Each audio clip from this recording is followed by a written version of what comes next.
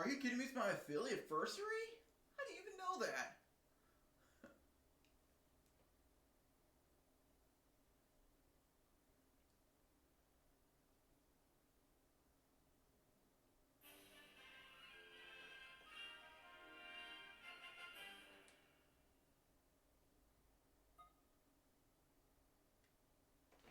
Alright, rated. Hey, Sato, thank you so much for the raid. I literally just hit go live.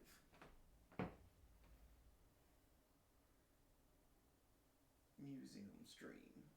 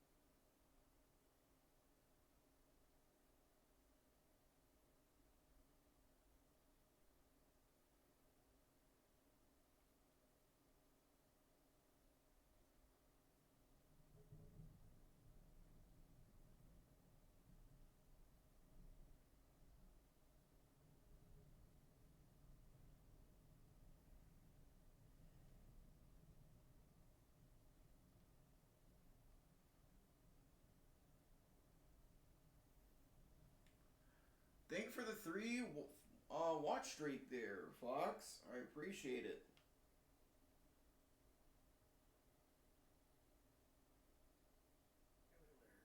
Yeah. Yeah.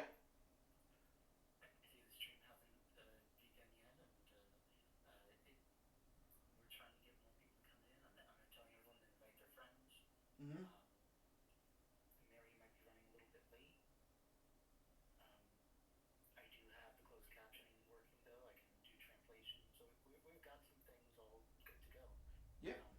Um, I'm actually about to. I'm actually about to do my introduction. Yep.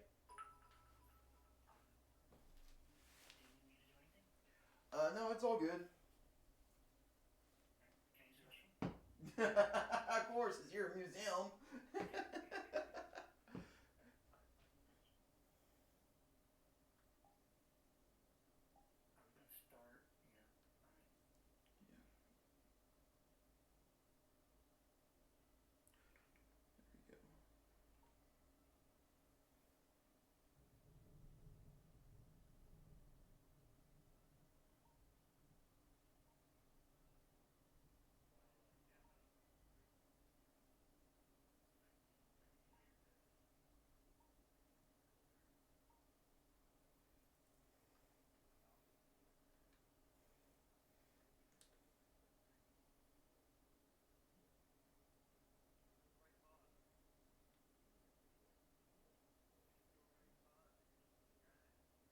All right.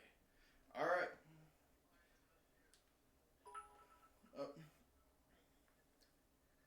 Uh, okay. Apparently, it's my affiliate anniversary, and I had no idea.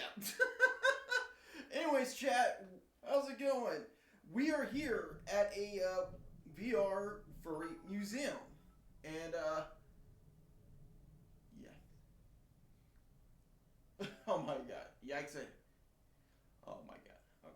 So yeah, today we're doing a we're taking a tour of a furry museum, and I see you behind me, Ed.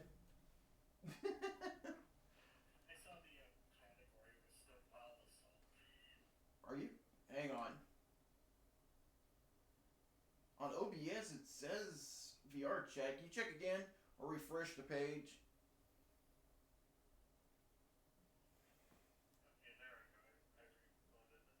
Okay. All right. All right. So, anyways, chat. Yeah. Today we are doing a, tour of a furry museum. I've took a tour of this last week with Goofball Stream. It was definitely really interesting. So, I guess we'll go ahead and get up there, say hi to everybody. All right. Oh, hang on.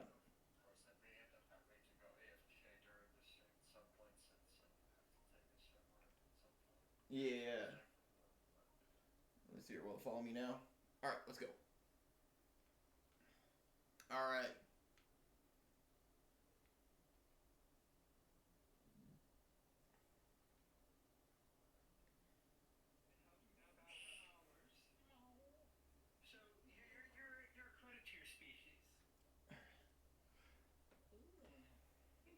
Okay.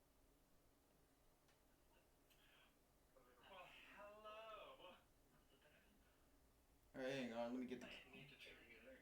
Yeah.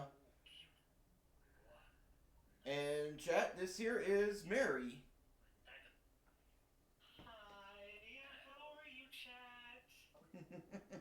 Yes, she will be a very lovely assistant with the museum tour today.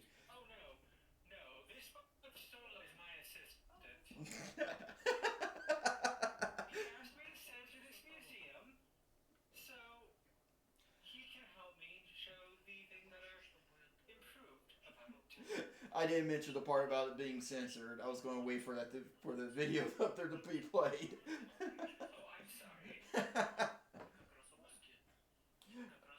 All right. All right. So, but yeah, chat. Like I mentioned, I did a tour on this museum last week with Goofball Doggo.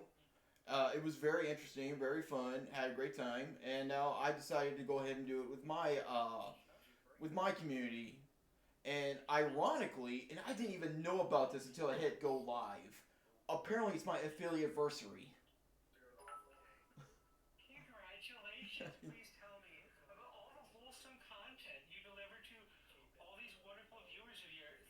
Well, I'm a variety streamer. I stream not only do I stream VR chat, but recently my most popular game to stream is has been Wild Assault.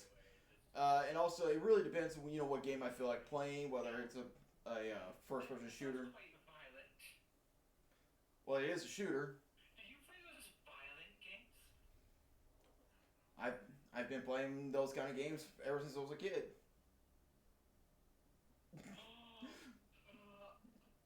my. This is absolutely inappropriate. Oh. What about the game audio? You're hearing this. Alright, what about the game audio? What's going on with the game audio? Oh, hang on a second. I just realized something I forgot to do. Give me 1 second, chat. You have me muted, don't you? No. I forgot to do something. Hang on 1 second, chat.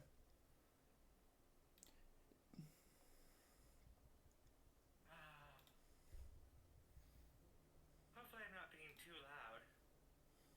I'm definitely never too soft. I didn't mean it like that. You stop with that face. Alright. Game audio should be okay now. I forgot to reset the audio. That's what happened. Don't. So is it too loud, too soft? No, it wasn't picking up anyone at all. Oh, so I've been speaking to myself this whole time. I see. This is how you respect me? Oh So my I didn't even drop the spoiler then. And here you got on my case, your technical issue saved it. So I find out today that I'm working with amateurs. Nice. Oh my god. Oh yes. All right, yeah, you can hear her now. No one is safe. Oh my goodness. Oh, I apologize. Man, I'm At dead. least not everyone coming in today is otters. Yeah, we had a lot of otters. But not in your group, because your group's a lot more wholesome than that, right? We do have some otters. I mean, after all, one of my moderators is an otter. You let them moderate? Yes. I'm gonna go somewhere. You let them Why would you do moderate? that? Well, because she has been a really good friend of mine since I started I'm gonna go streaming. somewhere else. Bye-bye. Okay. Take care. No. No. Get rid of her. Oh man, I knew she was about to say that. Oh. Oh my goodness. I mean, there's one right there and it's just staring at me. It's in the bushes. Yeah. She's just I don't like standing it. there, menacingly.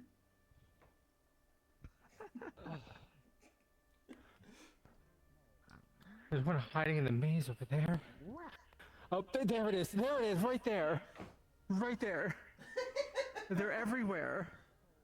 Oh. Yeah, just like that one video from Twig. What? Twig, he's a streamer that made a video about how an otter touches you and you will turn into an otter. I would never.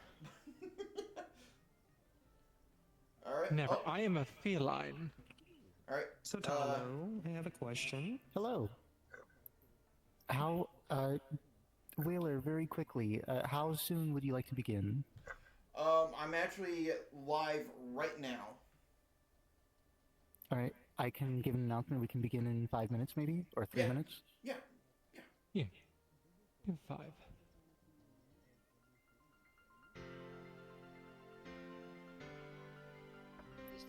Just a little bit of a heads up. I was just gonna inform Satala about Attention guests of the Virtual Censorship Museum. The tour is about to begin. Please join us in the main lobby. In a few moments, the tour is about to begin. Thank you, and we hope you enjoy your stay at the Virtual Censorship Museum.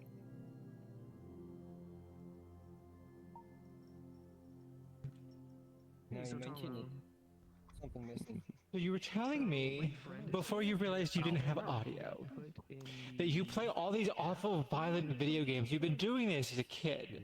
In the waiting room. Yeah, you gotta put it in the waiting room. All right, let me go see what happens there. Okay. There we go. Let's try and get the video right there. And you have the music turned off on that, right? Yeah. On the player? Yeah. Or the world volume down or whatever he's said to do. I don't know. GoldenEye 007. All right. Just getting ready in about 3 minutes or so, chat. Would you like me to talk with your chat, in the meantime? Well, the camera's pointing right at the video player. Oh, yes.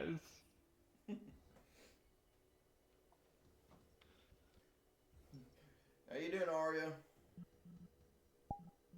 I don't even know where that gator is.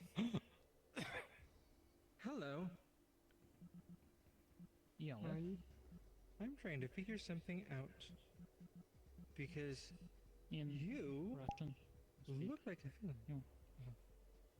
That's how my friend so probably they understand the English. Yeah. So it show you in Alright. the first. Let's see. Yeah. It means understanding in English. Yeah. Yeah, let's see. It's also my friend. No. Invite. Alright. I did I was see just an invite wondering why they already. look like a cat, It's a but their name translate. says Fox. Yeah. It's a fluffy. And fox. Yeah. But it looks like kitty. Kitties are good. Yeah. Yeah. Yeah, I like it. By the way, I have no problems with you. Alright. I got the camera Okay. pointed right look at like the a cat. Yeah, that's me, no at the video. problems. My At the friend, video. yes. All So right. probably Well, we are understand. going to have a little bit of a speech Let's before we translate that's all. begin the Yeah. video presentation. In But yeah, Russian. we'll. Pull Yeah. for languages? Or I'm sorry. Make sure you pull for languages before we start. Find out Languages? Yeah. about languages. I'm gonna We set my will thing do. up. Because we've got some Russians in the audience, so. You're gonna end up having to go AFK at some point. Thank you You're so gonna be much for the taking follow. Welcome to my showers. Green Fox Den. Okay. All right. No worries. Mhm. Yeah. Let's see. Thank you for the follow.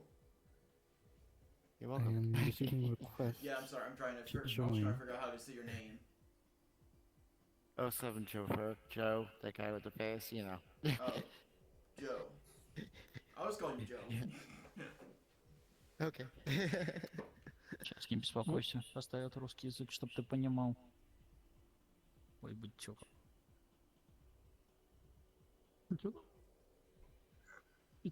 спрашивал. Он, наверное, думал, что ты понимаешь английский. Я ему сказал, что нет, ты не понимаешь. Тебе нужно переводчик, чтобы тебе было понятней. Нет? Мгм. Alright, about to play some TF2. Oh. Thank you, kid.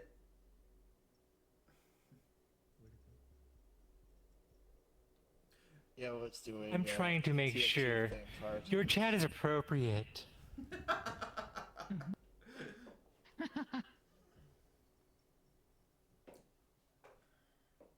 All right, Mary, we're gonna begin.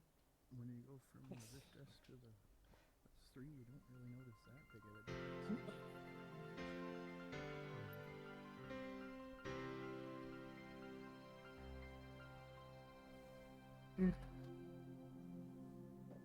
Attention, Virtual Censorship Museum guests. The tour is beginning now. Please join us in the main lobby. The tour is beginning now. Thank you. And we hope you enjoy your stay at the Virtual Censorship Museum. you're in the way of the camera.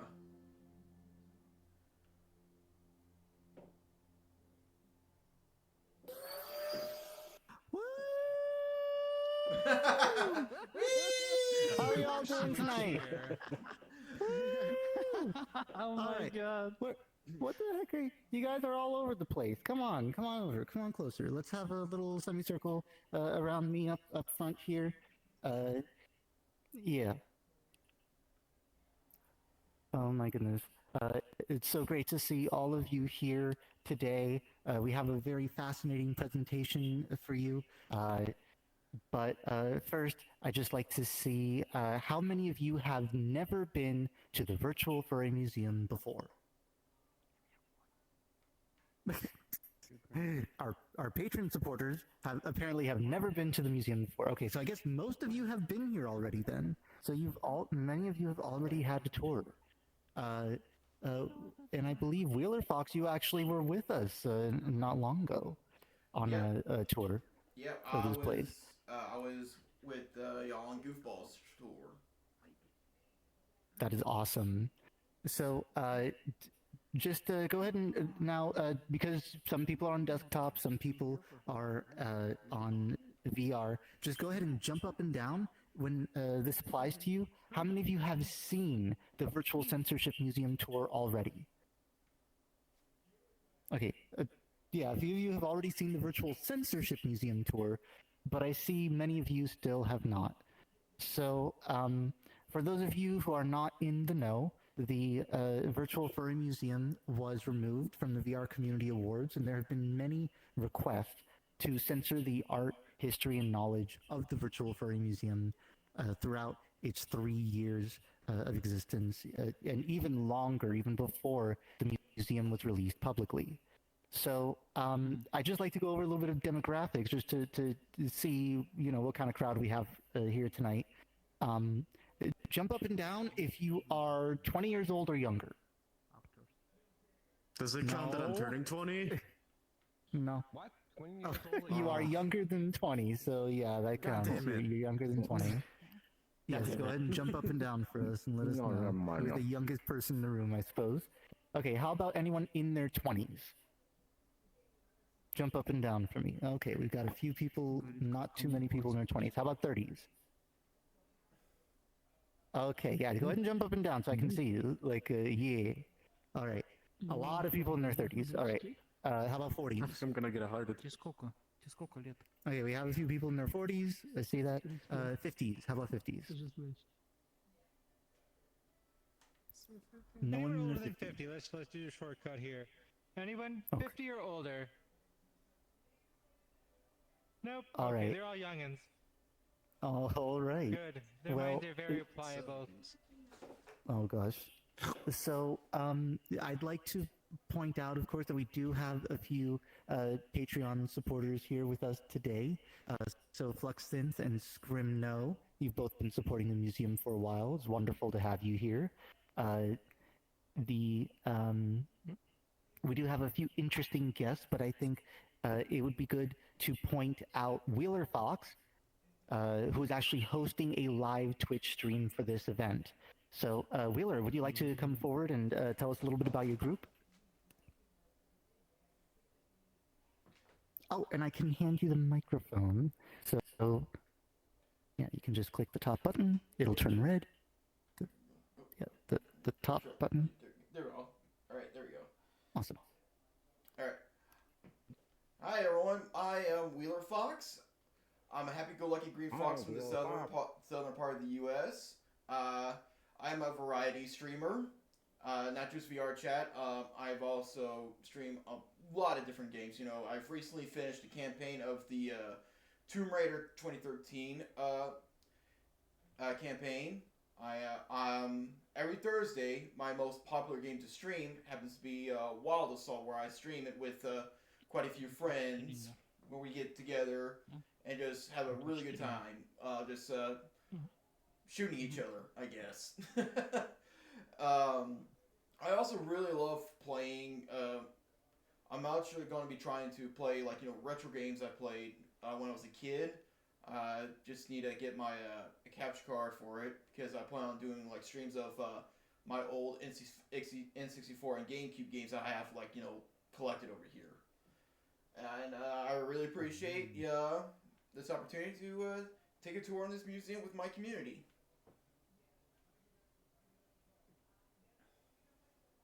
Clapping noises. Clapping noises. All right, thank you so much, Wheeler. All right, thank you so much, Wheeler. That was lovely.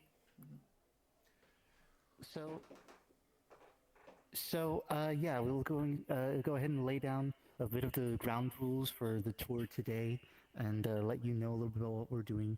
So we do have a video presentation that we'll get to. Before we do that, as you can see, I have closed captioning, and Mary, I believe you do as well. Yes. But we do also have the ability to provide translation. So does anyone need any translation to another language? Neo? Yes. Russian. Russian? Okay, do we have any other language that anyone might need right now? Latin. Latin? No. You're I think a few thousand years too late for that. No. God damn it. All right, we'll go ahead and then handle the translation in Russian in order to make it a little bit easier for the guests here. Also, we apologize if the translation is not 100% accurate. Is this working? Yeah, I know. Can you read this? Mm-hmm. Oh. Hello, world. Yeah. Yeah, nice. Yes. Mm-hmm. Fantastic. Thank you for Thank looking you. like All right. a cat. Yeah, thank you. So yes, now,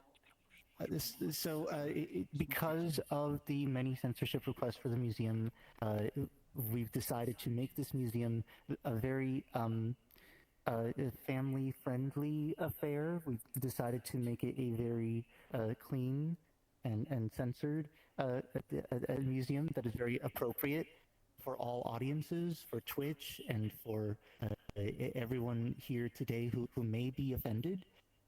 Every single piece of art that has been requested to be censored has been censored, and Mary actually helped me from the censorship people, who are very good people. You've been a very, very good person through this whole process. Because I am a very good sure- person, and you know this.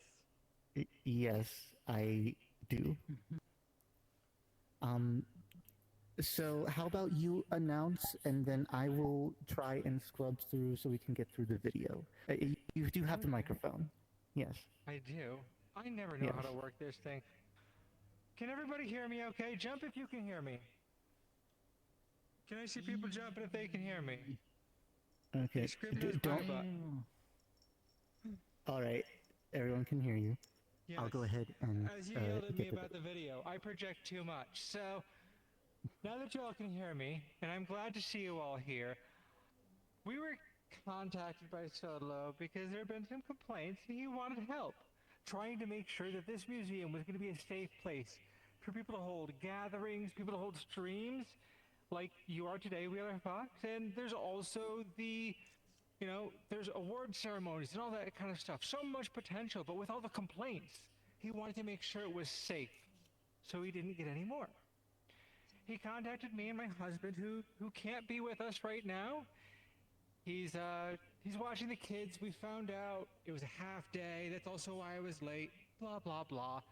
You're not here to see that. You're here to see this. So, I'm wondering if he's even ready yet. Are you? Oh, we are very close to having the video ready. Yes. Okay. So, But we are we came ready? through. We helped him with this project, getting it ready for everyone else. And we actually have a video of our original consultation we did with you. I know you enjoyed Yes. showing that because, yes, I looked very Yes. well in it. We can go ahead and proceed with the video now. Yes. Are you guys ready to see the work that went into censoring the museum? Yep. All right. We. Here's that video presentation. We.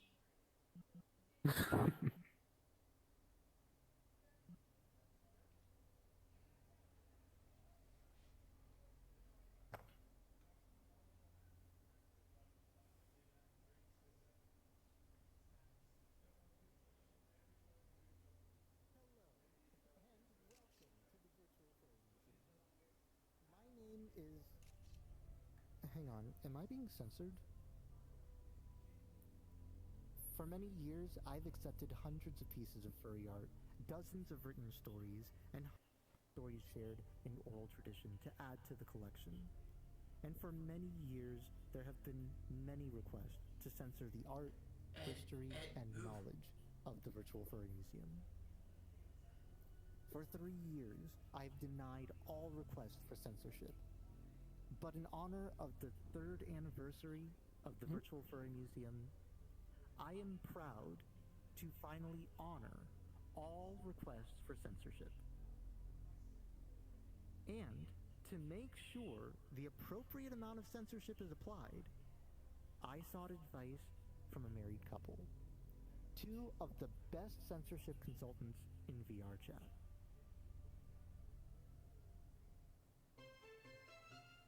Hi, I'm Mary, a proud mother to many children and censorship consultant of 20 years. Say your lines, honey. I'm Joe, a proud father to many children and censorship consultant 20 years. Together with my wife... I'll take it from here, sweetie. Together with my husband, we've been critiquing many furry worlds in VR chat and providing our expertise in censorship, free of charge. There isn't a beautiful thing in here. Too much water. Turn your music down! When we took on this project to censor the Virtual Furry Museum, we absolutely jumped at the chance to keep everyone safe from minorities.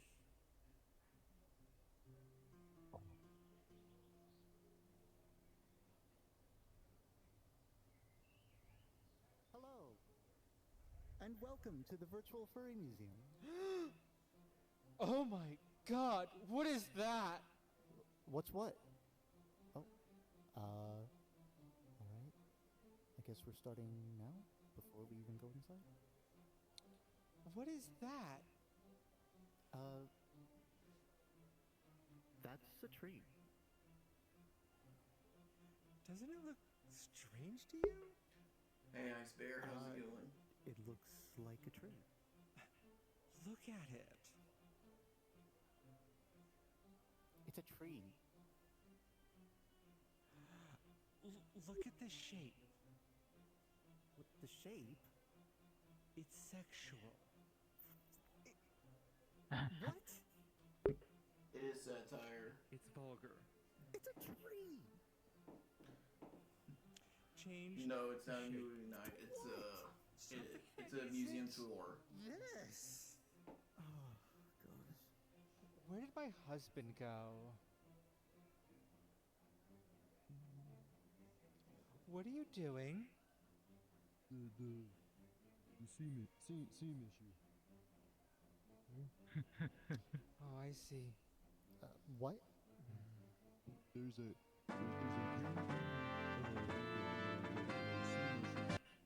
oh, this part right here, right over here. But the museum is that way. No, but the issue's here. But Thank you.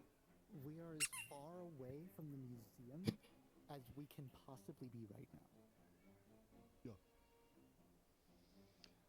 Honey, we need to go inside now.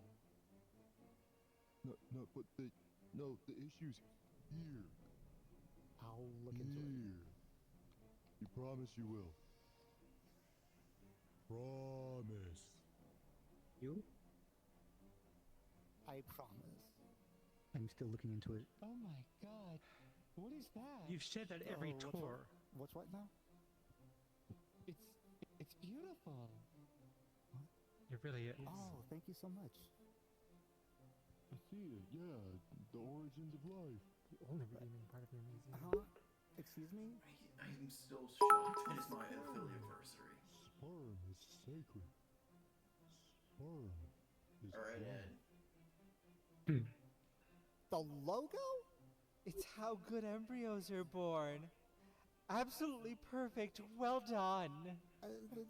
The logo is supposed to represent a single strand of fur and the globe orbiting around the sun. We don't discuss heliocentrism. Beautiful sperm. So precious. Let's go inside. Oh my god. So censored. Look at this big, huge sperm ball. I love it. Oh, no, you did not. What is it? Look at this flag. The rainbow flag? The LGBTQ community? Yeah, that stands for lesbian, gay, bisexual, transgender. Trans people. What? 12.5% of the furry fandom identify as trans. We do not discuss the T. Remove it. But they're people. How do you want me to remove people? Read a history book. I'm trash. You're not trash. You're an absolute piece of garbage, honey. Let's go inside. Why is this here? Ooh. Oh, this artist is a great person. I actually met them in real life at a convention. No, it's cute. Yeah, it's very cute. Yeah. It's sus. Excuse me? Sus? Among Us? Furry isn't cute. You get rid of this. Why? People who like cute things are pedophiles. Cute things turn people into pedophiles. And turns children into pedophiles. Did you see this? Oh yes, this is Fan Shuhai, the creator of all of these wonderful headshots. The flag. The flag? That is the national flag of the Philippines, where Fan Shuhai resides. Hey, Miss Rabbit, how's it going? And what does this flag represent? That is the national flag for the Philippines. It represents Oh, Philippines. the Philippines. What? It's like the U.S. national flag, but for a different country. I don't know. Indeed. What's wrong with it? What do you mean? Only America's flag. I'm The doing flag pretty bothers good. you. Other nations actually. They do Robert, this rock is pissing me off. It's not over God. here. They're different. Oh, you have an alien in here? It's disgusting. He's worse than my husband.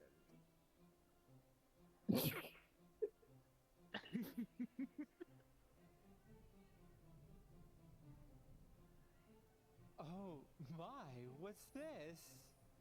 Oh, this is our First of Color display, where we honor some of our African American fans and share their experiences and stories joining the furry fandom. Why do you need such a beautiful model in the center? But it's a museum. No. Get rid of it. What? Why? Did you get permission from the artist? Yes. All the artists? Yes. Yes. Get rid of it.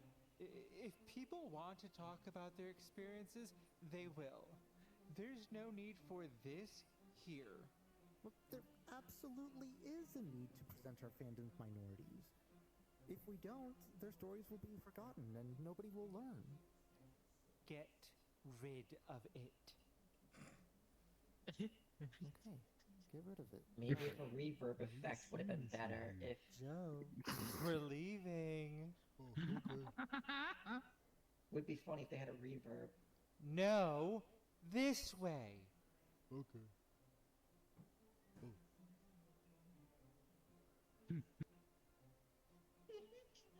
Now! Oh, okay. Oh, shiny. Oh. Hang on. Is that a dragon? Oh, it lights up. Oh. Wow. Yes, that is the persona of. Dragons aren't furries. Well, actually, dragons aren't real, but they're one of the most popular furry reptilian species. Dragons aren't furries. Yes, they are. Not this one. Why not this one? Look at it. It looks like an animal. So, is it furry because it looks like an animal? It looks too much like an animal to be furry. What kind of animal does it look like? Get rid of it.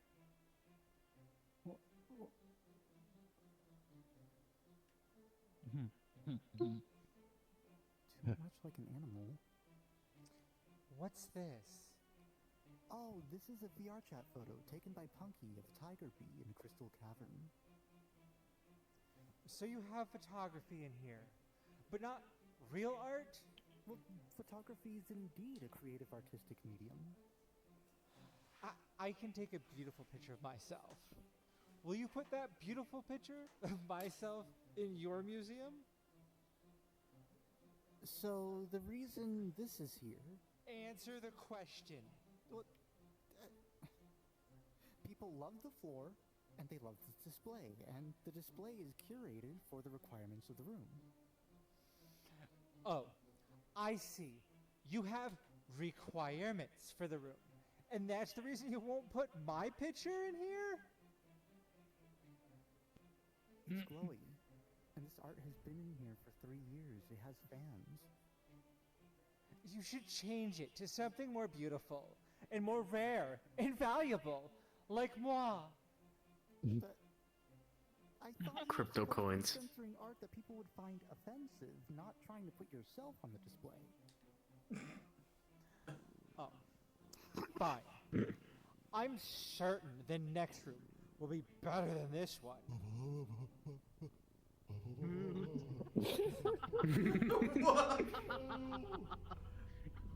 No, this is a representation of age regression.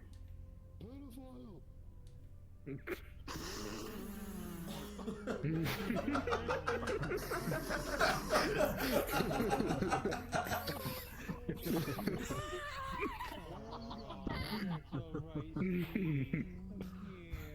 Don't cry, mommy's got you. I mean, God fucking damn it. Eating children over there! I cast the devil out of thee. I cast the devil out of thee. We've given tours explaining how this community is saving lives and helping people. Apologist. Apologist. Reclaim a time lost to trauma. Make new friends and more accepting communities. Relive the best parts of their childhood as their affirmed gender. Oh, transvestites again. Pedophiles and transvestites together! It's okay. I'll protect you from the vile scum. They can't hurt you here. They're there. You know, the way you're coddling each other is very similar to the roleplay in this community. Nothing in this room is safe for children. Everything in this room has been depicted on children's television without issue. Can you believe the stuff television used to show to kids? Mr. Rogers? Mr. Rogers? Can you imagine what that man said to children? Telling children they're okay for being exactly who they are? Calling them special little snowflakes so they feel good about their heathenish selves? Do you know how much that fucks up their brains? Well, you think Mr. Rogers is... Fucking up children's brains. Yes, absolutely. It's fucked up they gave him a TV show for 3 decades. At least Fox News is fixing that. Was a pastor with a master's in child psychology who spent decades caring... Brainwashing children into thinking they're good people. And that's bad? Well, if Mr. Rogers wasn't a good person, then who is? You know who the good people are. It should be obvious. But I guess it's not so obvious to you. Come on, Joe. We're leaving. Pedophiles! You brought pedophiles to this sacred place. Free our chat. Oh my god. Dude, man, I can't take that serious.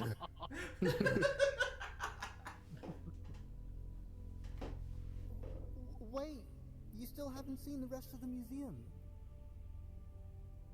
Oh, we've seen enough. And we're done.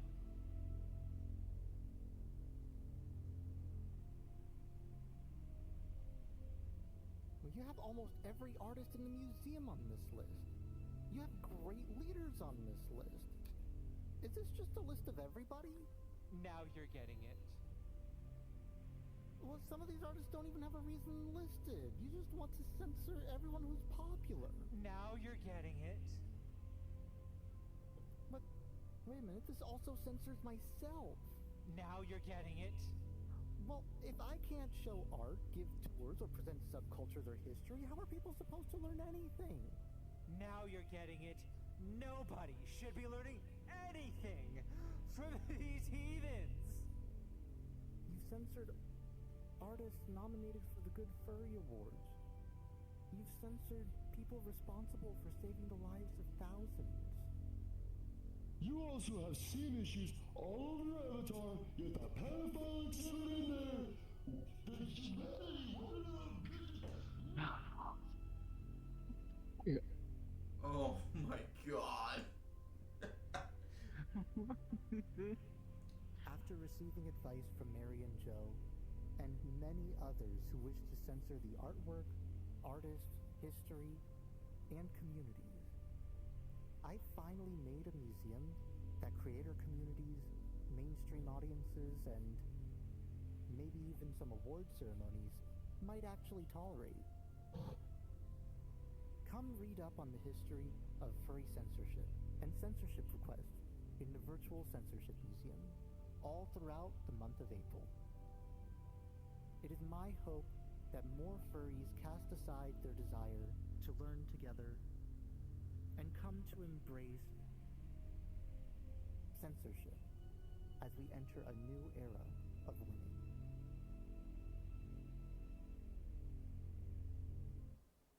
Totalo, I'm sorry to bring it to you. You missed something. There's still trees here. Oh my god.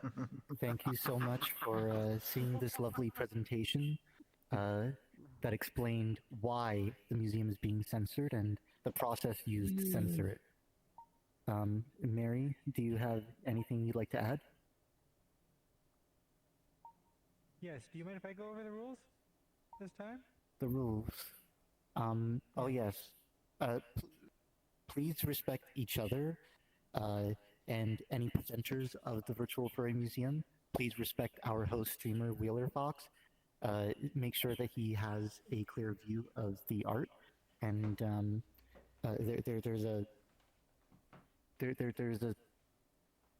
there was a clause that you said, you don't have to respect anybody.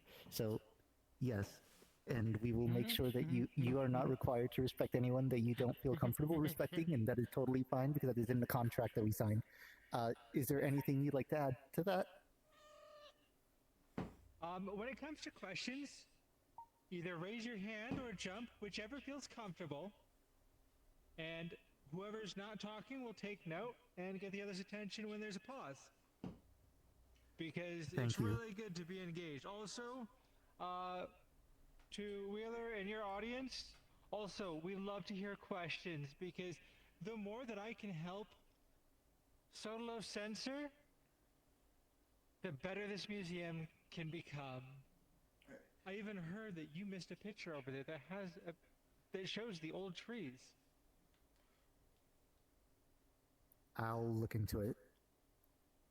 Oh my god. So, Huh? well, without further ado, please follow the paw prints into the Grand Gallery, and we will begin our tour of the Virtual Censorship Museum. Alright, and for those of you in Ooh, chat they're who have any green. questions, feel free to put them in the chat.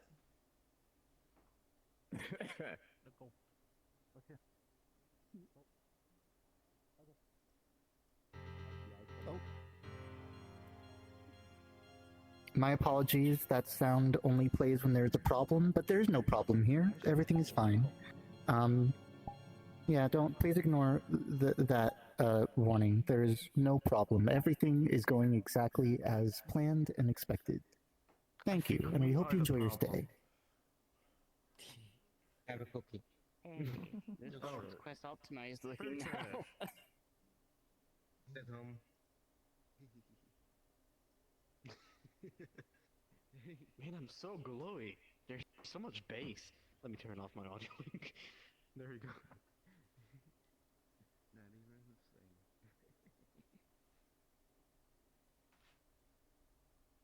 same. All right. Oh, this is There's quite a few displays here that we can start with. I think it would be good to start with this one. So if everyone can form a semicircle around this display right here, and please keep a safe distance. Thank you.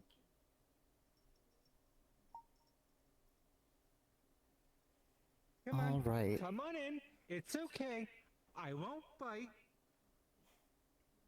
Unless you're an otter. Yeah, please come in so that everyone can see, and feel free to funnel inside. All right. The words are too So, small for me to read far away. This display right here, that's all right. We'll be presenting it to you live. So this display was Fan Shuhai's 100 of Fan Shuhai's headshots, painted from 2010 through 2012, while the museum was still being built. Or I'm sorry, 2022. My apologies. Over a period of 12 years, and it also featured Nice to Singing Dog.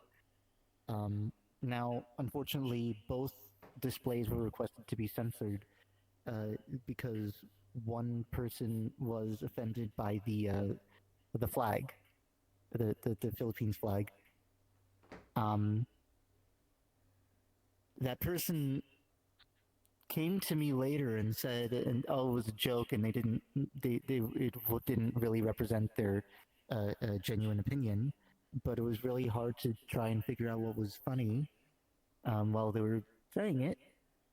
And also Nice to Singing Dog, who had performed in Philadelphia as a singer-songwriter, actually inside and out of fursuit.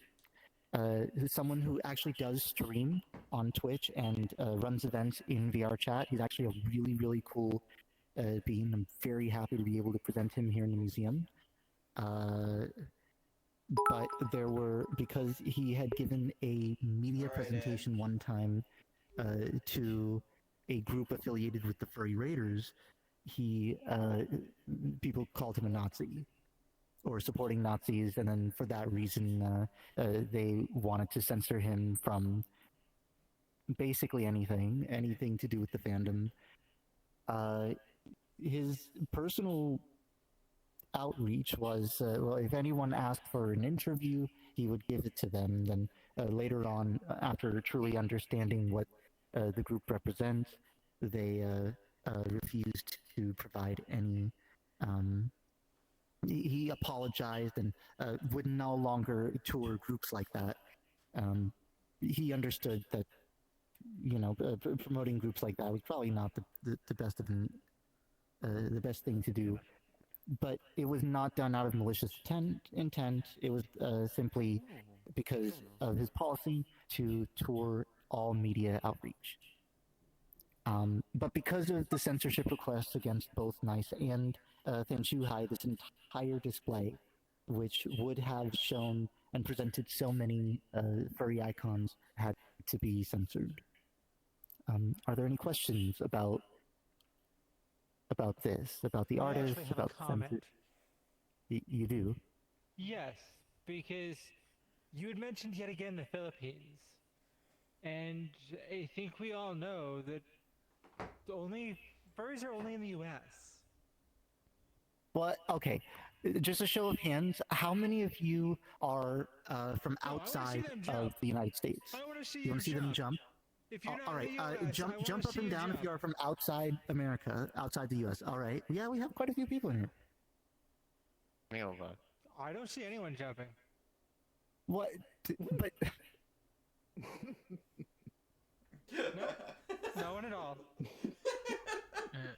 When I joined the fandom, there was only one convention that was outside of the US. It was all of them were US conventions. but you know, minorities do exist. Not that I see. Not in my bubble. Okay, so how about we move on to this display over here? So we're going to turn around and wait, cover quick question. this one. Quick Oh, yes. question. I know Yes. this was asked when I was on the tour with Goofball last week, but this is for people who weren't my community. Have you informed any of the artists that were censored here? So there were several artists who saw what was happening, and many have been informed, yes. And they actually really love it. They love the showing of censorship. They've had to face censorship themselves.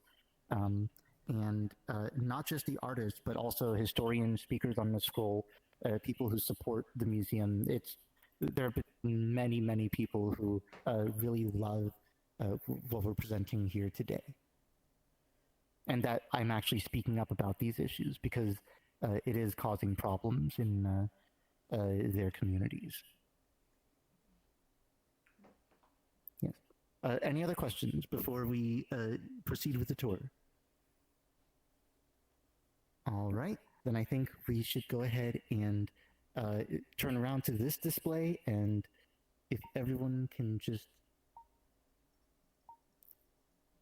come this way, and we can have a little semicircle around. There we go. All right, so this display is dedicated to Ichigo Alien. This is actually an artist I met in real life at a furry convention, one of the first furries I ever met, and I think the first to actually draw my persona Tyler. We sat down in a panel, and they took my badge, and within a few minutes they had drawn the most amazing version of Tyler that I had ever seen. They're a really fantastic, really phenomenal artist, and a great person. So I was thinking, well, who's the first person that I want people to see when they enter the museum? Well, why not the first person that I saw when I went to that convention? The first furry that I met in real life. And they're a very kind, very sweet person, very incredible person. However, there was a complaint that their art was cute. It was too cute. In fact, it was so cute, it turned people into pedophiles. And only people who like pedophiles like art that is cute. And Mary, can you maybe express that opinion better than I can? Can you? First off, so scarring that my husband is happy to now watch the kids. Second, it's the same kind of reflection we see in this room. I'm seeing a lot of cute avatars. It's throughout the fandom. It's infectious. Anything that's cute. What?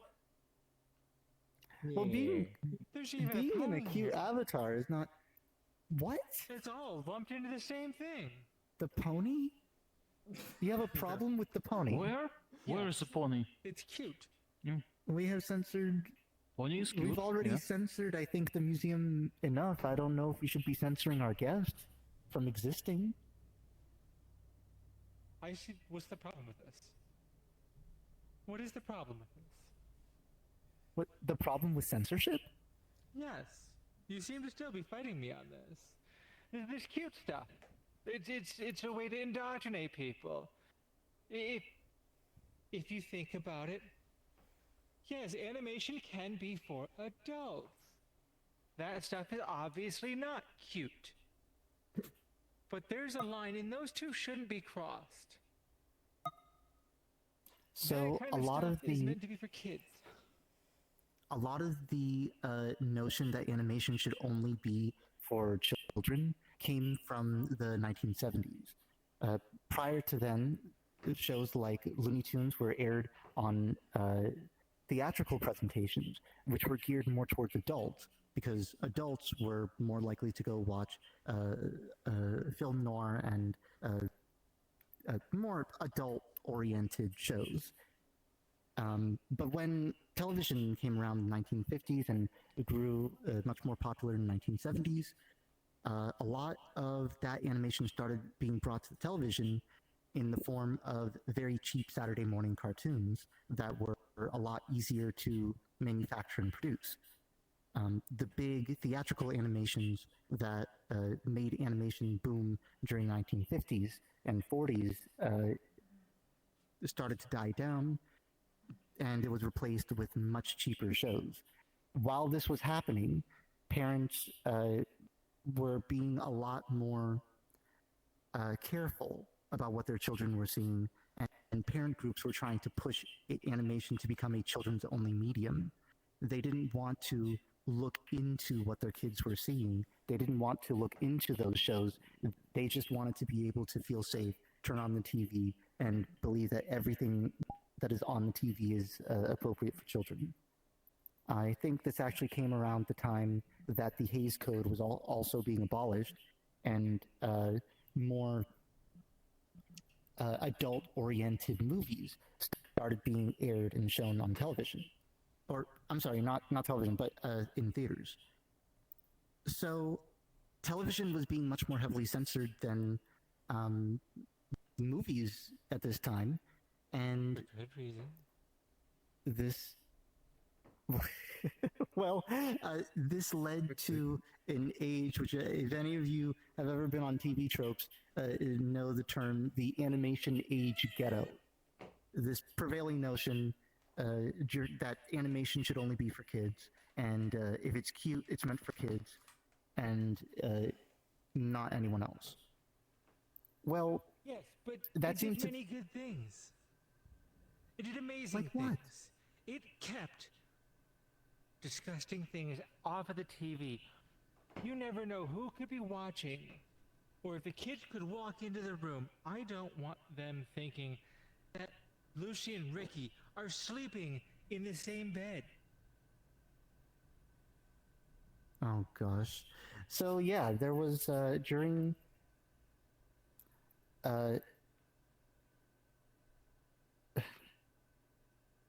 during the airing of I Love Lucy, the show was actually censored by...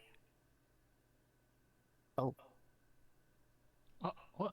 I'm sorry. Give me one moment. There was... Is there someone near me? I heard that there was... Oh. Hello, Nos, if you're there, I would recommend you... Yeah, go ahead and moving to not be next to me. Sorry. Thank you very much. Just calibrating things. Oh. Alright, yeah, please leave the room if you're doing calibration. You are interrupting the stream. Thank you very much. Okay, my bad. Thank you. So, I Love Lucy famously was censored by a priest and a nun together. Yes, and this led to a very uneven application of censorship, which was very inappropriate. It was considered too inappropriate for Lucy and her husband, Ricky, to be in the same bed together, because that would imply sex. It was also inappropriate to mention that Lucy was pregnant, because that would imply sex.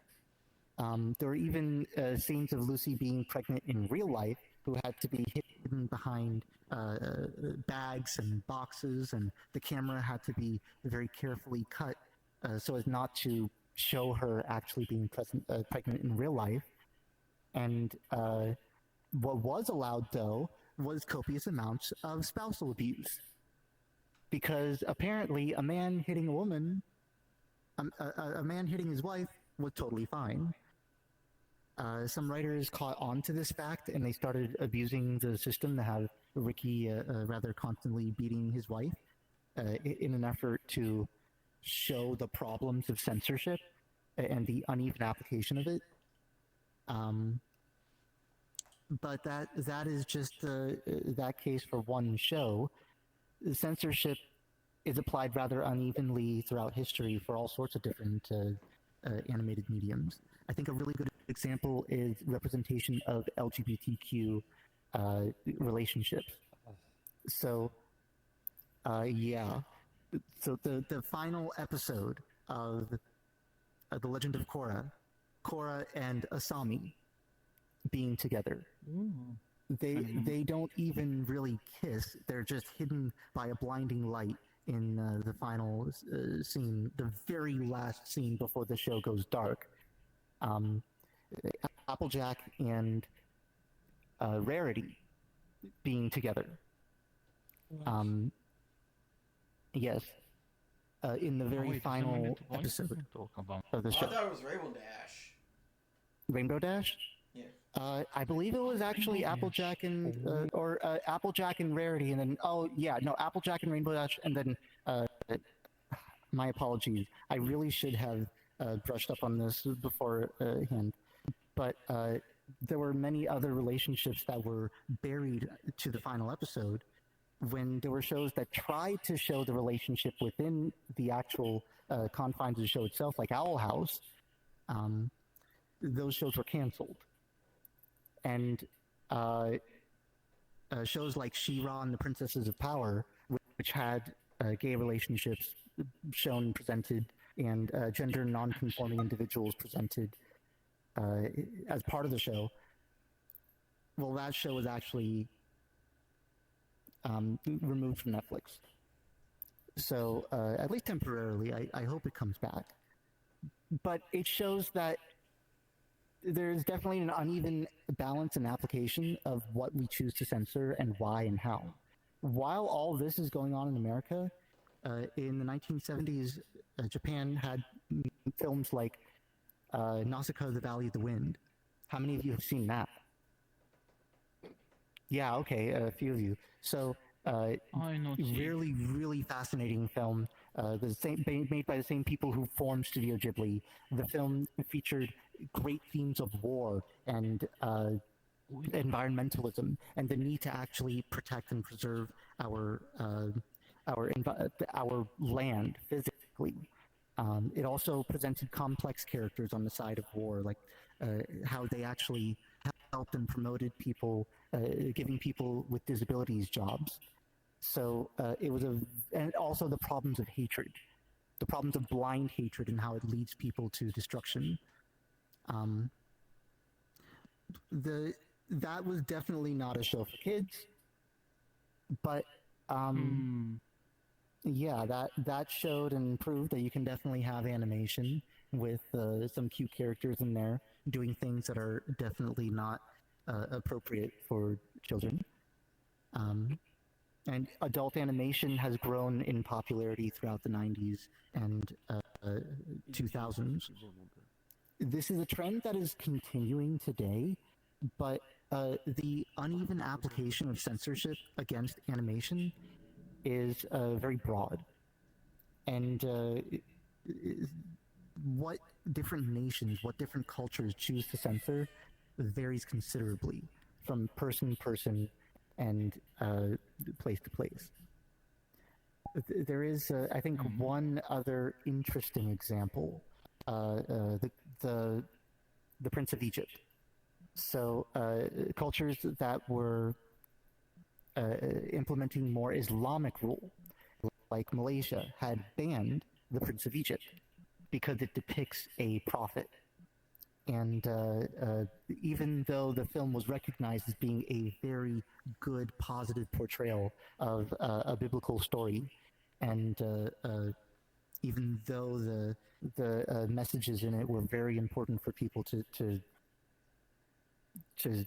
even though it was a very important message, it was still, in their eyes, a depiction of a prophet which they could not support. this led to a lot of controversy, actually, about the censorship of what is otherwise very, very good media and very, very good art. Entire countries, entire civilizations can decide to censor something, and then no one is able to see or witness or experience it. So yeah, censorship of cute things. Well, we've come a long way. We now have a much more broader audience of anime fans in America. We have a lot more adult animation even being produced in America. The very strict divide between children's shows and adult shows is starting to break down, and children's shows are able to do a lot more, and adult shows are also able to be a lot more varied. But there are still people who cling to these eras of censorship. Yes? It is because I want to make sure, just by looking at the animation style, is this something that's safe for my children?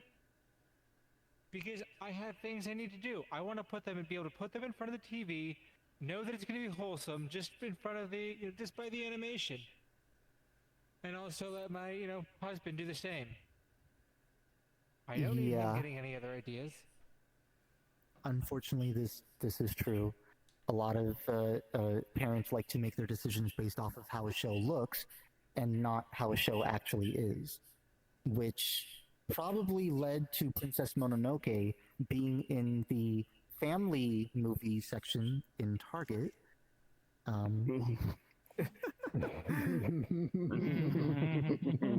Yes. That's Oh safe, boy. right? Oh boy. It's a cartoon. Let's move on, actually, to the next exhibit. And I think it features your favorite character in the whole museum. Oh, dear God, no. Yes. There is worse. There's worse. It does that. Okay. So, any questions before we move on? Oh, mascot is a platformer. Oh, No, but good timing with the music. that's interesting. Yeah, so this right here would have been the 90s mascot platformers exhibit, where we showed so many video games during the 1990s, really promoting furry characters and furry Half of them weren't platforms. even furry. Well, there were a lot that were, though, due to the popularity of Who Framed Roger Rabbit and, of course, Sonic the Good Hedgehog. example. There's only a few furry characters in there. But there were many furry characters on this display. Oh, They're gosh. also humans. Ugh. So some of the games in this display did not feature furry characters 100% of the time. There were some games in here that were very historically significant, like Donkey Kong, or Donkey Kong. Pitfall. Yeah, or Pac-Man. Well, Pitfall, I think, is just a good example of a game on the Atari that pushed us forward in terms of platformers. But it Pitfall is a good example of curator bias. Curator bias? But I Looking never at the played the cover, game myself. Your people were on the cover. But I... Wow. There was a notion that everything in the museum needs to be furry, and things that aren't furry shouldn't be in the museum. I had a copy of E.T.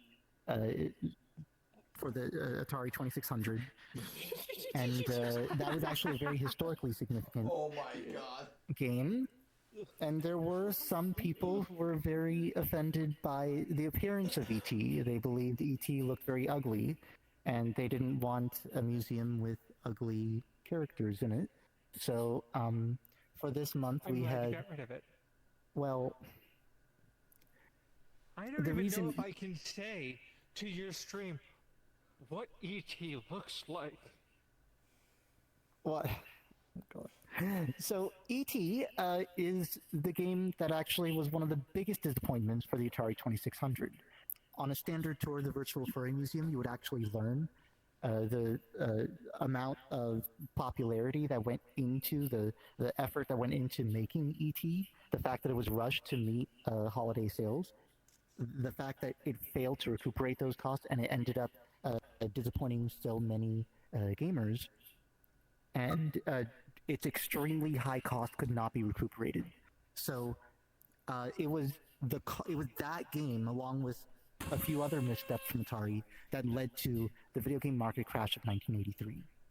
And after that market crash, we ended up forming Nintendo's monopoly, Nintendo's rise in monopoly, and Sega's response to that monopoly. And it was all of this together. Oh, I see some people are messing with the Tetris blocks over here. When you place them down, please just sit on them and don't touch them too much.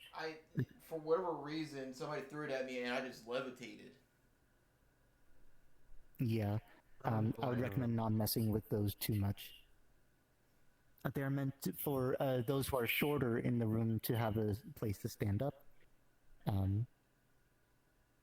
So, yeah, because people wanted to censor the art that wasn't furry, it turns out they also wanted to censor the history and the real information that we share in this museum on tours. Yeah, are there any questions about this display and censorship? This one put a question in my chat. How do you get ET out of jail? Yes.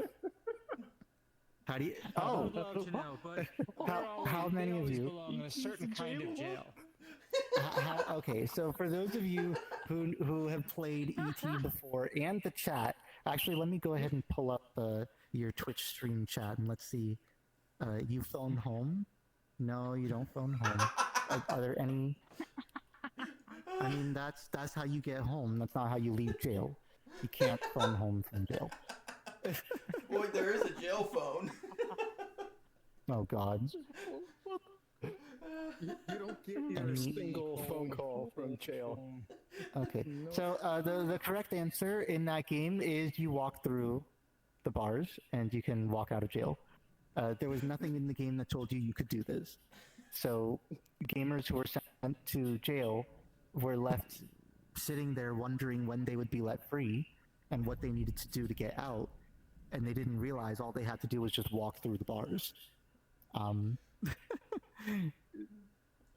Very, very good example of not really communicating the world design and the world mechanics effectively to the player in a diegetic way. It was the game was riddled with issues like that, which made it very difficult for someone to understand how to play without reading the manual. But then if someone did read the manual, it was possible to beat the game rather quickly, rather easily, within minutes. Yeah.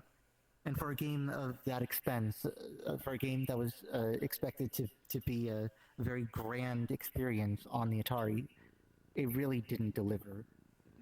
It really didn't deliver. Good old times of reading the manual. Exactly. All right. I'm sorry, you expect me to read? Yes. Oh God. Okay, so how about let's move on to that display over there. We're going to go to the other side of it. There is a display that was removed over there. Alright. This one right here, right? This one right here. And you can form. I know it's a little bit of a tight space, but you can try to. We'll have a few people come in and come around to this display. Come on, small people up front. Come closer. Come closer. Oh, Wheeler, it's this one right here, right where I'm pointing. Oh, okay. Yeah. Mm-hmm. We'll get to that one though. Okay. That's the next one up. All right, let me get the camera right there. All right. So yeah, you guys are feel free to come on in so you can see what's. Well, I guess you're just seeing a box right now that's censored. Good. Yeah. Well. Wow. Yes. All right. So this display was actually dedicated to Shout Milo. He was an exceptionally talented artist and many of his works were selected for preservation in the Virtual Furry Museum. I actually met him in real life as well in the convention, and he did represent furries as part of a video made by Anthony Padilla to show and present furries to the world. I really grew in love with his character Tiki, and his art style is truly phenomenal. In fact, he is actually proceeding with his art career professionally and has stopped catering specifically to the furry fandom for a while now. So, for a lot of people, this museum is a great preservation of his works, and it is really phenomenal to see a lot of his art in here. But one person came in and took issue with the fact that he produced art before he was the age of 18. And they believe that furry artists should not be producing art before 18. Oh no, Kid Foxes, you became a little bit of a pretzel there.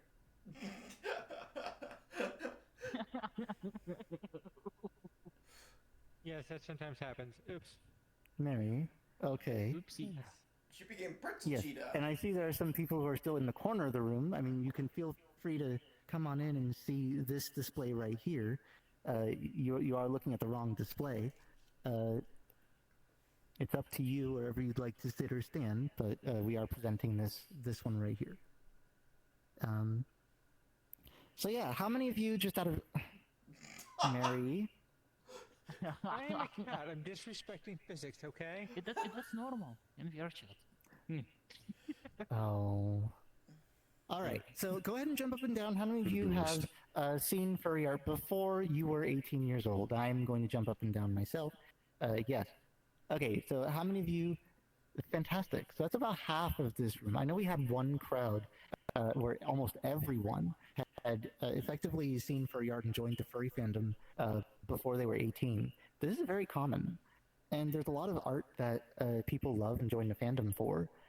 Yes, Neo, you have a question? Yeah, I'm first joined in the furry in 23. Yeah. So 2023? Yeah. Fantastic. So yeah, we have a lot of fans in the fandom who join a little bit earlier. No. I'm first in 2015. Yeah. 2015. Yeah. I'm so okay. Old in 40. So yeah, we have many of our fans who join us and see furry art before they're kids, and they really enjoy the fandom. But this display apparently was seen as a promotion of children joining the fandom, and I couldn't really understand the logic behind what this individual was saying. I think they were really very opposed to children joining the furry fandom and saw any depiction of any artist who had joined the fandom before they were 18 as promoting that. But a lot of furries join the fandom before they're 18, and it's not an uncommon thing. And to have an artist as great as Shout Milo in the museum, I think, is extraordinary. I don't think age should play so much of a factor of whether their art should be selected and shown or not. Mary, is there anything you'd like to say about this? I have heard there are those that are inappropriate in this fandom. And it would be irresponsible to have someone join a fandom that's so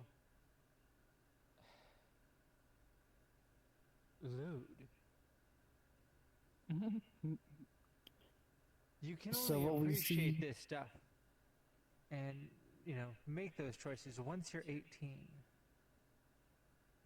So, we do have someone typing in the box right here saying, would Five Nights at Freddy art count as art? Since I'm sorry, I can't read. Can you move a little bit away from the animatronics? And then it disappeared. Would Five Nights at Freddy count as furry art since the that is from a animatronic video animals? What? That's what I'm saying. The definition. Furries, they're robots. The definition of furry art is pretty much anyone who loves anthropomorphic animals. So, even if it's a depiction of an animal in a robotic form, as long as it's an anthro animal, it's considered furry. Absolutely. I mean, just look I at Metal disagree. Sonic. As far as the Metal notion Sonic. that the That's furry fandom is interesting. lewd and therefore children shouldn't be in the furry fandom, or they shouldn't be making furry art, well, here's a question for you. How many people think children should not be allowed in movie theaters? So when you go to a movie theater, that same movie theater could be showing, The Clockwork Orange. It could be showing The Exorcist. It could be showing The Godfather. It could be showing all sorts of different kinds of adult art and films. And the same theater can also show a kids' movie like Winnie the Pooh, or a film made by Pixar or Illumination Studios. I recently went to see The the Mario movies- movie, so Yeah, or the Mario movie. It's a Mario movie. It's so cool. So imagine for a moment, and I have heard of the desire to segregate and split communities apart based off of age, and there is some concern with that regarding legal boundaries and how children are sometimes really enabled to harass others online, especially Children LGBTQ safe and adults. innocent. It keeps children safe And away from that stuff. from who? From not only the people we've talked about earlier in that, but you also have all those people that are pushing their thoughts on, like my children. I don't want them learning about, you started talking with the LGBT community again. They need to be kept away from that, kept innocent. Not only that, but they can make those choices once they're an adult. holy crap, we got a huge thunderstorm. But I don't So have to this- scare them. So this unfortunately is a view that many parents do share. They don't want their children learning anything about the LGBTQ community until they become an adult. And this is leading to very high rates of LGBTQ youth suicide. I need to pause the video for a moment, give you 1 moment. I will I know return. everyone would love to hear from me. Of course. Right. You're so lovely. Oh, Why so, not? well, he's gone over to do that. Any He's quick so questions? sweet. Was it video? Oh, Thank you. yeah, you're so sweet. Oh. Yeah. You are flies, Michael. Flies? Yeah. So see, I've been speaking they're clearly, so fleas. everyone understands. Yes. So Absolutely understand.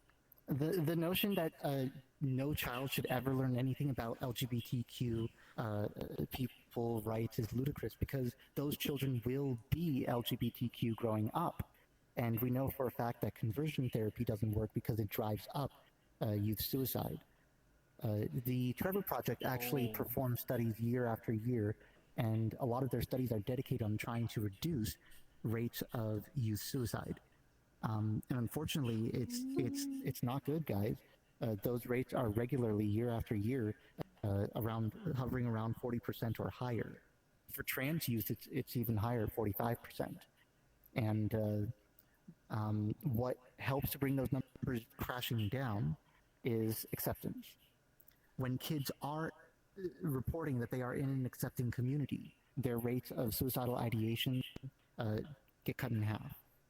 So it's highly important for children to be able to have a safe space where they can be LGBTQ and they can explore their sexuality in a safe way.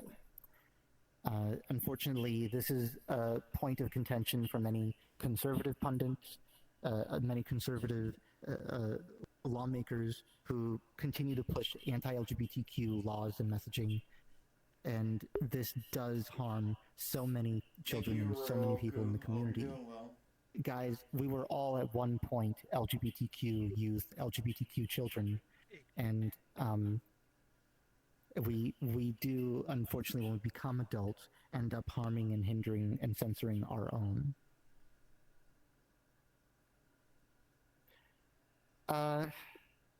So I wonder what else I can say about this. Oh yeah, so this is something that it's not just about children. When children grow up and become adults and go to college, you'd hope that all of the censorship and all the problems will be over, but the opposite is true.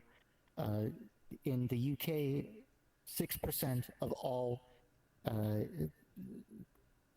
college students end up dropping out, compared to 25% of all LGBTQ students. And this is due to the bullying and harassment they face from teachers, from faculty, and from other students and peers. There's, even in a society that is very progressive legally for the LGBTQ community, there are still major cultural hurdles for people being gay, for being trans, for being anything that isn't straight or outside of the mainstream. This harms our community. It harms our people. And when censorship is constantly being promoted, well, a lot of people within the community end up censoring ourselves in order to protect ourselves from trolls, from harassers, from people who wish to censor us. So then the censorship is allowed to continue unabated. I'm trying to think what we can do here to really help. Obviously, it's very important for people who are LGBTQ to have a safe space of their own, adults and children. But it does make me wonder. Imagine that same movie theater if we dedicate it to be either children's only or adults only. And then if you wanted to see The Godfather, you'd have to go to a movie theater that was dedicated only to showing The Godfather. Imagine if you had to drive to a different movie theater to see the Super Mario Brothers movie. Imagine if you had to go to a different theater to see something that was furry. The more divisions and the more censorship, the more cross sections we have dividing our spaces, capitalism. it ends up making those spaces much more difficult to access. Another example is a buffet. So I'm sure many of you would love to go to a buffet and pick whatever you want to eat from the buffet, but imagine if the buffet only had fruits. And imagine you had to go to another buffet in order to get vegetables, and another buffet in order to get bread, and another one to get dessert. Well, in order to get a decent meal, you would have to go to 5-6 different buffets. You have to keep driving around, and it would be very difficult to actually get a full, rich meal. These laws, these censors, are only meant to make it more difficult for our communities to operate. They're not meant really for safety, because at the end of the day, a child knowing or being aware of the existence of LGBTQ people doesn't deny who we are, and it doesn't save them from anything. All it does is deny who we are. It doesn't protect anyone. It doesn't save anyone from anything. So, yeah, this is what I teach in the museum. I try to teach the truth of our communities. As far as actually making this a reality, that's going to be a very difficult task. I know I have communities that are 18 plus because I want those communities to be kept safe. But I'm very happy at least that this museum, even though we tend to cater to an older crowd, it does permit children to come in and learn about our history, our culture, and the art in here. There's more on that coming later in the tour as well. Are there any questions from the I audience? got one thing in my chat. Imagine having to go to just more than one certain types of drinks, like going to different grocery stores, Yes. or just get like a Mountain Dew or Coke or whatever. And I can hear somebody That having is a conversation actually behind me over there somewhere. a power station. I'm sorry. Oh, okay. I can hear someone having a conversation right behind me over here. Oh, I can go take care of that. If you excuse me a moment. Solo.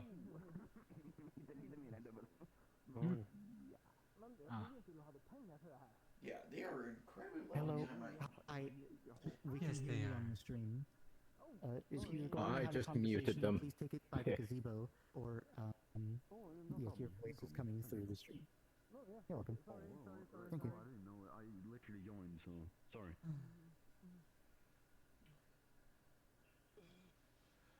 All right, apologies. So yeah, are there any other questions before we move on? I would like to say, if there aren't any, I really do think there is benefits to that type of segregation. It makes it so you can keep those kind of things away from others. So the reason that segregation happens is because there are things that make people feel uncomfortable. There are groups that other people do not understand. There are preferences that other people have that end up denying those people belonging in a mainstream space. At the end of the day, though, promoting that too much ends up promoting segregation and permanent discrimination, which leads to a loss of understanding in our culture. After many years of separation, people lose touch with those groups because those groups have been pushed out. And then that promotes the rails of prejudice, of discrimination, segregation, and ultimately hatred and targeting against those communities. It leads to a loss of culture, and it leads to a loss of knowledge and education.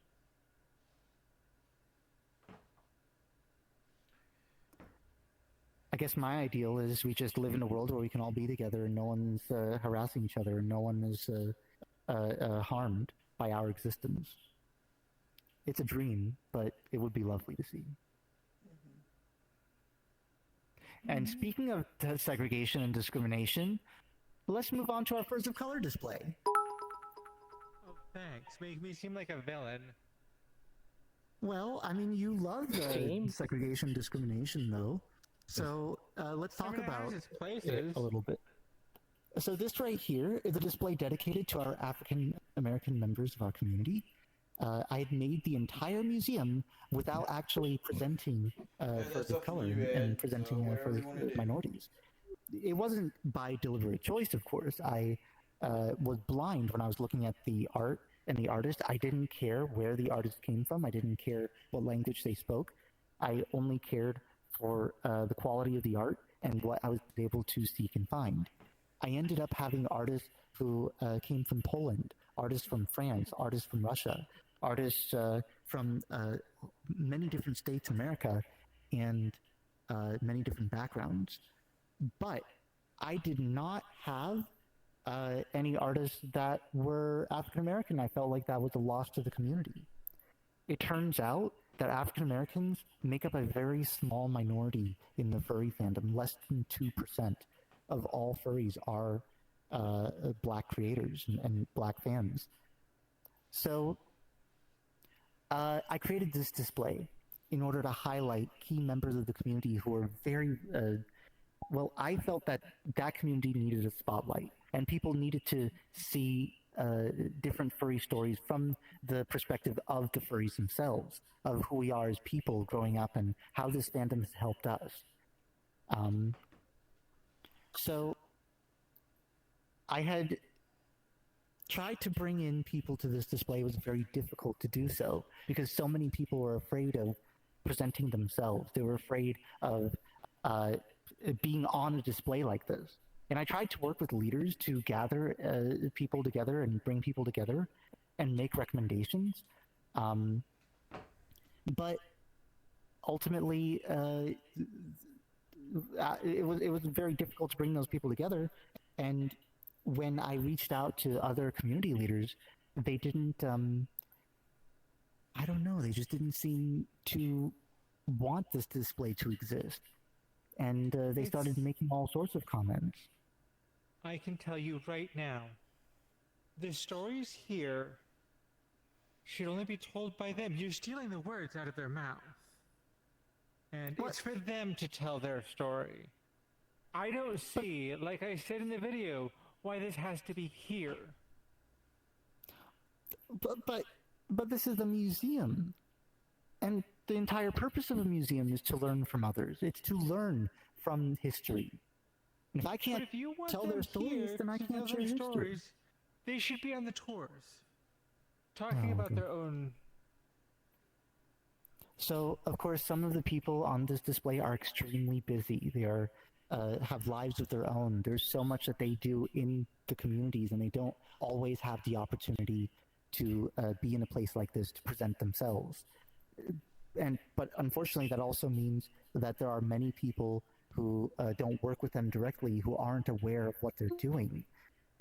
Being selected for the Virtual Furry Museum means I get the chance to share their stories. I get the chance to speak up and present them in this display. And if I'm not able to do that, then it becomes much more difficult for people to hear stories about minorities, because those minorities have been silenced, and their representation has also been silenced. I'm not entirely sure why there was such a big push to not present this display here in the museum, but I really do think it comes down to some amalgamation of fear or of presentation of minorities, and a fear that I wouldn't be presenting them properly. But the people who are here on this display, I had worked with quite extensively to make sure that the information being presented is accurate, and that their biography is being told properly and correctly. They have to approve the displays themselves, and they join us on tours when they are able to. And the people on this display do love being here. Shy Matzi is actually on my board and loves this museum very much. In fact, if he was on right now, if he was able to be here, he definitely would be. And then recently we brought in Aaron, who is a trans mask furry streamer, and his display is phenomenal. Now, something I can mention about the video. The person who said, "Why is there a beautiful model in the center?" Well, that was a comment made over 3 years ago while I was still developing the museum. I expressed a desire to have a nice model in the center of the museum, and it took almost 3 years for me to finally have a model that I can present this display, that I felt was up to the standard, up to the quality, and also representative of someone who is a very key central figure in the community. The furry fandom is very big, and a lot of African Americans unfortunately only feel comfortable around other African Americans. So for a lot of people who aren't a black furry, they won't really know too much about the existence of racial minorities in here. It's very unfortunate that people draw those lines and draw those divides, but because of the divides that exist in our real life, well, those divides might also exist in the fandom as well. But of course, there are those who buck the trend. There are those black creators who are community leaders, who are leaders in their own right, who are content creators, and who do present a great representation of the fandom to themselves and to others. And there are people who do some wonderful, fun things in this community, and it is honestly an honor to be seeing those people, especially here on this display.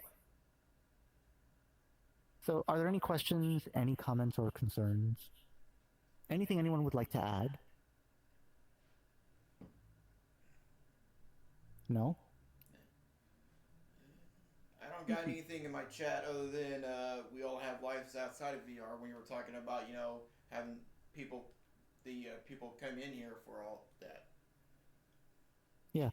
So I see Joe Frick is posting in the chat. But you're here. You are here in the museum right now. You can talk. You can tell us hello. Hello, chat. Sorry right now. That's all. I'm shy. Aww. Yeah, guys, don't be shy, but, yeah, so you're saying a friend of yours is going to be doing a VR chat hangout in a couple hours. I'm not sure if you should go there when it happens or stay here. I mean, you know what I have to say about that. You should definitely stay here. We only have so many of these tours happening this month, and if you miss them, you're never going to be able to experience the censorship tour again. So yeah, guys, this censorship tour will be going on for the rest of the month, but past this month, it's going away forever. Excuse me, not if I have my way with it. Oh no. We'll talk about renewing the contract later. It's going to be Censorship Museum 2, Electric Boogaloo. We are going through everything I personally have found offensive, including certain patrons of yours. Oh my goodness. Oh my goodness. No! Every otter on that Patreon board will have a black box over them. All right, so moving on, we have another display right over there, which features pagan art by Art of Makenda. So if you'll follow us over here, yes. All right, so I'll go ahead and get my microphone, my little materials here. Come in, come in. I'm not going to bite. Come. Not bite them. Are you sure? Come here, boys. All right. How long They look very canine. It's gonna last. It's posted in the event. It is scheduled for another 3 hours. Alright. So this right here is dedicated to a Dutch artist, Art of Makenda. Their works are absolutely phenomenal. They feature pagan themes often, depicting animals in style of classical antiquity. Yes, it does. And we have some lovely art in here that some members actually said, some guests of the museum said if they had a mansion, they would love to spend $1,000, thousands of dollars to have a nice, big, massive print of that art in their home. They really love the space, and they really love the art here.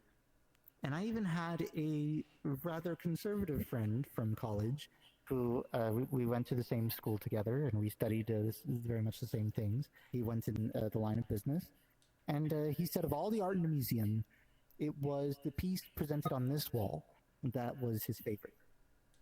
And unfortunately, there were requests to censor this art. Mary, can you remind me of why this art had to be censored? These people that you must be talking to are absolutely perverted. There was nudity in this. It showed multiple breasts. I am so glad I dragged my husband out of this room before he could see that.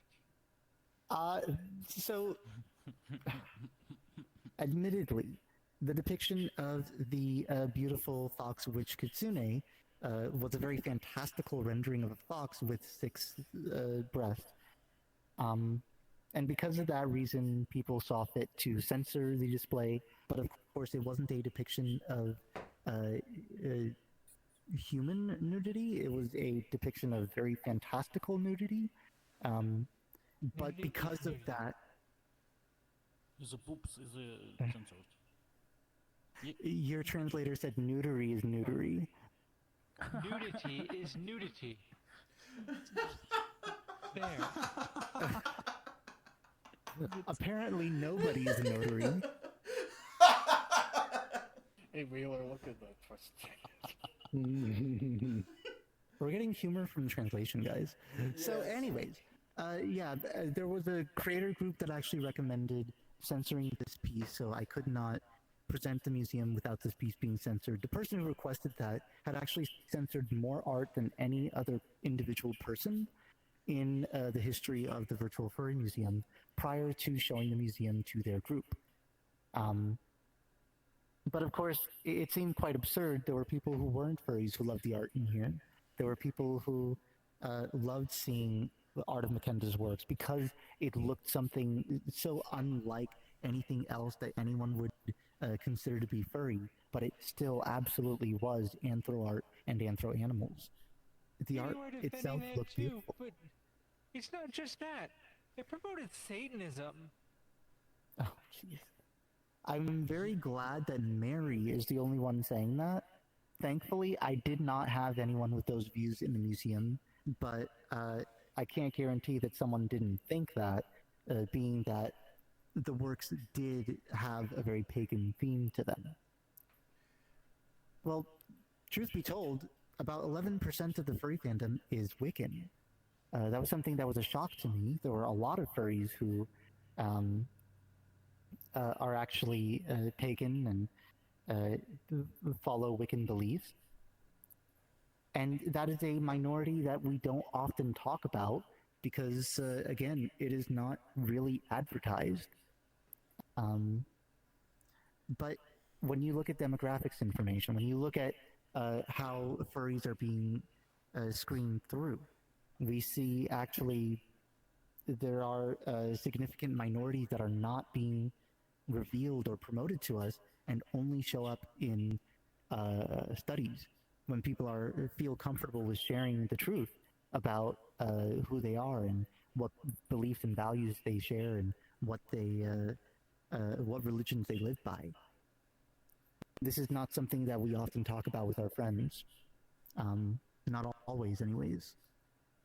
So, are there any questions about this display before we move on?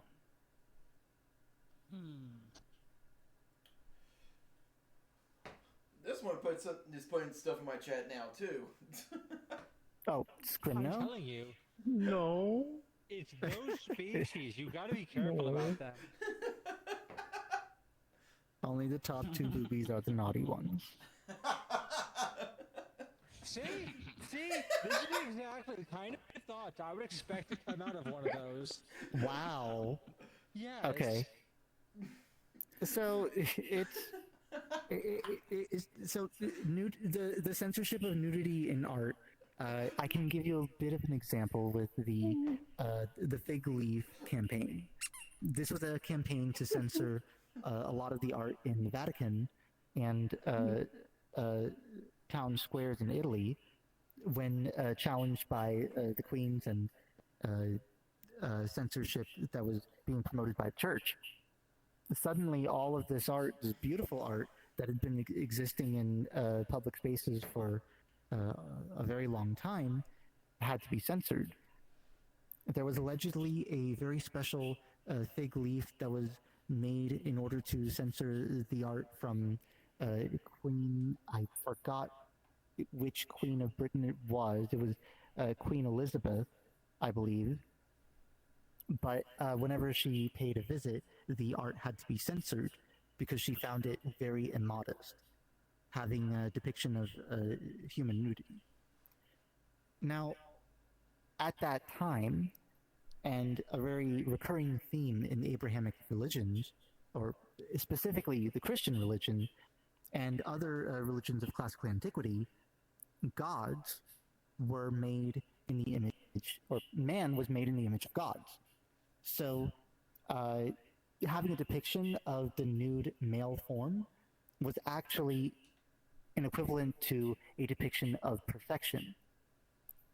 And so Michelangelo's wonderful art pieces were really meant to represent the peak of what he viewed as the peak of beauty, the peak of perfection. And it was godly. This was a Greco-Roman, largely Greco-Roman cultural belief that extended for thousands of years, even before the Renaissance. And many, many gods and many figures were crafted and created in the image of man. And then it was believed to be the reverse, that humankind was created in the image of gods. So if we move forward, actually, I mean, are there any questions about the history on this, or the art that would have been presented here, any of the topics we've discussed so far? Any questions? Jump up and down. Questions? No? All got right. something in my chat. Yes? Even robots will No? be made to look like human. Tell that to my robot. Wow. Let me Okay. rephrase that statement. Anyways, so these next two displays are just repeating some of the topics we had before. Oh, yes, Joe Frick. I was saying eventually robots will eventually be made to look like humans, but yeah. That okay? I mean, there is a Terminator. Sure. So this display right here had some wonderful, lovely art by Bucky. It was a retro graphical style, reminiscent of cartoons. There was a very cute scene of a Disney-esque scene and some characters on here. And for the same reasons as the very first piece we talked about, apparently this art wouldn't turn people into pedophiles, I believe, or maybe it would do something. It's just cute. It needs to go. It's just cute. It needs to go. You can't be in here. So, is there anyone from this lovely audience of ours that you believe should go? Hey, I'm trying. Don't be making cute noises over there. I'm trying. I'm trying to protect you. Okay, You're a fellow feline in here. Well, you can't have Otters are bias. cute. I can be as biased as I wish. Otters are cute. Oh though. yeah, that was in the contract. I forgot. Yes. That's what All you right. paid me for. Oh wait, you didn't pay me. Well, you said you do this service for free. I didn't know how much of a pain it was gonna be. I thought you were only gonna have one or two pieces I'd have to fix. Not Oh, gosh. start before I even entered. All right. So, moving on. Oh, there you go. All right. So moving on, we have this display which did show a piece that Shout Milo made while he was a child, and the art was a depiction of his character Tiki falling down while holding a cup of coffee, I believe. And for the same reasons that people wanted to censor Shout Milo previously, they also wanted to censor this because he was an artist who created furry art prior to the age of 18. Okay, and moving on, we have a lovely piece. Hey, hold on. I've talked to you multiple times about this piece here. What? What's wrong with this one? And luckily there's only one otter to offend in here today. Oh. You haven't multiplied. Your people usually do. What's wrong with this? It's... you know what? I'm standing here looking at this, but it's nowhere near. I have many complaints about this. I've complained about this, but you don't seem to listen. That piece over there is worse. What? This What? over here. What? Wait, what? This one? This. What's wrong with this one? It's canine. And where are his pants? Where are his pants? No, please. Furries have fur. And the fur covers everything. No, it doesn't. Well, his leg is You never covering noticed. everything. He doesn't even have anything to cover. And he's wearing pink. That means it's promoting homosexuality. What? I'm not okay with this. They explain These the are two, they so explain the pink I'm cat not saying- behind you. They're a cat. They're fine. And obviously, you can see from up here they're female. That's fine. But this needs to go. Get this boy. So I can say that oftentimes people who wish to censor art or complain about art just look at their own personal preferences. They don't really care too much about being unbiased or presenting the art fairly. They're not really concerned with making a bit more of an academic or professional criticism. They just don't like the art personally, and then they see fit to go and apply censorship to things that they personally don't like. Of course, that is not my view, and that's never going to be my view. I support art here in the museum. And I support things being clean and family friendly. All right. So moving on, we do have this lovely display, what would have been a lovely display of Cornelis Soft-Levin and his piece depicting anthro-animals in a legal office. It was a satire of farmers trying to litigate beyond their means. And this piece right here was actually made during the Dutch Renaissance. However, I forgot actually why this piece was requested to be censored. Mary, can you tell us? I can tell you, it wasn't drawn by a furry. Only furries can make furry art. If What? it's not But made by a Cornelis furry, Soft-Levin it's was a not furry, art. absolutely. How it wasn't below? The fandom didn't exist until the 1970s. But he's made hundreds of pieces of paintings of furry animals, of anthro animals in various Did he call depictions. himself a furry? Well, the word didn't exist back then, but there Then were he's not a fans furry. of. So, the furry fandom was originated in the 1970s. The word furry did come out in the 1980s to describe and explain fans of anthro animals. This was a group that was put together and gathered by Silas Stable and a few other co-founders and members of the Prancing Skilltear household back in the 1980s. And the start of those communities began even sooner in the 1970s. But this community is not really the only origins of people who love or were fans of anthro animals. There have been artists like us who have been drawing and depicting anthro animals for thousands of years, going even before the time of human civilization.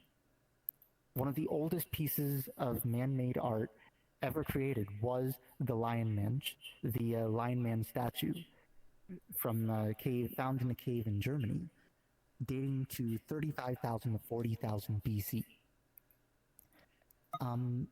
Yeah, furry does exist for a very long time. Well, fans of anthro animals have existed for a very long time, but there have been notions that only furry art should be allowed in the Virtual Furry Museum. So, are there any I will questions? make one exception. One exception? Yes. What? If it's Bast, we're okay. If it's what? Bast. Bast? I'm not allowing Anubis, but Bast I'll be okay with. Gosh. All right. Are there any questions about historical furry art or the censorship of things that are not necessarily furry from the Furry Museum? All right. In my chat, what about ancient Egyptians? As I Ancient said, Egyptians? Bast is okay. We're not okay with that. Do you want to go? I'll answer some questions here while they go in. You go in video. Yeah, I do feel like I need to take a little bit of a break for some food, and I'll also take care of the video. Yes, thank you. So, you all feel free to ask Mary some questions. I'm certain Mary will have a lot to tell you. I will be taking a 10-minute break. Or actually, can I make it a 15-minute break? I don't know. Let's ask Wheeler. It's all good. It's all good. Bon appetit. Yeah? Yeah. All right. I'll be back in 15 minutes. I hope you guys enjoy Mary. Yeah. Okay. Bon appetit. So, I'm taking any questions right now. Anybody have any? Yeah, okay, where'd I that think other this one should go? be censored.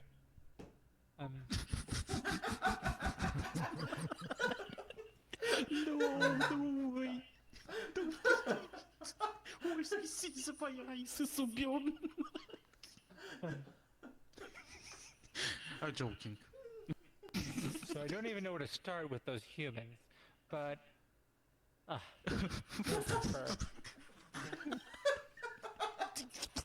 worried because there was an otter here and now it's missing, and I have no clue. It's not sitting behind me, is it? Okay. Otter's right here. No, there was another one. I mean, there's more brown, like a normal otter. So I see we have some canines and canine adjacent with us today. Hi, how are you doing? I can smell you from the front. I'm good. Is that why you've been staying over there? So I don't have to smell the whole wet dog? Come with me. Join us.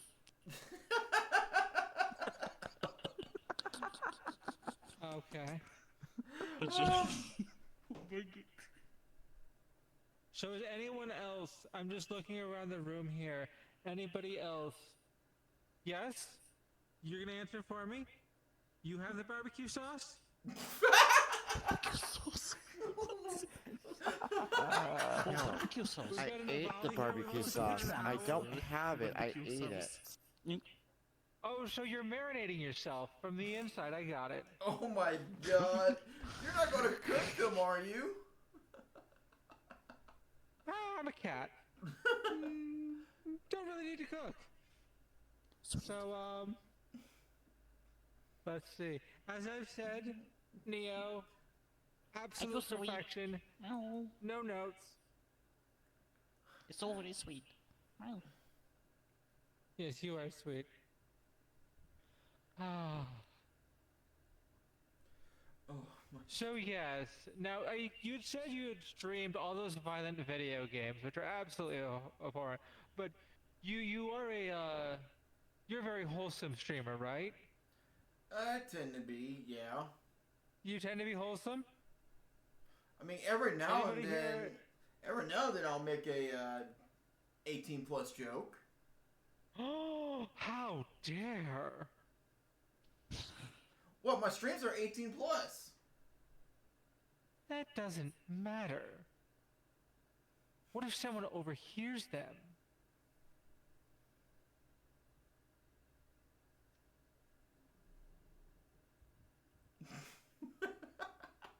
Well, they will just flat out tell me, I'm an adult, I can do what I want. I know.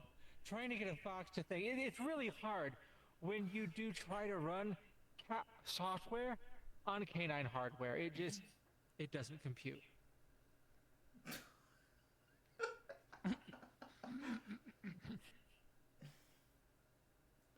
I mean, I'd say we could also talk about the elephant in the room, but it's not an elephant, it's a pony.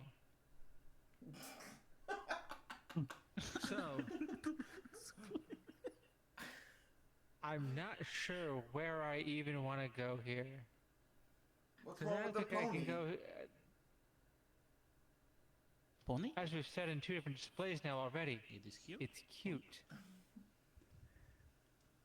See, normally I rip on otters, but there's been a pony that's been cuter. And those bronies. Oh, it's one of those bronies. Yeah.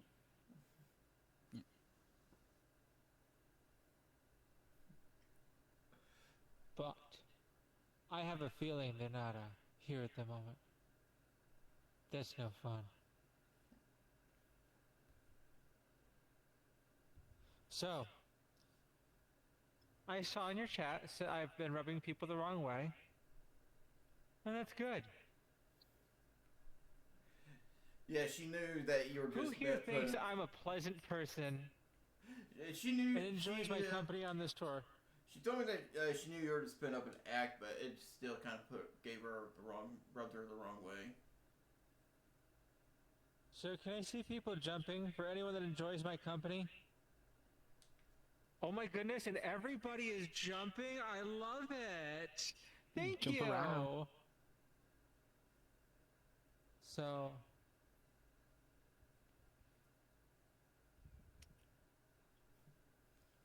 Rob, I'm trying to figure out why is the caution tape? Because What's I going on am. with the caution tape? I'm very Here. close.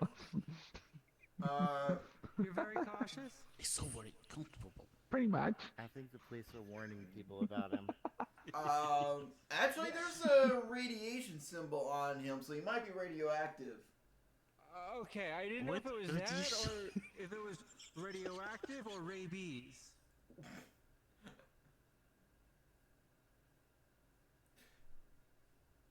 I mean, you're hanging around with a wolf, so. It's a Whoa. radiation short? Oh my god. Talk about phantom rabies? Oh dear. That's so scary.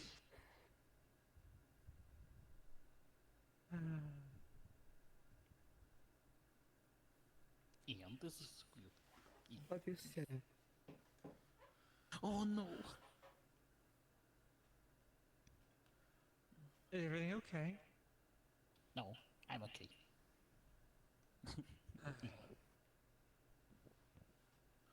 Just me So I very might as well brainy. ask before he does. For the next room, before we go in there, are there any photosensitive? Anyone that has photosensitivity? No one? Okay. He had to take a break because he's not as strong as I am on doing these. I'm much more devoted to this museum now. That it's been improved like this. Yeah, he went to get a little. He went to get a quick snack. Oh. Yeah, might as well play some basketball. Oh. So, while the host is playing basketball at the stream, I'm gonna see if I can keep anyone in entertained. Let's see if there's anything in the chat. Wait. We got a scrim now. Yes, I am the new curator. Everyone mentioned to Sotolo how much you love this new museum, the new version of this museum, and we can keep this going. Because there's so much more we can improve. I'm thinking multiple pictures of me up here. Not only that, but you know. Then wouldn't it be the Mary Museum instead of the Furry Museum? Yeah, well, come here, Wheeler. Come over here. Come here. Come over here. Yep. I want to know how good would this look as a picture? What? With your Let's see, hand in Jim, my if we mouth? need this picture. Yeah, sir. This is a picture, just like this right here, in the museum, should be in the museum. Talking about, like, the meta of everything. Sure, right? Enshrined Forever, your tour. It's perfect. I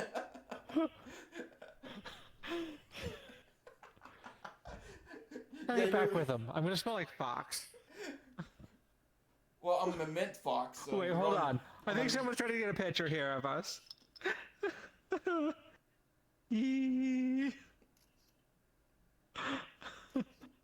There.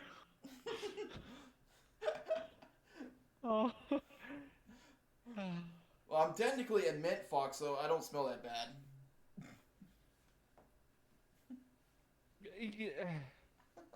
Either that, or that's like when you put a car freshener in like a car from 30 years ago that someone you had as a smoker. It's like, yeah, it smells like an ashtray and mint now. Great. Yeah, see?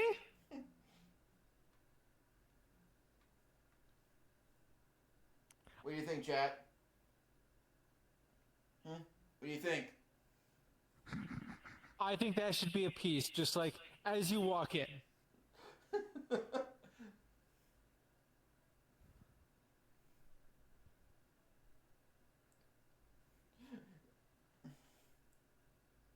you go. I love it. Wow. Cool. Oh. So I'm trying to see if Joe set the house on fire yet. Possibly. I don't know.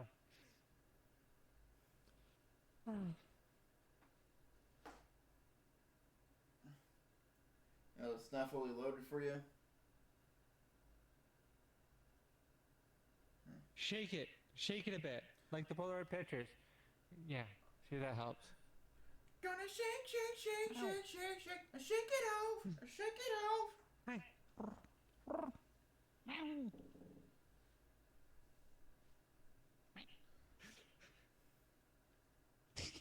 You need to be careful. You're gonna end up on that cute list.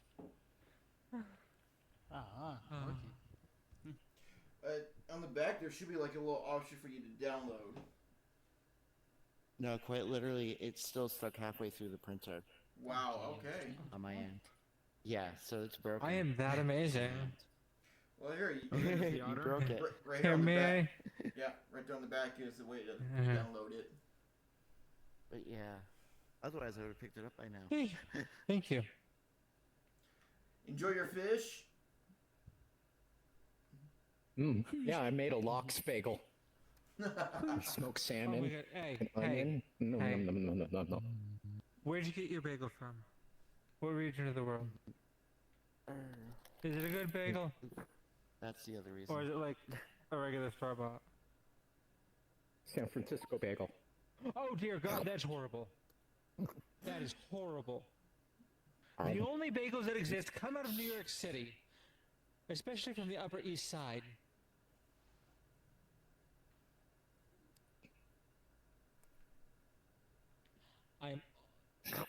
Don't get me started on the pizza there.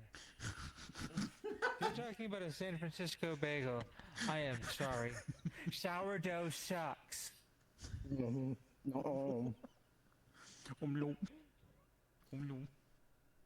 No, cream cheese and smoked salmon and capers and Yes, everything else is great, but that area seems to just be obsessed with sourdough.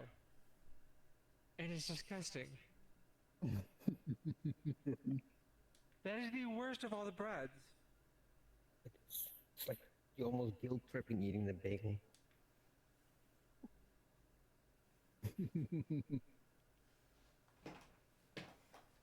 Thank you. You're welcome.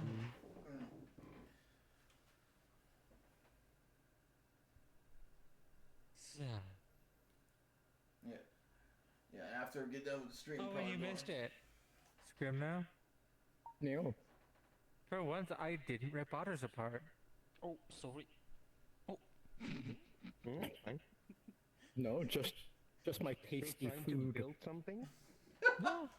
Just trying to build because Oh, well, if you didn't eat bagels. See, bagels are just the unsweetened version of donuts. You're being a stereotype Scrim now. I mean, I think that donut picture looks cute. Donuts. Yeah. So, Wheeler. Yeah. Would you like to know my problems with this? No. It's a problem. And Why? Well, let me guess. Let me guess. The donuts are filled with cream. Oh, it's not only that. But if you He's look, not wearing pants. what? I don't think an otter knows how to wear pants. Oh. True. Yep, otters don't know how to wear pants, so. I've seen them wear skirts. It's called easy access. I have to ask what this one's wearing. Then. Yeah, this one's wearing a onesie. Yeah, because they're cute. See, argument A. But when it comes to this piece, you have an otter which is already a very, very... Well, I can say that they have a reputation. I do. But all of you people do. Oh my god. But what you mean, you people? otters. That's what I mean by you people.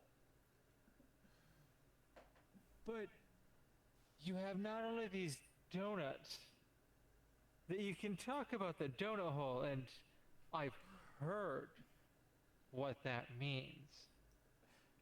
But you have these donuts leaking all these fluids everywhere. And he's got it in his mouth. This obviously represents certain homosexual acts. Okay, I've never heard of donut hole. I've heard it be called something else. Donut holes are another type of donut. It's basically what's left of the hole of I mean, the if you donut. look at it, what does it look like to you? An otter that really digs donuts. Is it centered donuts? Yeah. No. He's just having This part here, or I love that. here. What, the glaze? This is being a pervert.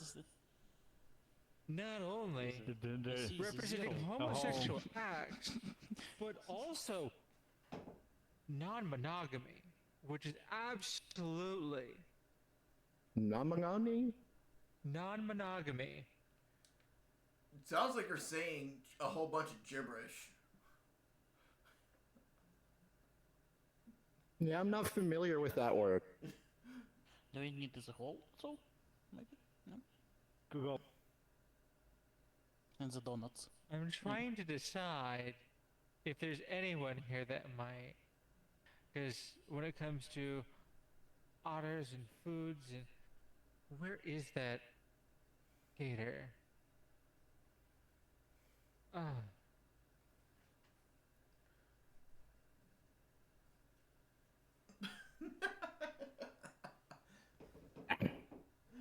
Oh, is this making me hungry?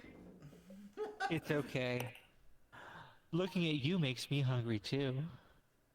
It's revenge. Yum yum. See, I kind of want to just pick you up and protect you and squeeze you until you become like a cat or something. Yes? Can I? They're too heavy. Seem to be glued to the ground. Whoa! Chicken sandwiches all over. Whoa. I just saw like chicken tender sliders or something like that. Oh, that's literally a pineapple pizza. Yes. It's a pineapple pizza. My suggestion is hide behind the fox. Why? I say this because I'm not going to eat a fox. I don't. Wow, so that's where you hide behind the fox. I know you can probably fit, but Folks, you might want to ask first.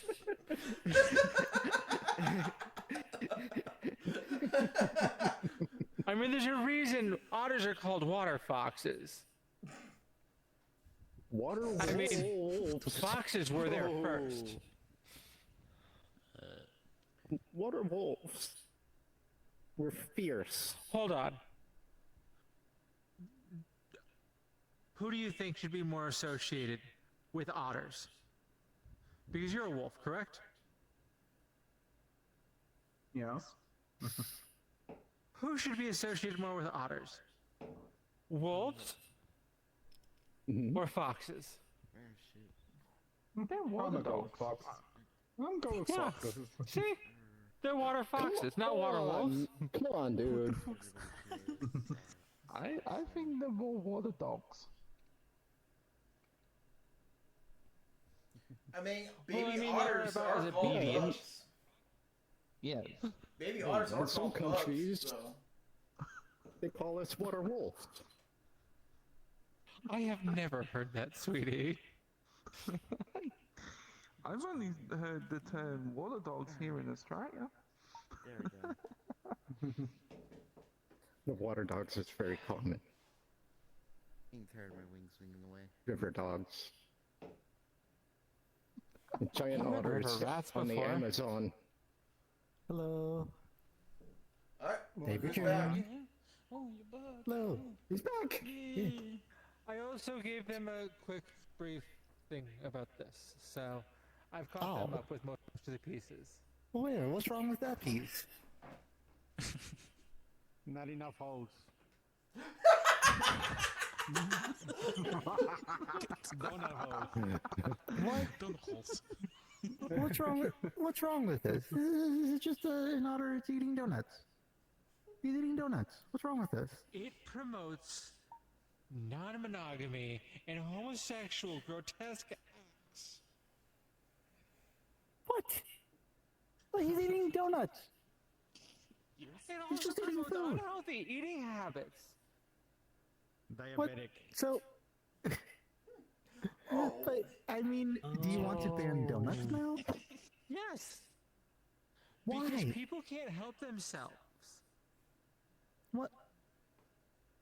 My goodness. They are made All right. to act towards the instinctual part of our brain.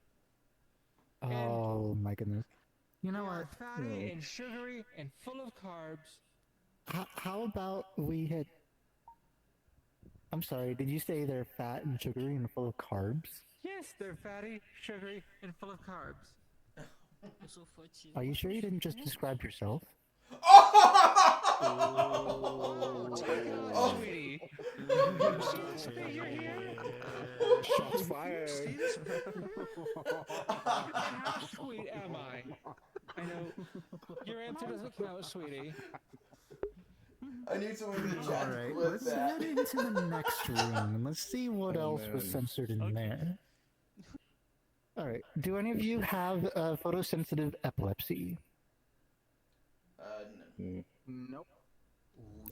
Okay, well, you can go ahead and click the sign and proceed into the next room. Not here, like before. Yes. Yeah. And This if was there's from my favorite one room thing my last I tour need, I will here. be right Seen back. This really awesome right here. Yeah,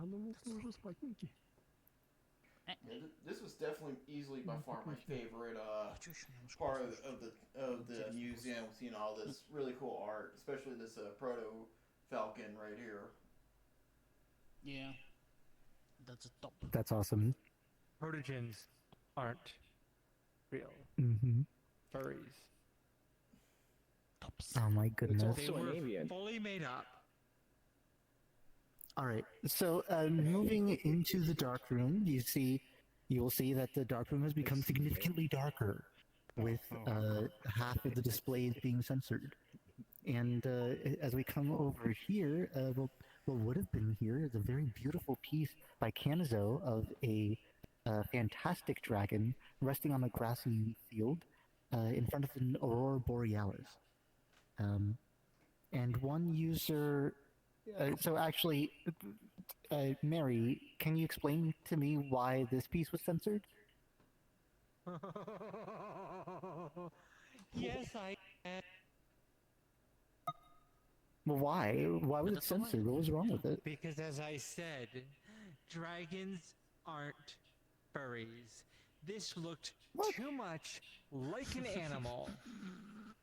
Animals aren't furries. If they're on four legs, they belong in a zoo, not in a furry museum. So unfortunately, yeah, the conversation that I had with Mary in the video, all of the conversations that were in the video were based off of real conversations I actually had with guests of the Virtual Furry Museum and people who had commented on the displays. So this particular comment and this interaction in the video was 1-to-1. I still remember to this day. One of the most accurately presented in the video to the original conversation. The words are almost exactly the same.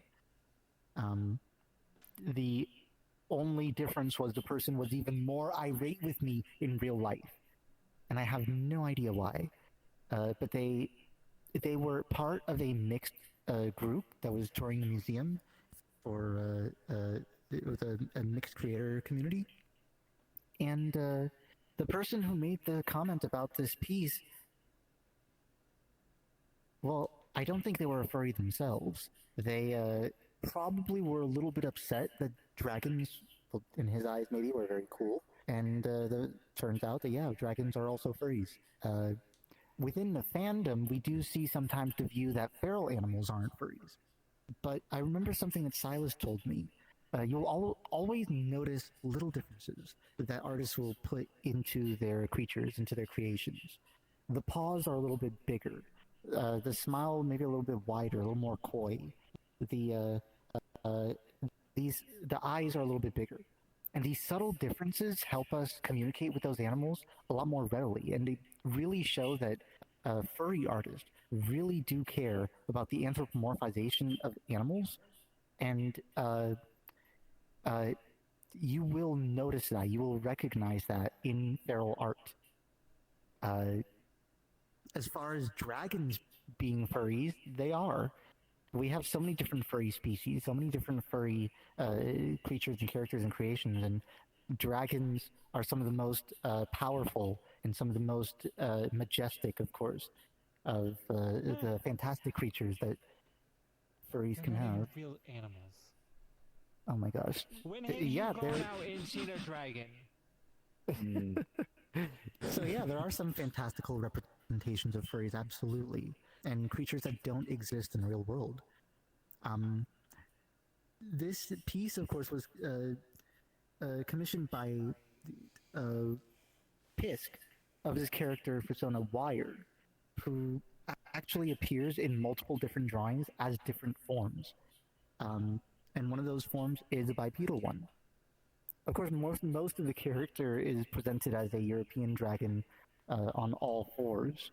So the different avatar creators, different personas will take on different forms for different people, and even when furries do like feral forms, they may also like the bipedal forms as well, and mix and match and switch between. It's just a matter of preference.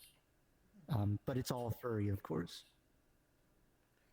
Are there any contests, maybe, to that view? Alright, Joe put something else in my chat. Dragons are furry, then what is my friend? They are an adorable being who is a dragon full suitor. Dragons are... Full suitor? You mean fursuiter? Full suitor. Okay. Dragons are one of the most popular furry species, actually one of the most popular reptilian furry species, absolutely. So yeah. Spyro the Dragon. Dragons. Yeah, absolutely. But what was funny was that person didn't have an issue with Spyro. They had an issue with this. Because this one looked more like a traditional stereotypical European-style dragon. And then Spyro looked more like a cartoon. No? Okay. I do like to use this museum to expand on people's minds on what a furry character can be and what the furry fandom is, because it truly is a wonderful, diverse place, and that is something that I think we should celebrate and honor and cherish, not try to argue against or fight over. Pete's dragon had fur. Fantastic. Must not have been a dragon. Oh gosh. Okay, moving on. We do have this piece right here. This would have been Shout Milo's character Tiki shouting into the night sky, on his knees and crying into the sky. The piece was added after a fan felt that the museum didn't represent their experience or the pain they felt in the moment. So when I made this museum initially, there was a lot of really wonderful, happy and confident furries being presented in the first room and in this room, and that didn't really match his experience or his feelings about the fandom. So I wanted to make sure there was something in here that did represent his feelings, that did show how he felt about this community. And this right here was put in order to show and present his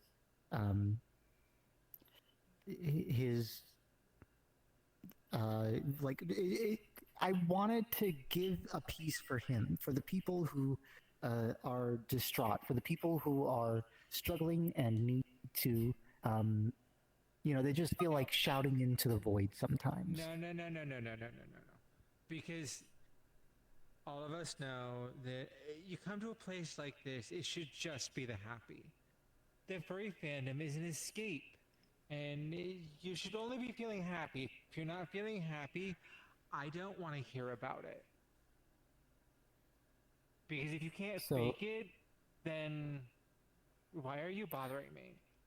So, unfortunately, that view has been presented in the museum. There were people who loved the image of the furry fandom as an endlessly confident, optimistic, happy place filled with wonderfully confident, optimistic, happy people. But we all know that we feel down from time to time. And some of us, a lot of us actually, go through some rather unfortunate and dire circumstances. This piece here was meant to connect and resonate with those people in the moment that they were feeling a problem.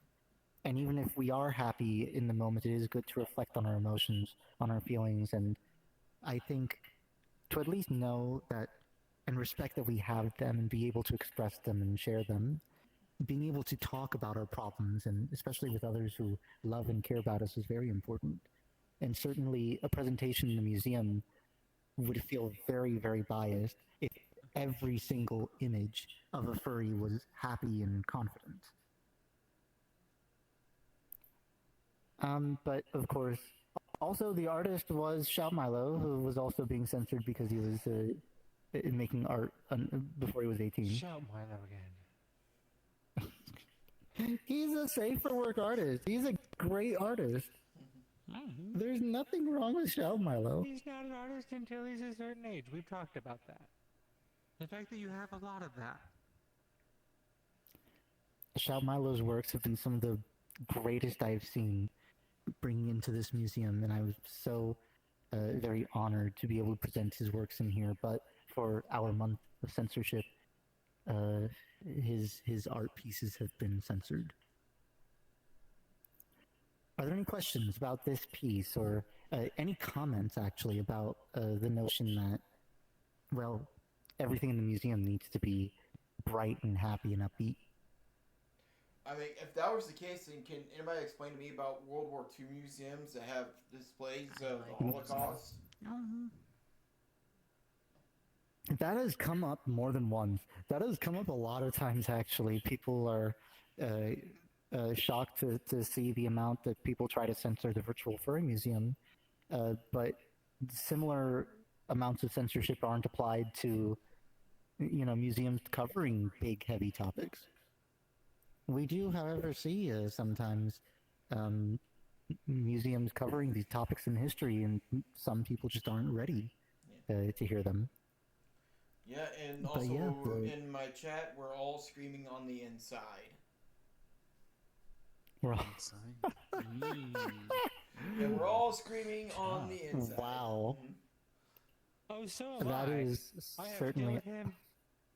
Oh God. Oh my God. Okay, so right over there we have Punky's Crystal Abyss, which is a fantastic and gorgeous VR chat photo of Tiger B. No. Entering a crystal cavern, and the art really beckons the story that you must answer yourself and read into yourself. It is wonderful art. It is fantastic art. The VR chat photo it was absolutely phenomenal art, and I don't think anyone would dare to say otherwise. Hold on. I do have someone that will say otherwise for me. What? Do you have the picture? Someone has the picture. And let me see if I can find it.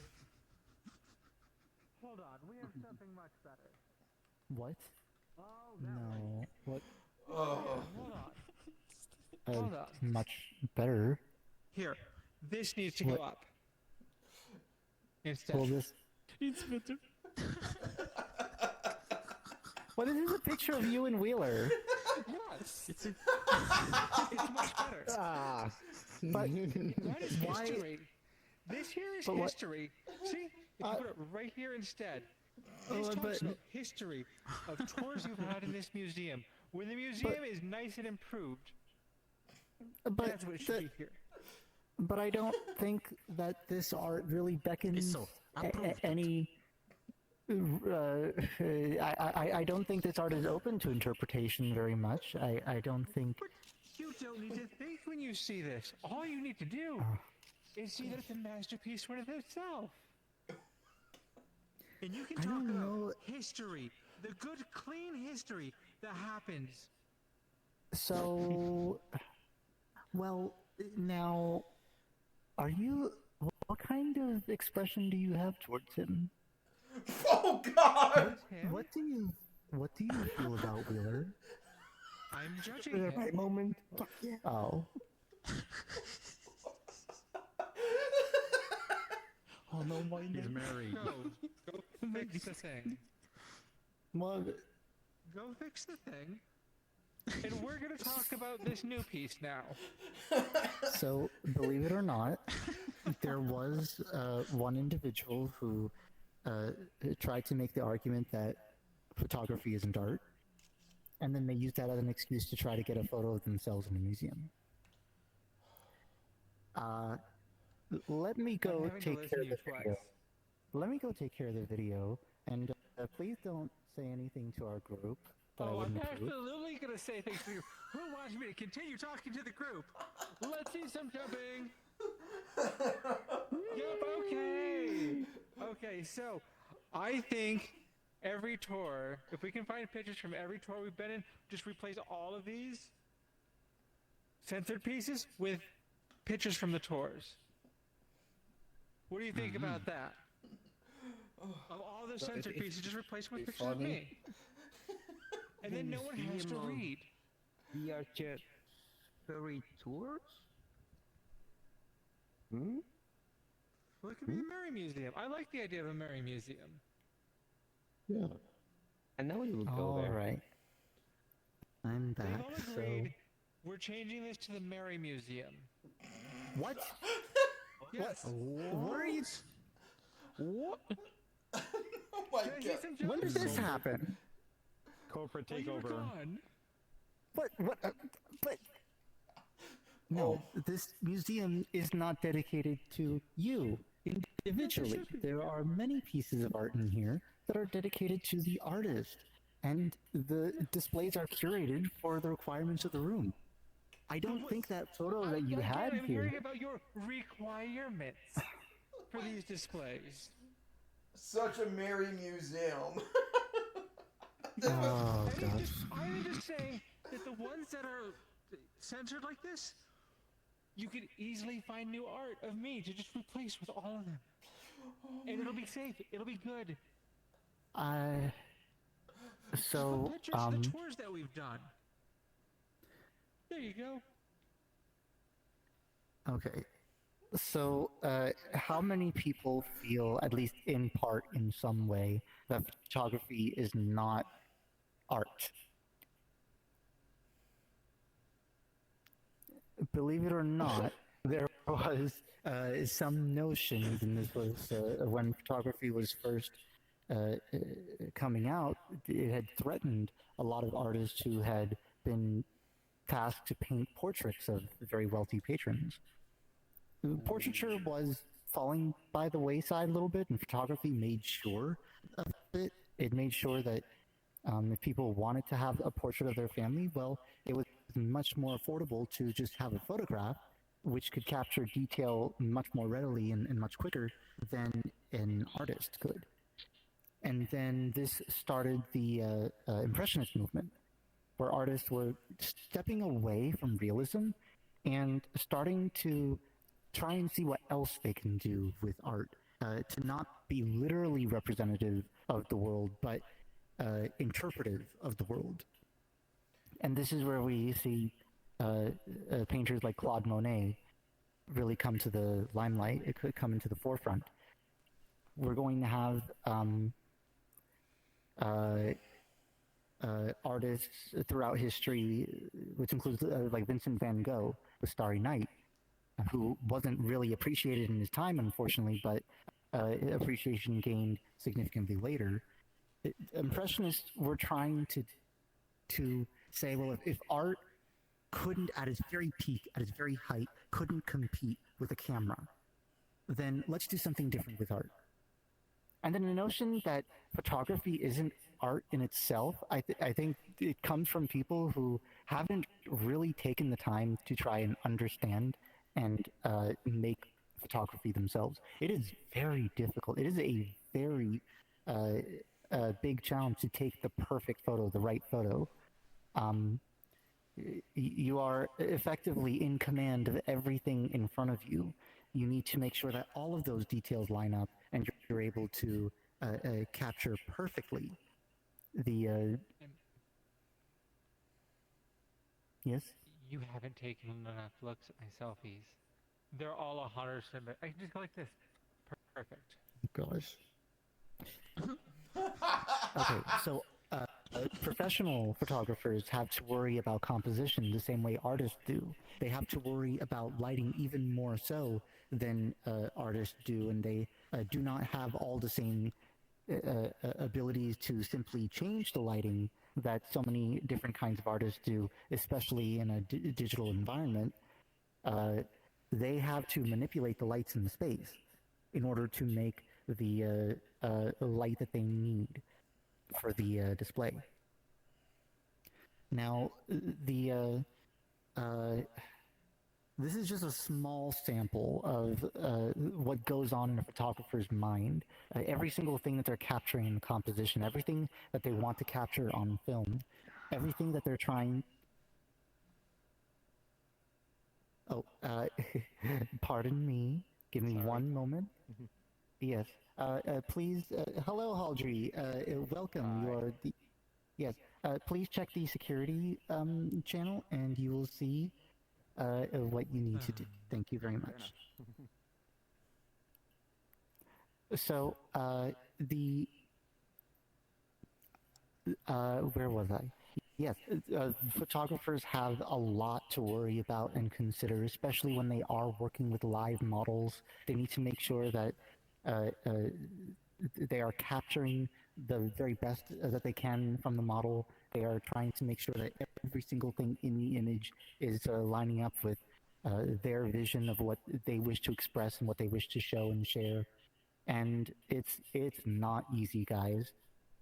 Professional photography is indeed a creative, artistic medium.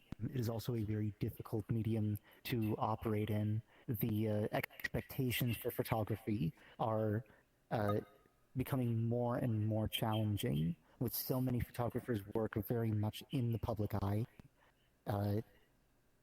And I don't want people to dismiss the incredible work that photographers do simply because anyone can grab a camera and click a button. It really does take a professional to take that camera and that button and turn it into something beautiful. Like what I believe Punky had done with this piece over here. Alright, in my chat, lining up the shot, catching a certain thing, like getting a picture of a whale's tail. That is pretty hard to do. Yeah, timing too, because sometimes the images are moving and they need to take the picture exactly at the right time. Also, weather conditions. There have been stories of photographers waiting for years in order to find the perfect weather conditions for a photo that they have planned. Depending on how far you want to get into photography, there are some really crazy extremes that photographers go to for their art, for their craft. And if that's not art, I don't know what is. I like to give one example of photography that is used effectively back then and still used effectively to this day. CD albums. Oh. Yeah, like on AC/DC albums or anything like that, you'll see like a really good photography of the band on there. Yeah. I mean, there's all sorts of different kinds of photography, absolutely. There's that would probably be a lot of studio photography. Yeah. But going out taking your camera out into the world, filming scenes of remote villages like in National Geographic, there's all sorts of different kinds of photography.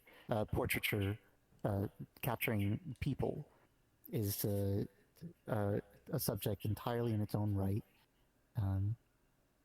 It gets big, guys. It gets very broad. But we have to move to the next room. So if you'll follow me, we actually have the most requested pieces for censorship in that room, the most requested exhibits to be censored in that room, and the reason why the Virtual Furry Museum was banned from the VR Community Awards. That piece also exists in that room. So if you'll follow me, we will head into the auxiliary gallery and find out more. Which one are you showing off first? Is it the one on my right or on my left? I will be showing off this one here. Okay. And if I have my laser pointer, I think that'll be easy. I'll be right back.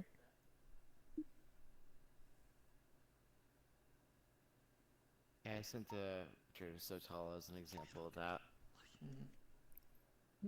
Because I actually had a picture that I am was muted just and I've like been saying that, hi to and I everybody took- and no one's been saying anything. Hi!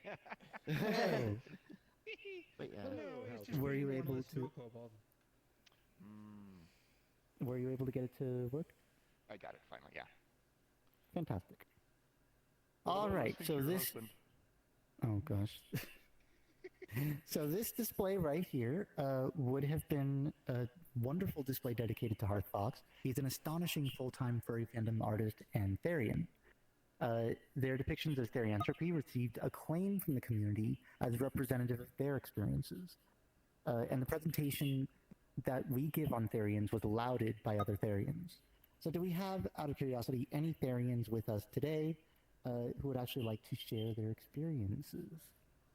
Jump up and down if you'd like to share a little bit about being a Therian. No? We don't have any Therians in the crowd? Oh, Scrimno? I don't know. You don't know? Well, what don't you know?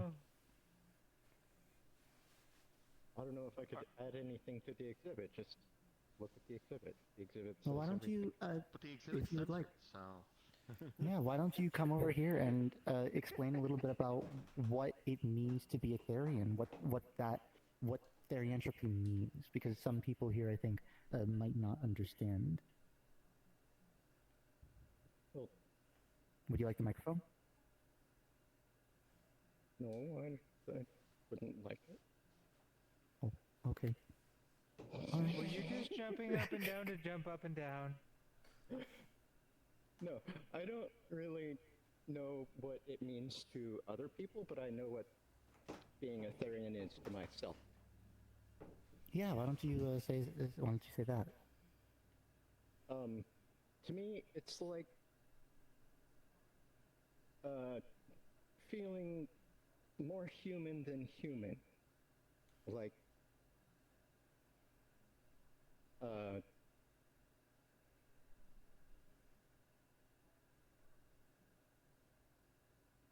almost More like I was human than born human. with something there that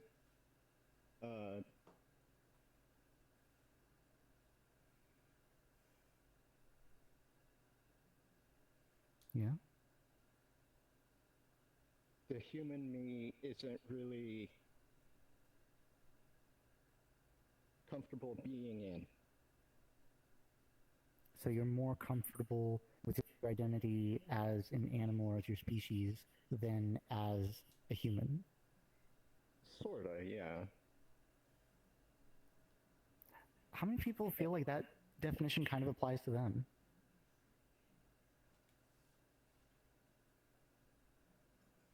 Really? No one else? I just feel comfortable Well, who usually- I am.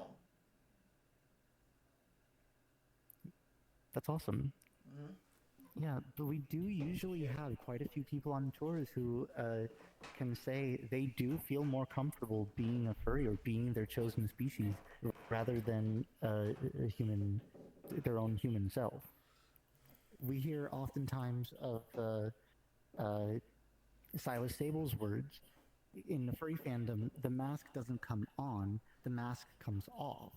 We are allowed to be who we truly wish to be, who we want to be, who we choose to be. rather than the person we are forced to be in the real world. And a lot of Therians feel this way very strongly. This Thank you, Kasumi. Unfortunately, the Hope you're yes. doing well. Like I feel more comfortable pretending to be my chosen species. Okay. And, yeah, you do feel. Sorry, go on. As an otter, I can especially feel my tail region and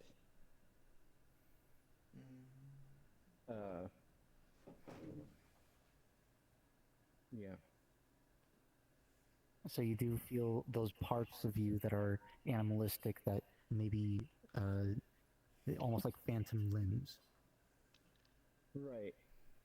Like an anatomy that you're supposed to have there, but then it's kind of jarring when you realize that it isn't. Yeah, it's kind of weird to sit down sometimes and realize that's interesting. It's not there. That is actually fascinating.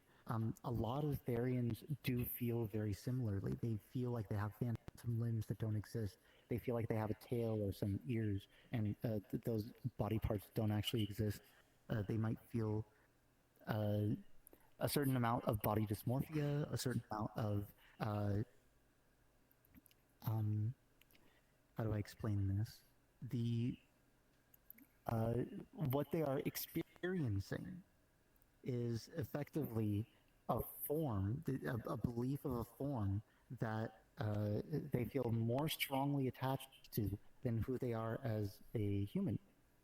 And this is an identity that is, we like to say it's a chosen identity, but for so many Therians, they feel, who feel very strongly in very similar ways, a lot of those feelings had been captured on what Hearthfox had written about their entropy.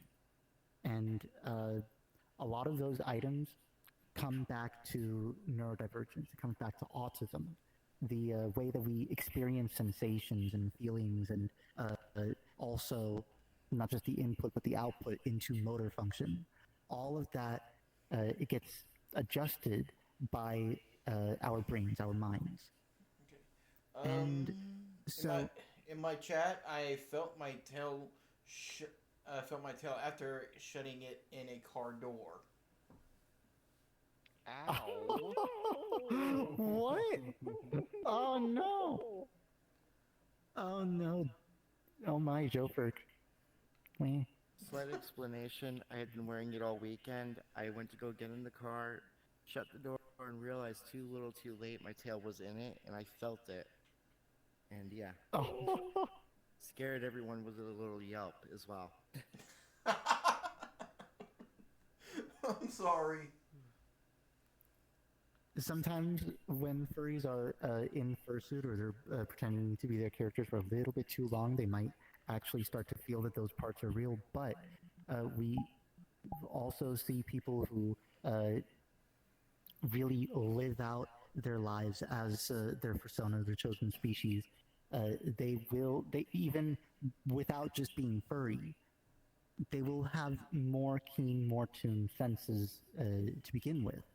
Like a more keen sense of smell, more keen sensations around their mouth or their teeth. Again, feeling limbs that aren't there, but also feeling and emoting with their ears that aren't there, as if they were emoting in the way that animals do. This is something that necessitates a lot of further research, and it's something that the folks at First Science are actually looking to study in more regularly. But that kind of information is what you would have gotten when the museum wasn't censored. But now that Hearthfox's display has been censored, we have to talk about something different. The fact that the person who really wanted to censor it, well, Mary, why was this censored again? Can you remind me? Yes. It was because I heard something about Hearthfox. Sorry, my grandmother Okay, and walked what in my was it? room. I don't remember. I remember I heard something about them. So you be on the safe side and don't represent this artist. Well, but so you don't remember what you heard, just No, that but you heard I something. remember I heard something. Okay. Well, what did you So just hear? be on the safe. I don't know, but just be on the safe side. So, but you want me to remove an artist from the museum whose works Yes, I do. are helping so many people understand theory entropy, and so But many theorians understand just in themselves. case. Because I really do remember hearing something. And you don't even remember why, or what it is. No. I don't So, remember unfortunately, everything. So unfortunately, guys, this is what we see very often. A lot of random defamation and muddying of the waters will spread out across social media against various artists and against various figures in the furry fandom. And we're expected to immediately respond to that with not following that person, not helping that person, not promoting that person. And then when you ask people what the reason is, they don't remember because there was no real reason to begin with. The reasons might be very complicated, or they might not really be existent at all.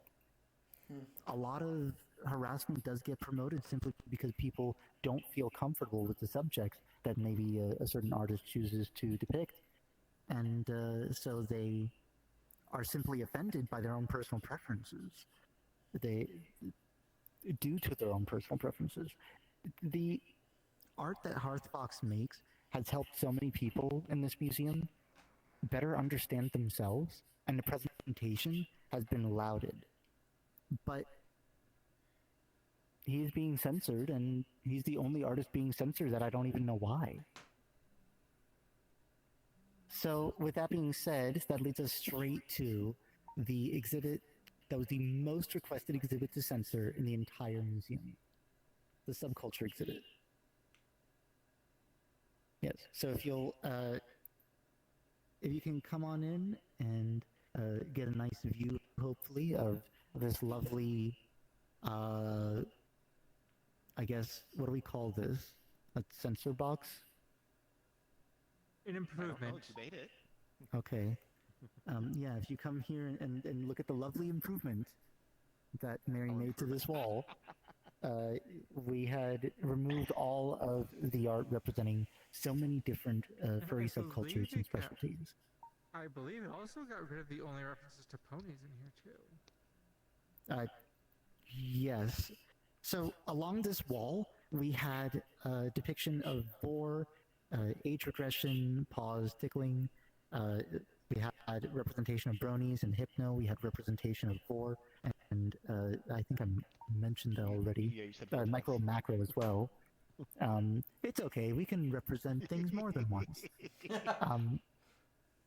But this wall was dedicated to a lot of art that really doesn't just represent the art, but also represents the community, the people of the furry fandom, the things that they like, the things that they find comfort in.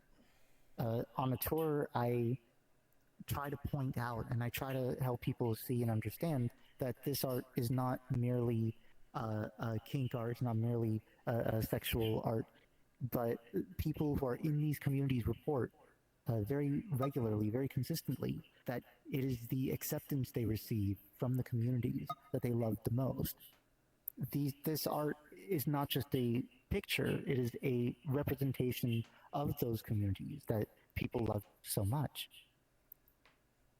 And when we have the displays, which explains the reasons why people love these different communities, when we give that presentation, so many people have claimed that this tour, this presentation has saved their life because they were finally able to feel accepted for who they were.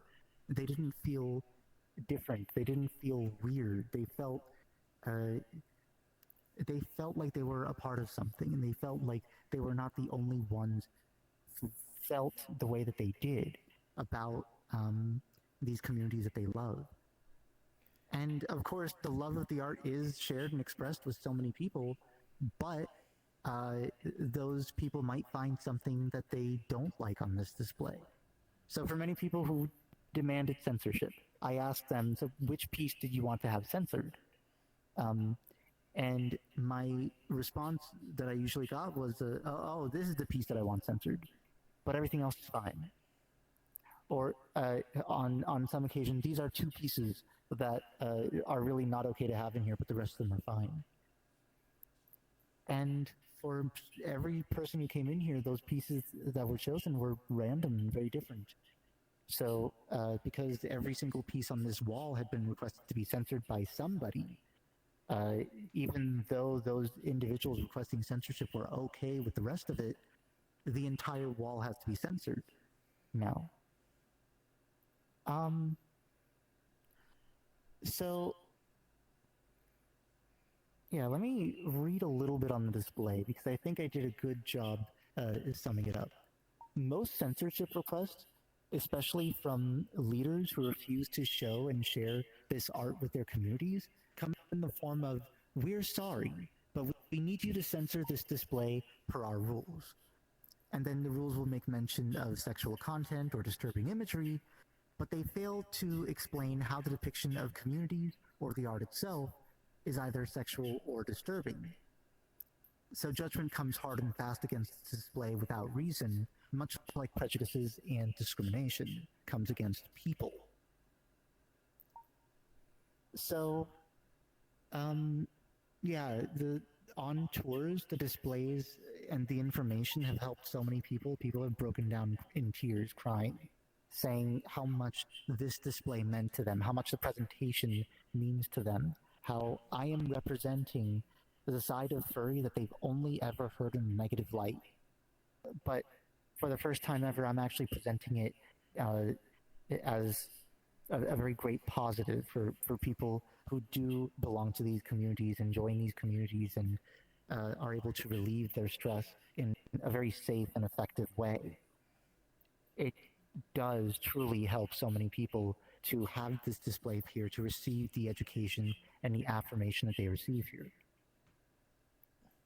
I even had perhaps one of the most ridiculous examples of the dichotomy between those who censor and those who appreciate.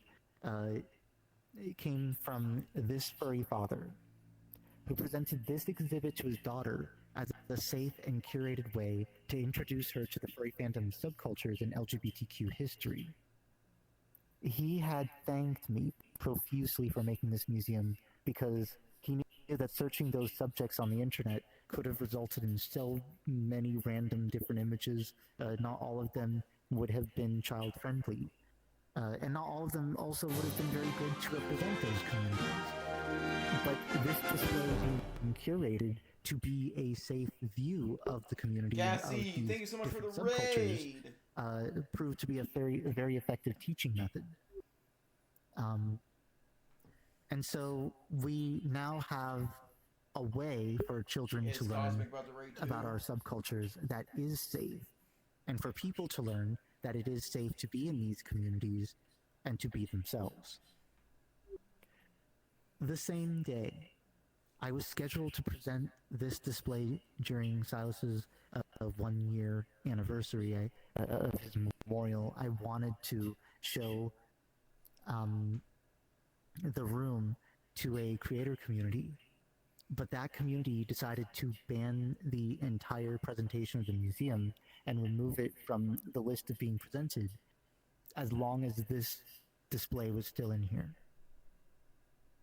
Of course, we weren't going to go into this art or this room at all. We were going to go to Silas's memorial, but they saw fit to remove the entire museum and not even show this art or this room in any sense unless it has been censored.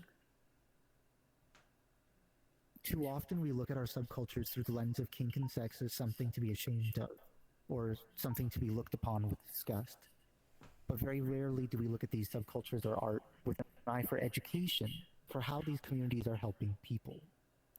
The stories presented in the museum are true. These communities save lives in too many ways to count.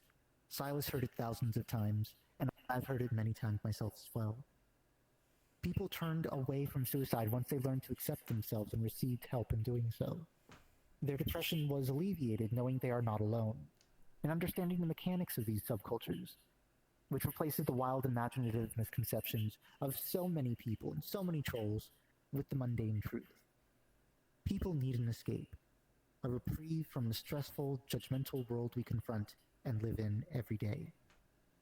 And it's through our many subcultures that so many furries find that escape. Every museum in the world has art people may not feel comfortable with. But too many furries found their comfort, affirmation, representation, and education Good to see you. in Thank this you very display much. for any censorship request to be honored. And Wheeler, I hope once the censorship month is over, we can return back to the museum and present the museum in its totality and give your group the education that I believe they truly deserve. Hey, Cosmic, thank you so much for the raid. I appreciate it. That's if Mary has anything to say about it. Oh, Lord have mercy. I'm telling you, everyone wants a sequel. A sequel to censorship? Oh my god. What is that? More censorship? Exactly. Oh gosh. And as I said, all the pictures that were already censored were replaced with pictures of like me or me and WheelerFox. Alright, I just got raided twice, so can you give me one moment, please? Oh, damn. Absolutely. Congratulations. Hi, everybody. I'm here to make your life a Raiders. nightmare. Well, Oh, jeez. Alright, Raiders, welcome. We are doing a tour of the VR museum that was unfortunately censored. The Virtual Censorship Museum. Yes. So, I can maybe explain a little bit very quickly. So, welcome to the Virtual Censorship Museum. This is a month dedicated to... You're kind of blending in through the wall. It was dedicated to so the Virtual Furry Museum had been requested over many years to censor the art, history, and knowledge in its displays, and so for this month, I had decided to censor all of the art, history, and knowledge that people wish to have censored, and that includes this display, of course, right here. The subculture exhibit, which presented many of our furry fandom subcultures. Now, I had consulted Mary Madonna and her husband, Joe Jerry Smith, of the censorship people, who had been... I think you can present a little bit about yourself to the new people coming in. I'll keep it brief because we're enjoying the tour and the pace. So, well, we've gone around and we've censored a bunch of VR chat worlds. This one, we knew we needed some help, so we decided to do, for free to help protect everyone from minorities. And I'll tell you, it took a lot more work. And I'm not letting Joe make financial decisions like that ever again. So, yes, Mary has been parroting what a lot of those censors have been saying about the art in here. And all of the views that were presented, we had a video presentation. You can look up Virtual Censorship Museum, and you can find through the Virtual Furry Museum YouTube page the video that explains and shows some of the conversations I've had with people with regards to censorship of the displays in here. All month long, you can come in and read up about censorship. And right now, we are actually in the middle of a tour, and we are going to head upstairs. And I believe the very next thing that you guys censored was actually myself. Excuse me? See, this is why he needs help. there is something still downstairs that we need to cover. Oh, yes, Oh, you're boy. right. Yes. All right. Before we head upstairs, we are going to see the censorship of the LGBTQ history and pride flag displays. So if you'll follow me, we will head over to those displays right now.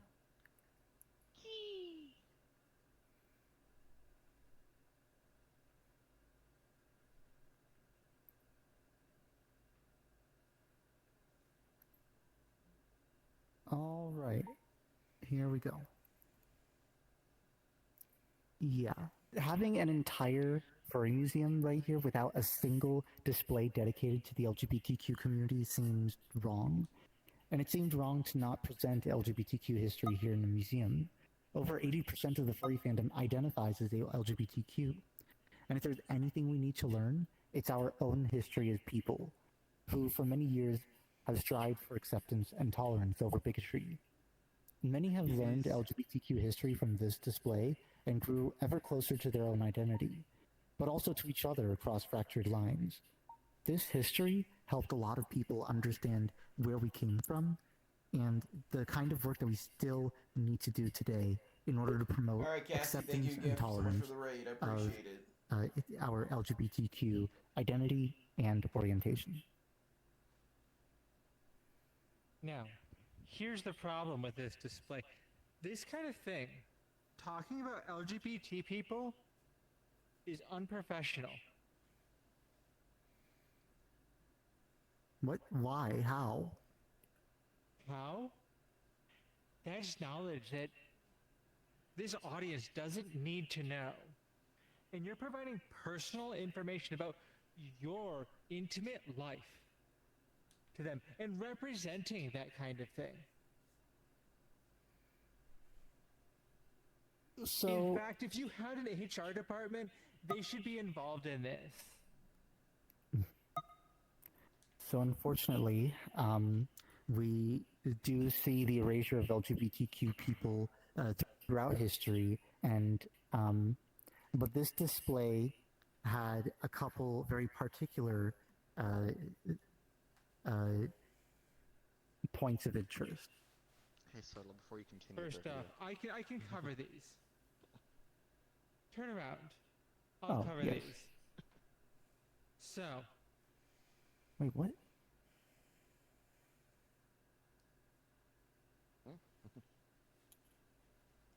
I am You're going trying to to cover figure the out what's display?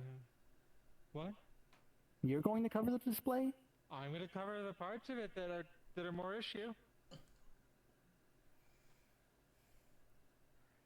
The It's furry also HR triangle. You can make people uncomfortable talking about that. Okay, the furry HR department. Do they cover the OSHA violations too? The OSHA violations? I don't know. I'm not involved in that. What OSHA violations? Maybe Put someone put in my chat. I have some friends that might be able to help you with that one. Oh gosh. The censorship, the safety museum.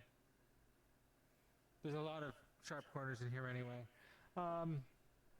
So we have, or we had over here, things about the pink triangle. That makes people very uncomfortable because it's talking about a certain period in time in Germany, and we don't talk about that. And we don't talk about people being, the people that were targeted in there. We just ignore that. The second thing is, go ahead. Well, hang on a second. The history is very important. This is how, this was the first image of the LGBTQ community. Museum. This is the first image to represent men who are gay on a national scale. And it was an image that was used for decades, even after Nazi Germany, to represent the community.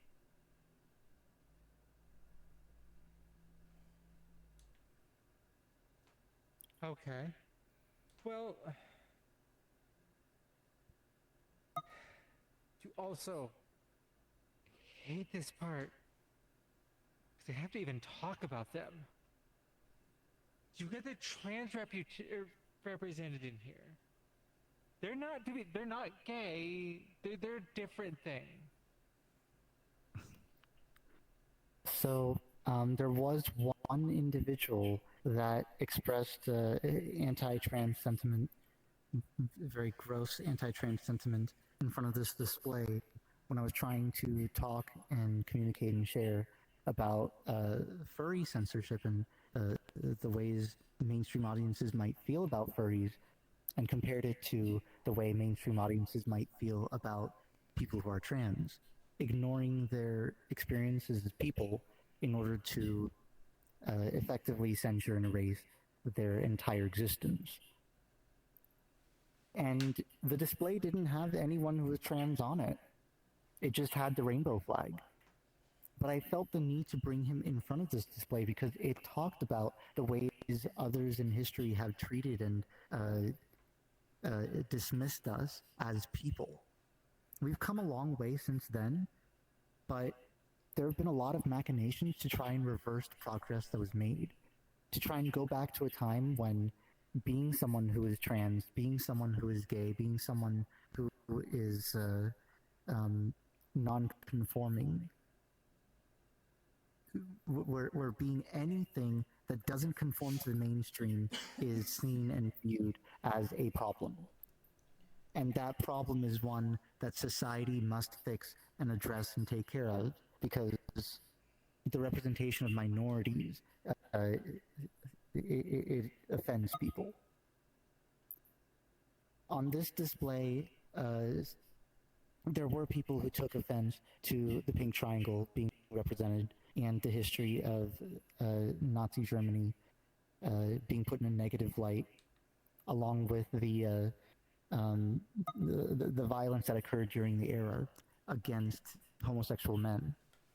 Over 100,000 homosexual men in Germany were arrested for homosexuality, for committing homosexual acts, and 10 to 12,000, actually 12 to 15,000 were sent to concentration camps.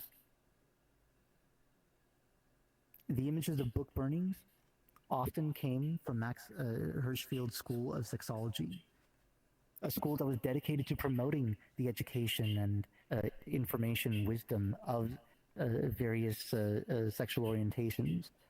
And it promoted the experiences of minorities and to scientific literature. It helped families, it helped people significantly. But these images and this display did offend some people. If we ultimately don't learn from history, we are forever doomed to repeat it. And when we look at what's happening today through the lens of history, we start to notice a pattern. There are people who aren't us. There are people who don't look like us, who don't think like us, who don't share our experiences. And rather than taking the time to learn, there are some people who seek to censor, to eliminate our voices and eliminate us, so that their own personal feelings become the truth, rather than learning about the actual truth and then modifying and expanding their personal opinions. This display has been censored because it represents history, because it represents minorities, and because, at least to one person, trans people are disgusting. Are there any questions?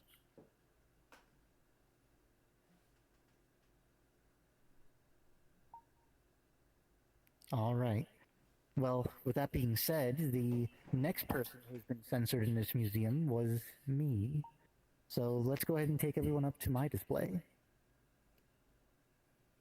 And I'm going to be going on my contractually obligated break. All right. I will see you in... Take care, Mary. Yeah. All right. I'll be back. Oh, I promised you all. I will be back. All right. Green camera went upstairs already. if you'll come join me upstairs, we can move on to my own exhibit here in this museum. Whoop. Sorry, Drift? I was, drifting just so ever so elegantly across the wooden floors over here. Initial D. All right. Everyone is so far away. Oh my goodness. Yeah, you can feel free to come closer. You can come a little closer. Alright, wait. Not that close. Too close. Yes, you can hug me.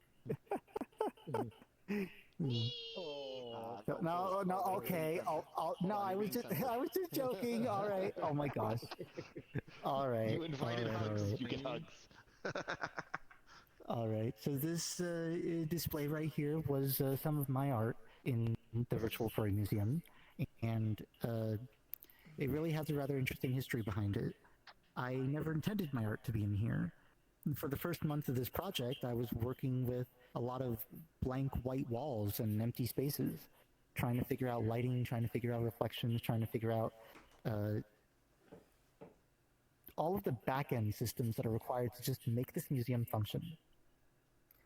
And my friends were constantly coming in here seeing blank white walls. Well, they were tired of seeing blank white walls, and I said, you should put art in here. And I said, well, the artist didn't approve yet. And he said, you should put your art in here. Okay, so I did.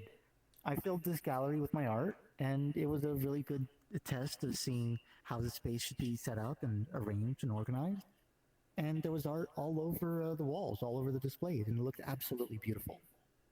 But as the professional artists started coming in here, more artists started coming in here, I started minimizing my displays until it was crammed into this corner. And then I said, all right, it's time to remove the displays. What should we remove? It's getting too crammed. And the response was, no!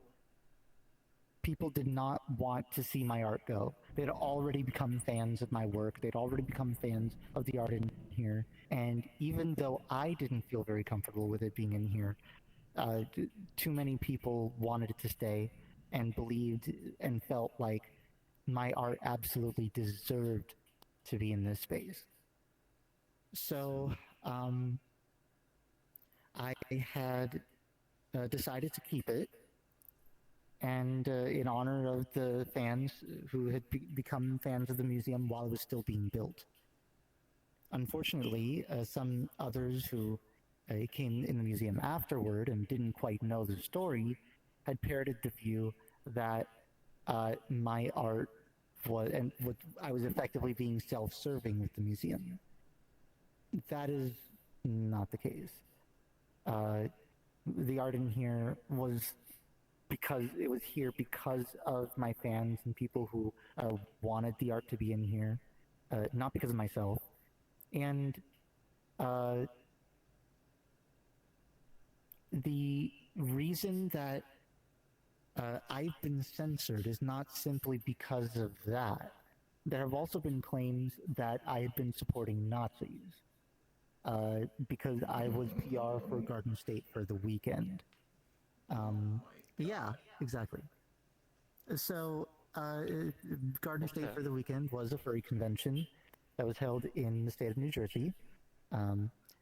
There was fairly significant amounts of furries who needed a place near New York City, who needed a place to go. And being right outside of the city, that was actually a perfect spot, a very nice spot for furry fans in New Jersey and in New York. But because of some controversy surrounding the previous con chair, the harassment continued. People simply wanted the convention to die. They weren't satisfied with the con chair losing his position, losing his convention that he poured $40,000 into. And of course, I'm not going to pretend that what he did was, the smartest or brightest thing to do. he did at one point recommend a member from the Furry Raiders for staff, and unfortunately he wasn't quite aware of how bad a decision that would be or how that would be taken. Of course, that person was never on staff. The backlash was immediate and intense. He, unfortunately, I felt, didn't get a very fair shake at being able to keep the convention running.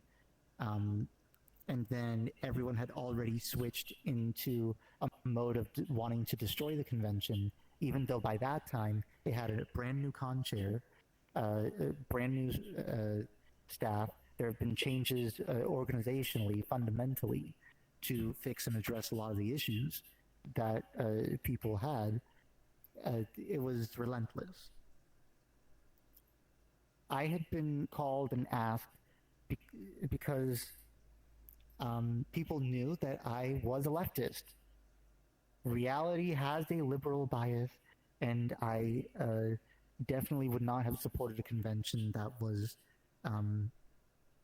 going to be right-leaning in any way. And people who knew me knew that about me, and they believed that I would be enough to convince people that there definitely had been changes. It was definitely one of the most extraordinary changes that they would have made. They wanted me to help write some of the messaging to the public, and they sought my advice for how to prevent bigger disasters. Unfortunately, not everyone knows the full story. People didn't realize that we had members of trans on staff. We had people who are not right-leaning at all on staff. We had a lot of furries on staff who wanted to see the event be successful, but the harassment took hold, and that is what people listened to. I had 500 people block me immediately off of Blue Sky when Dogpatch Press had written negatively about the fandom, and negatively about us.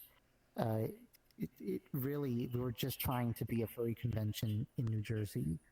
That's all we were trying to do. It was not meant to be political or biased in any way, and it had become a very contentious convention, inordinately so. The day of the event, we had a lot of fantastic events. We had a lot of great showings. We actually aired The Reality of Hope, which was a phenomenal story between Hayu and Photographer. Hayu needing a kidney transplant and receiving one from Photographer, who was living in New York at the time. And during the event, we made him guest of honor so that he would be able to arrive in person and share his story with people at the convention. That would have been a very beautiful event had more people decided to arrive, but the harassment prevented a lot of people from coming in. So what we see very often, very regularly, is defamation, harassment, and the social media bullying, cyberbullying, being promoted more than real, genuine stories, more than people who are actually trying to help the community and promote the community. And what's very ironic is what ends up happening when that defamation is levied against the furry fandom. It is LGBTQ safe spaces and affirming spaces that end up getting decimated because of it. So the convention suffered a major loss in attendance due to the defamation, and I myself had faced that defamation and suffered a significant loss of friends and a significant loss of people who didn't even know me and had never met me, but decided to judge me based off of merely the fact that I had been PR for Garden State for the weekend. What else? Yeah, there are people who don't like the fact that I present minorities in here, minority opinions. There's a lot of amazing people who give me stories in the furry fandom, and there's a lot of incredible stories I receive from people whose words and feelings are being censored. but again, all of it comes from people who are, all of the stories that I receive come from people who do claim that the furry fandom saved their life or helped them in some way. And so I feel that this information is very good education for people. We get to hear stories from minorities who feel too scared to share those stories outright. We're able to recognize and understand those voices and learn how this fandom is helping others. And that's something that I really do feel very much is very important in this day and age, where social media sees so fit to throw a fit about baby furs or about different kinds of minorities that they just don't care to understand. We talked about LGBTQ youth earlier in the presentation. There are people who hate the idea of children being in this fandom, or the idea of children seeing any LGBTQ art, or just being themselves.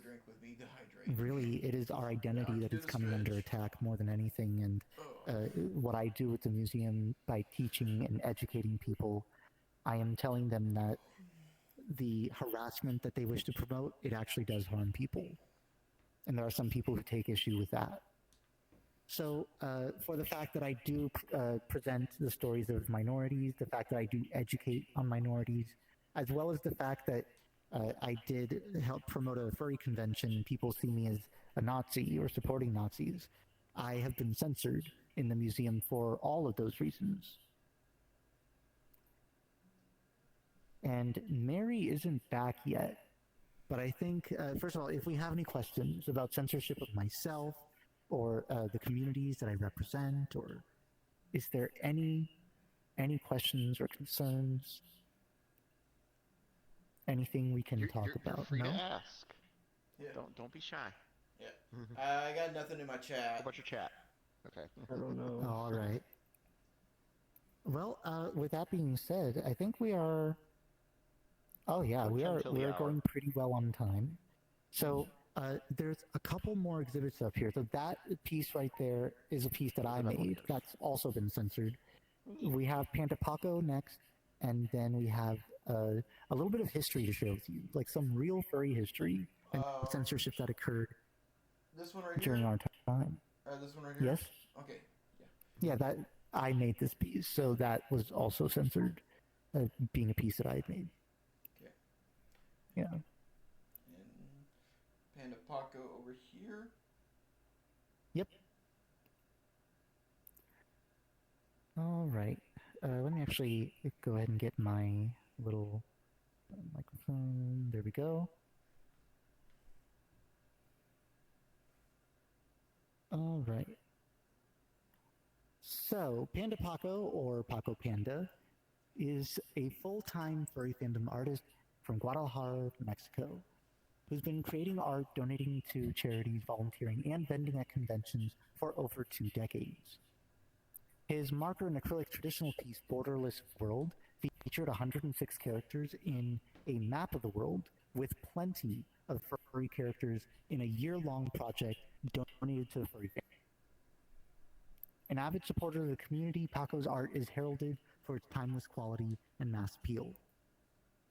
A lot of his art depicts childhood in a very positive and affirming way, with, oh, take care, Cheryl. Thank you so much for joining us. So, yes, depicting the way Paco depicts childhood, which you would have seen across many pieces along the wall over here, you would see furries, effectively a depiction of wonder, a depiction of enlightenment, of discovery. That same depiction you have of childhood and childhood friendships, where you actually learned something from someone else, where your friend was showing you more about the world you lived in. And it was a very positive portrayal, a very positive depiction of a social atmosphere that really helped a lot of people. But there was still desire and request for censorship for Panda Paco. which seemed absurd because he is a safe for work artist and he's drawn over 3,000 safe for work pieces. But fandom trolls took issue with the fact that he drew a few mature-themed cub art over 2 decades ago. Now, the taste for such art in the furry fandom is very divided, even among baby fur communities. But, by and large, people try not to blame the artist so much because they know artists are simply trying to make a living. And for Paco, he only tried to make that art because he was an LGBTQ artist living in Mexico. And it was very difficult for him to, through safe for work art, get enough money to go to college. So in order to support his education, he did branch into not safe for work spaces in order to procure the funds to get an education. But once he got his degree, he had closed out all NSFW commissions, labeled himself a safe for work only artist on all platforms, and has continued to make safe for work art in some of the most beautiful art, actually, that I've ever seen. And many people absolutely love the art that he's created, especially after college, after receiving a formal education. His art did improve significantly. And so he was able to keep a living just being a fandom artist full-time.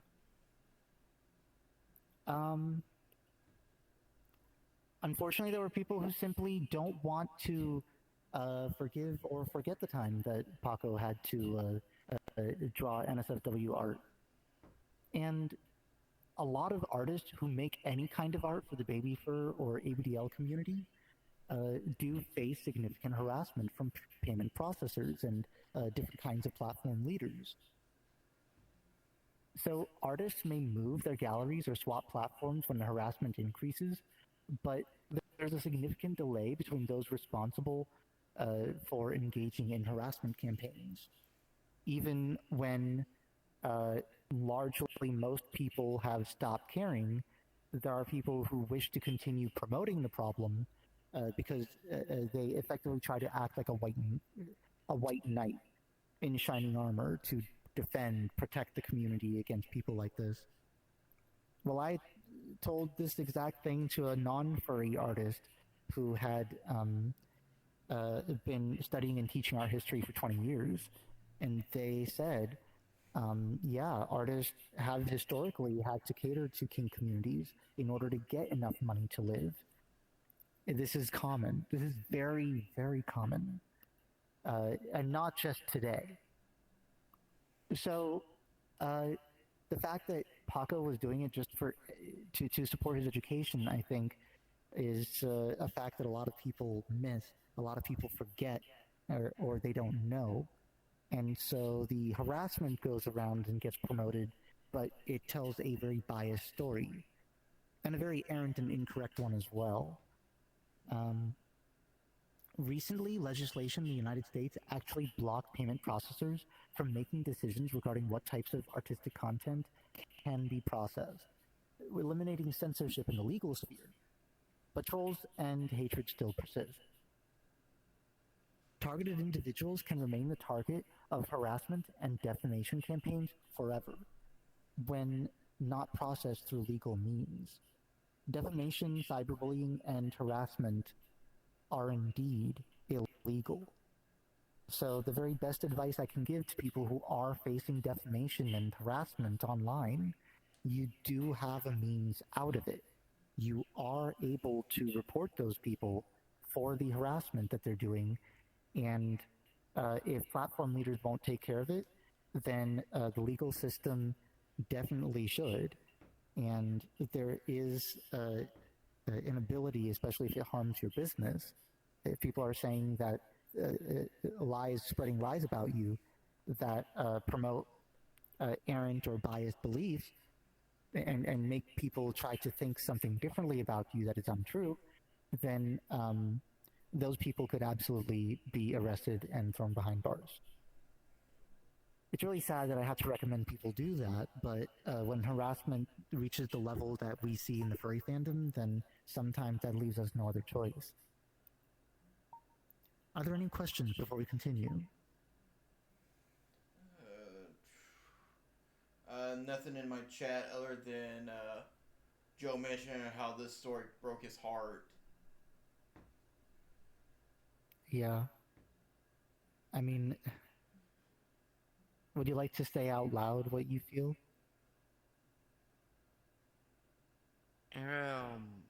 Will say I love Panda's work, and seeing that censored kind of hurt me more than anything. I'm really sorry that I'm really sorry that you feel that way. Yes, it is a shame that there are people who wish and seek to censor the artists in our fandom, and they wish to harass the artists in our fandom. I can't promote harassment. I can't promote censorship because this is what it results in. It results in people losing the art that they love. And really good people who are deserving of so much more being treated with disrespect. I've had people tell me, give the excuse, it's a free country, using the excuse of free speech to defame and bully and harass. Well, and erase people, yeah. Free speech only applies to the government, but it doesn't make you free of consequences. Yeah. The claims that, I'm just exercising my rights by harassing, defaming, and harming people by reducing minorities. Well, guess what? Harassing minorities is illegal. But they can't do that, so they try to find whatever legal means they can in order to promote harassment. And we see this happen time and time again. I'm very sorry, Joe Firk, that this display had been censored, but I had to follow what Mary wanted, and if Mary believed that this display needs to be censored, then I have to censor this display. That's the only way that our fandom will be accepted by the mainstream audience. If we listen to the words of every single person who has ever requested censorship and take their words seriously, this is the result. Hey Ash, thank you very much. So I actually do have a display right next door regarding history that shows censorship in furry history genuinely. So we'll go ahead and head there, and then I really hope that Mary returns. Yeah. Oh, and to add a little bit to this, I have spoken with quite a few people during this month who share several sentiment about various other things that they have seen being censored in the museum. Really? Well, let's walk over to the next room and let's actually hear about that while I set up the display. Oh. Someone else has been up here. Oh, that's all right. Hi. Smile, smile.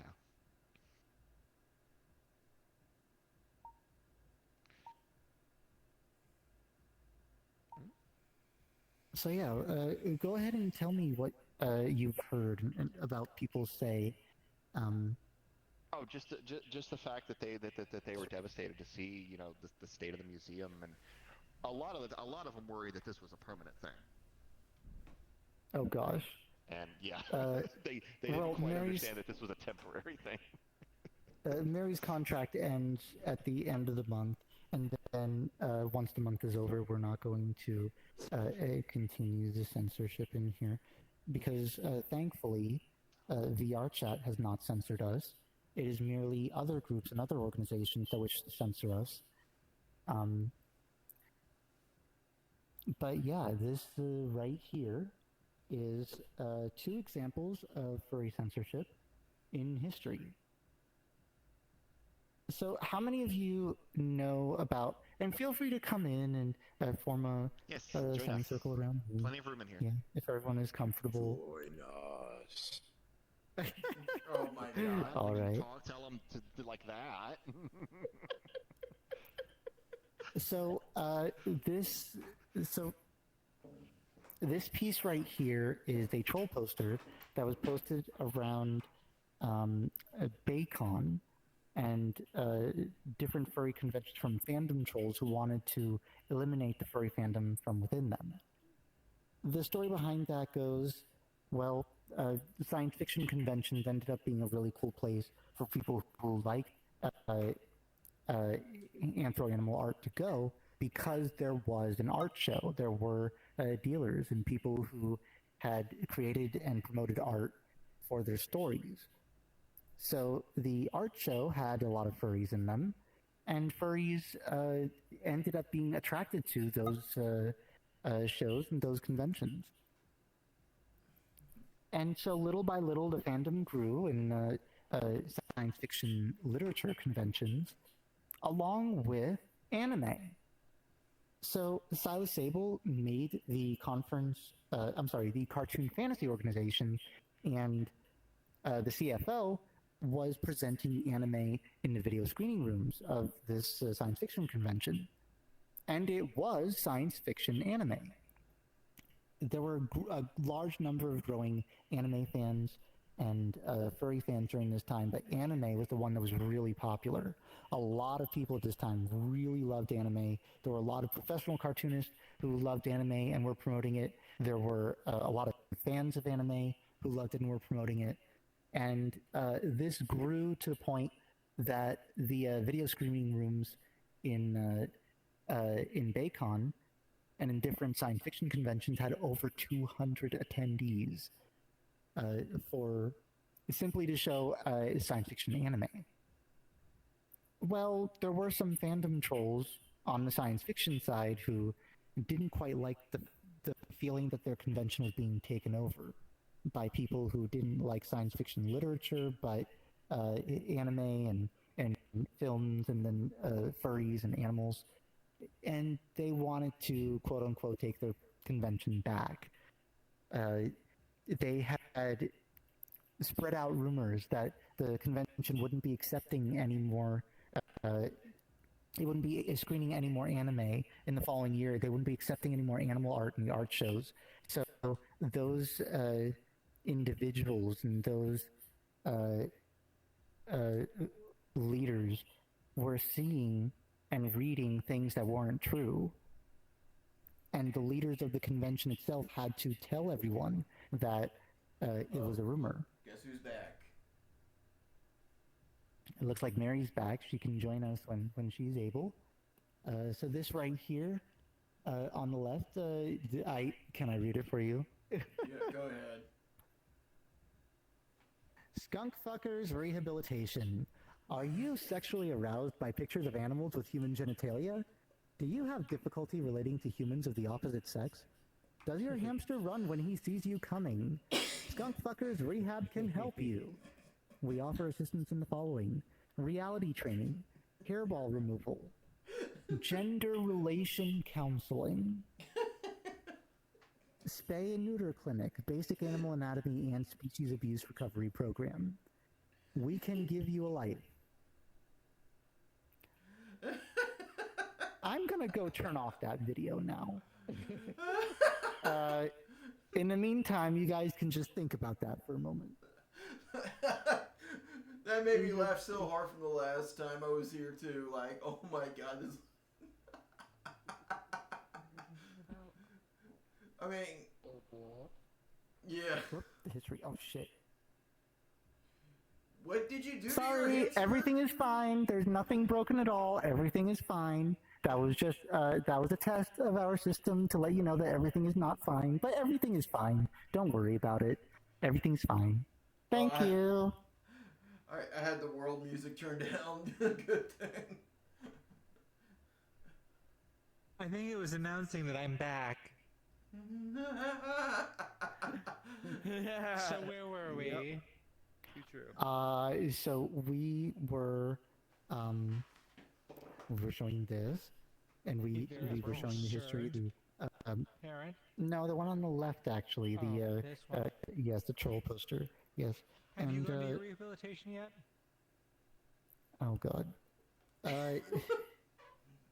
Oh man. So during the 1980s, there was quite an exceptional anti-LGBTQ sentiment, especially anti-gay sentiment, due to the history of the AIDS crisis and the miscommunication of this disease to the general public.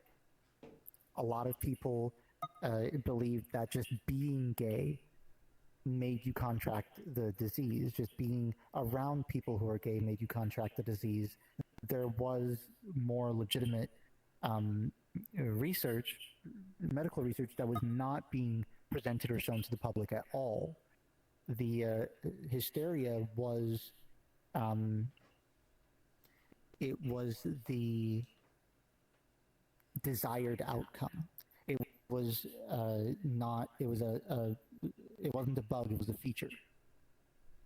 So a lot of people didn't really understand where AIDS came from, and it was used, unfortunately, to harass members of the LGBTQ community, and for many years.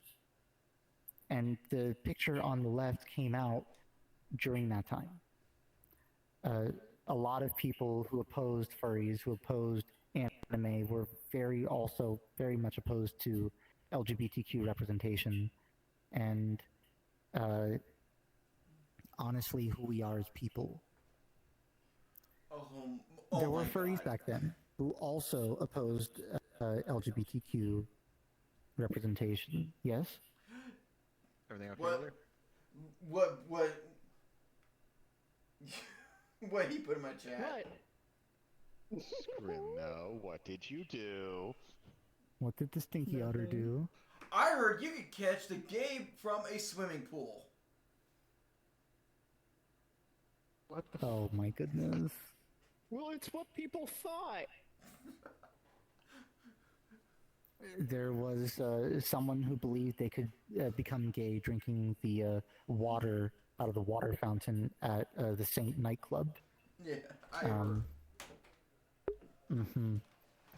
So the miscommunication about the disease to the general public was a huge problem, and Princess Diana shaking the hands of someone who's gay really did a lot to eliminate the stigma, but it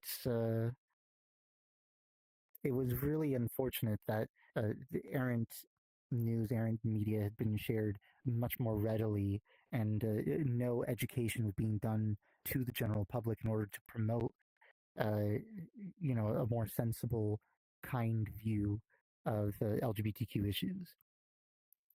I think I'm repeating myself on this one. I do that sometimes because I think it's very important that we drill it in home. There was a lot of homophobia during this time, and furries are, what are we? Well, a lot of us are LGBTQ, and so there was a lot about our community that people didn't like. So the second example here is a letter which we now know came from the mother, a parent, of the one of the volunteers at Conference 10. The day before the convention, they sent a letter saying furries are nothing more than excuses to sell bestiality and pedophilia to the public. Yeah. These events are nothing more than excuses to sell pornography and engage in sexual activity by furries that are into such things as bestiality and pedophilia. For examples of what is called an artist alley, go to websites. I will be contacting local new media and church groups in your area to let them know just what will be going on at your hotel. Thank you. There are definitely a few spelling errors in that, but the point is this parent was very much wanting to censor a lot of the adult art and a lot of the art that she felt was inappropriate for furries. And basically, she believed that the entire fandom was inappropriate. So, the way the story goes, Silas was this was then sent to James L. Otto. James L. Otto took that and sent it to Silas, and along with some California blue laws, and told him that he had to remove all of the art in the space. All of the adult art. So he ran around to so many different leaders to tell them to hide their 18 plus adult artwork, and over the belief that, well, the way those blue laws framed it, any place that sold alcohol couldn't have any adult content in it. Which, for a resort that sold alcohol all over the resort, the owner tried to make the case that every single aspect of the hotel had to be removed from any adult art or any adult content that anyone would find offensive. Police were called to the scene, and when they arrived, they asked to see the art, and then they went to the dealer's booth. They showed an example of the 18 plus furry artwork. The police officers just laughed, turned around, walked back into the hallway, and proceeded to yell at one of the upper management staff of the hotel. It was unknown if it was James L. Otto himself or the hotel owner / management.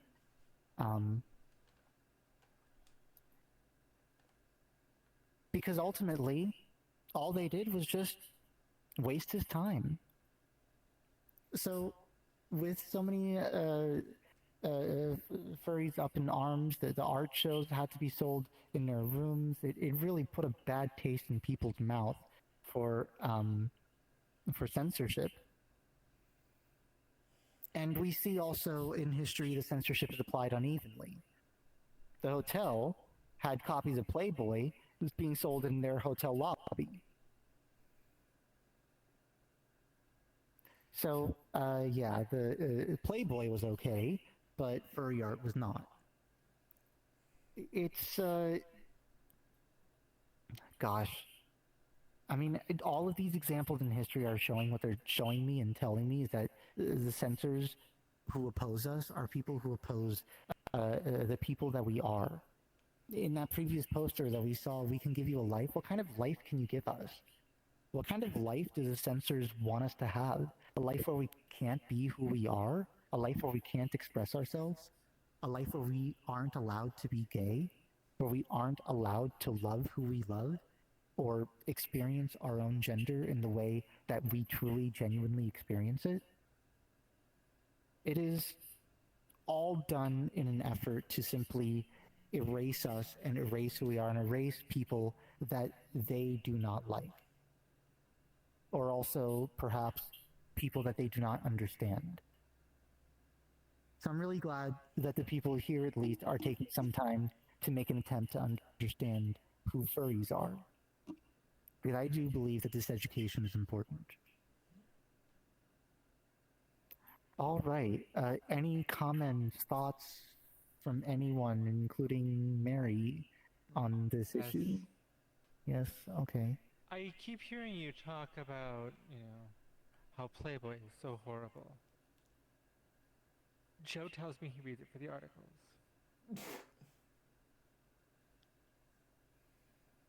Are you sure Joe is telling you the truth? Yes. Joe wouldn't lie to me. Okay. Joe's an innocent person. All right. You know, in relation to that other poster, are they still offering the hairball removal? Oh, God. All right. And with that, I think we can probably... Actually, how do you guys feel if we take... I know you guys are missing Mary, and I'm sure you'd all love to talk with her, and I can take a little bit of a break. So I'll return in about 10 minutes. Yeah. Mary, can you Of course. teach the crowd Yes. something while I'm gone? I can. All right, here you go. Now Mary can be your teacher. Maybe she can teach you something while you're up here. All of these wonderful posts about furry history. I'm certain you can find something to teach and entertain the audience while I'm gone. Thank you so much. Would you like her to push the button? A button. The microphone. Would you like the microphone? The microphone. I Fair actually enough. know how to project. Okay. I mean, she's not wrong. All right. I'll leave you to it. Take care, I don't everyone. think I'll be I've back in had town. a single person that's sort of say, I can't hear you. Can you speak up?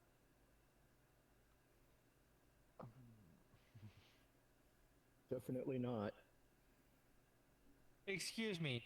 You go and grab wine, but you don't grab me a bottle of Viv? I see how it is. Hold on. I'll be right back. Wait, who grabbed the wine? Oh. Wait, I needed some you grabbed the wine. refreshments. I needed some refreshments. Hold on. Demi, Just grab the whole bottle, why don't you? Brute's the way to go. Go with the full orange label. So anyway,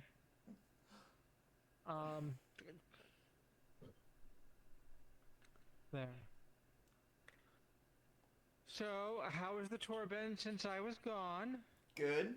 I'm glad to see you all survived. We totally missed you, Mary. It was very grueling without you. Yes, I know. Multiple times a week I have to sit next to that.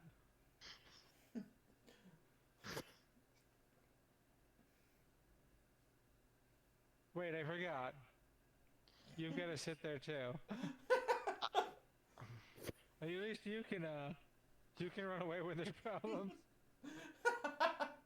That gives you a break. What? I suppose you have right, a point. aren't I suppose you have a point. Yes.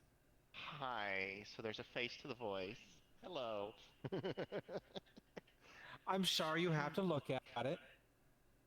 Sorry anyone has to look at kobolds. Let's see. But I'm adorable. Okay. That does sit on the counter if I need it to. Excuse me. Dragons. No. This is multicolored to the point. Good. It went away. Were you trying to serve me gay fruit? I only accept monochrome fruit.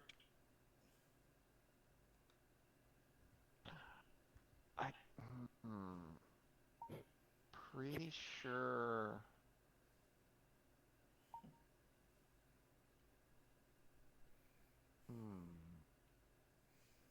Monochrome fruits. Well, no. Look at that skewer of fruit. It's just like the I've already removed the flies, and then it puts it on the fruit.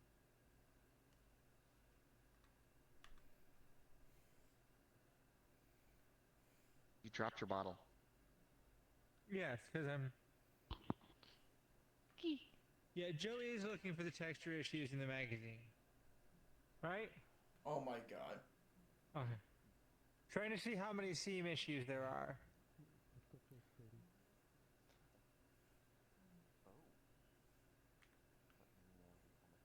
So. Yeah, I just need some refreshments. I've been streaming for about 4 hours now. Oh, of course you're... Did you just... a champagne? You are a fox. Hold on. Do that again for your camera. I was standing right in front of it when I did You it. deep throated the bottom of the glass. Yeah, no, Yeah.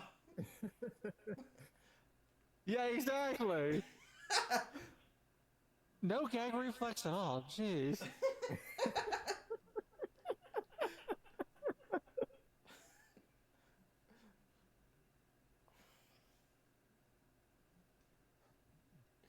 But yeah, you had a Okay. gag reflexes when I was trying to give you some fruit. Here, Wheeler, do it with this.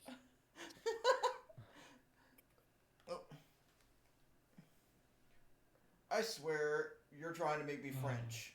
Bonjour. There you go. Oh yeah. Oh. Goes right through you, I see. Now I'm trying to see what is this. Here.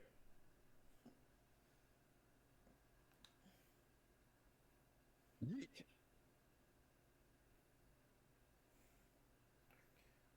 Some Okay. sleep paralysis is doing you, man? Yes, I know. I'm looking at this over here, and I mean, where are its legs? well, it's more this. We've got another one of these. French flag? Oh, There's Perhaps two. we'll use the little otter's room. We'll be back. You're right. We've got another flag over here.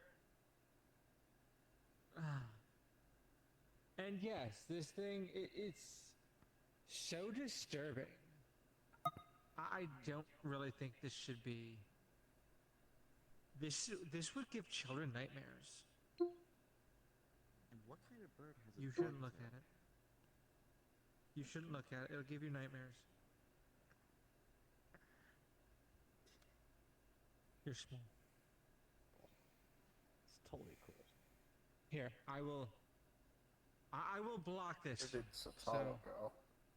What's that? Where did Satalo go? He had to go BRB. Are you about to go to Drum and Jade's hangout? Yeah. Okay. Still waiting. So there is another piece I'd like to continue the upstairs tour on. If you'll follow me. Yeah, let me get my crap, bro. Okay.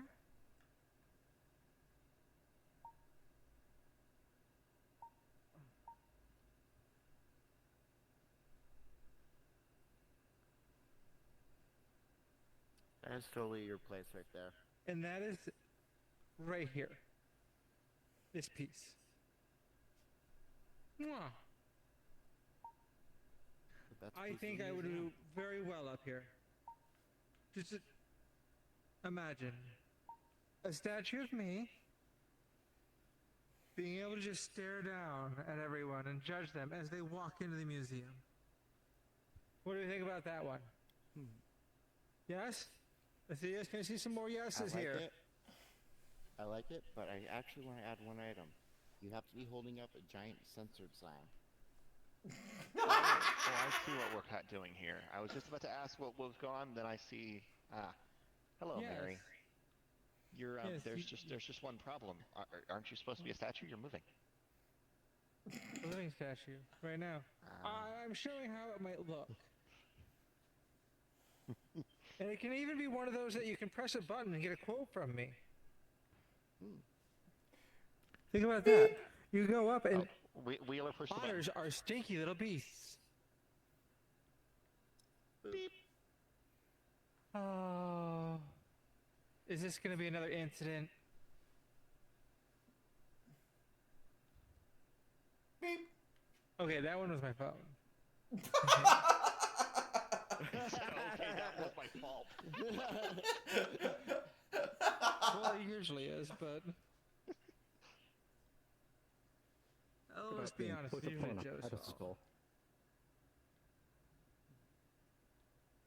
Wait, no, we need to get the giant sperm ball in the background. Oh, God. Hold on. Can we get this to where it's like, I might be holding... Right here. Well, pose for scrim now. Do we need to go down a bit more since you're an otter? That's what she said. No. Wow. Remember, live on Twitch. No naughty words. I'm not sure. We might have violated a few things today. Just recording the office. Okay, I can frame this perfectly. You're doing great.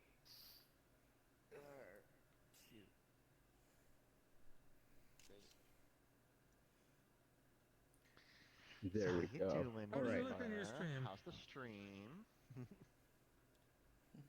We good? We bad? Yeah, look at my stream. It looks Great. like you're holding it perfectly. I can't. Wait, actually, Alright. if I'm quick enough. Oh my goodness. What the heck? Apparently we're Show me the new exhibit. What are you doing? Beep! I'm going to be your new exhibit. What? But You need to I stash told you. You're supposed to be You told me censoring no our, not pictures putting of me. yourself on the display. You What are told me no doing up pictures there? of me. Oh my- What about a statue? That's meant for the guests. What, to stand up here? I mean, Yes. technically she's a guest right now, to be fair. I am a guest. You haven't paid We me. are hiring you to perform a service. Hiring equals What are you doing? money. Mr. Rabu, welcome You said back. to do this for free. There. That's why we picked you.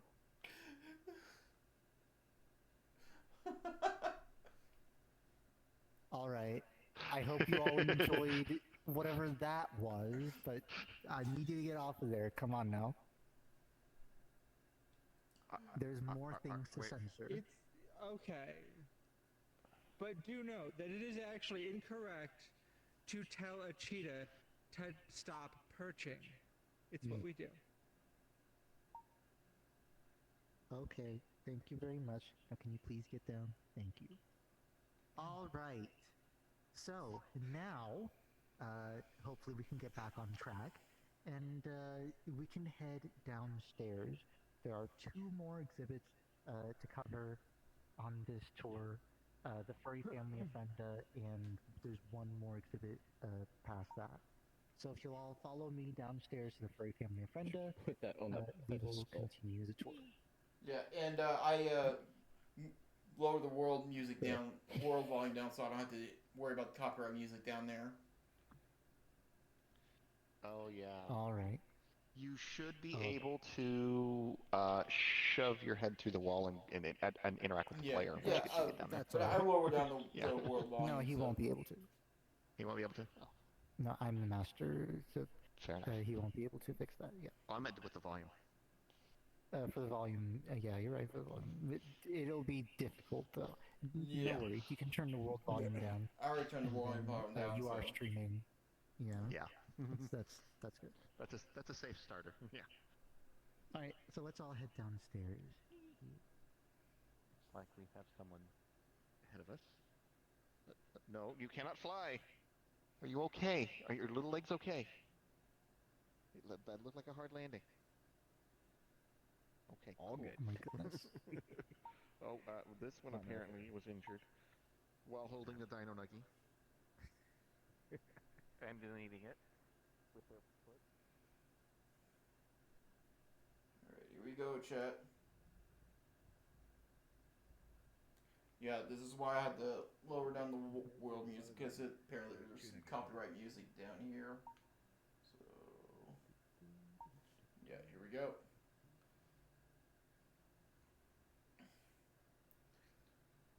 Hey, Saxon. Yeah, I am streaming. All right.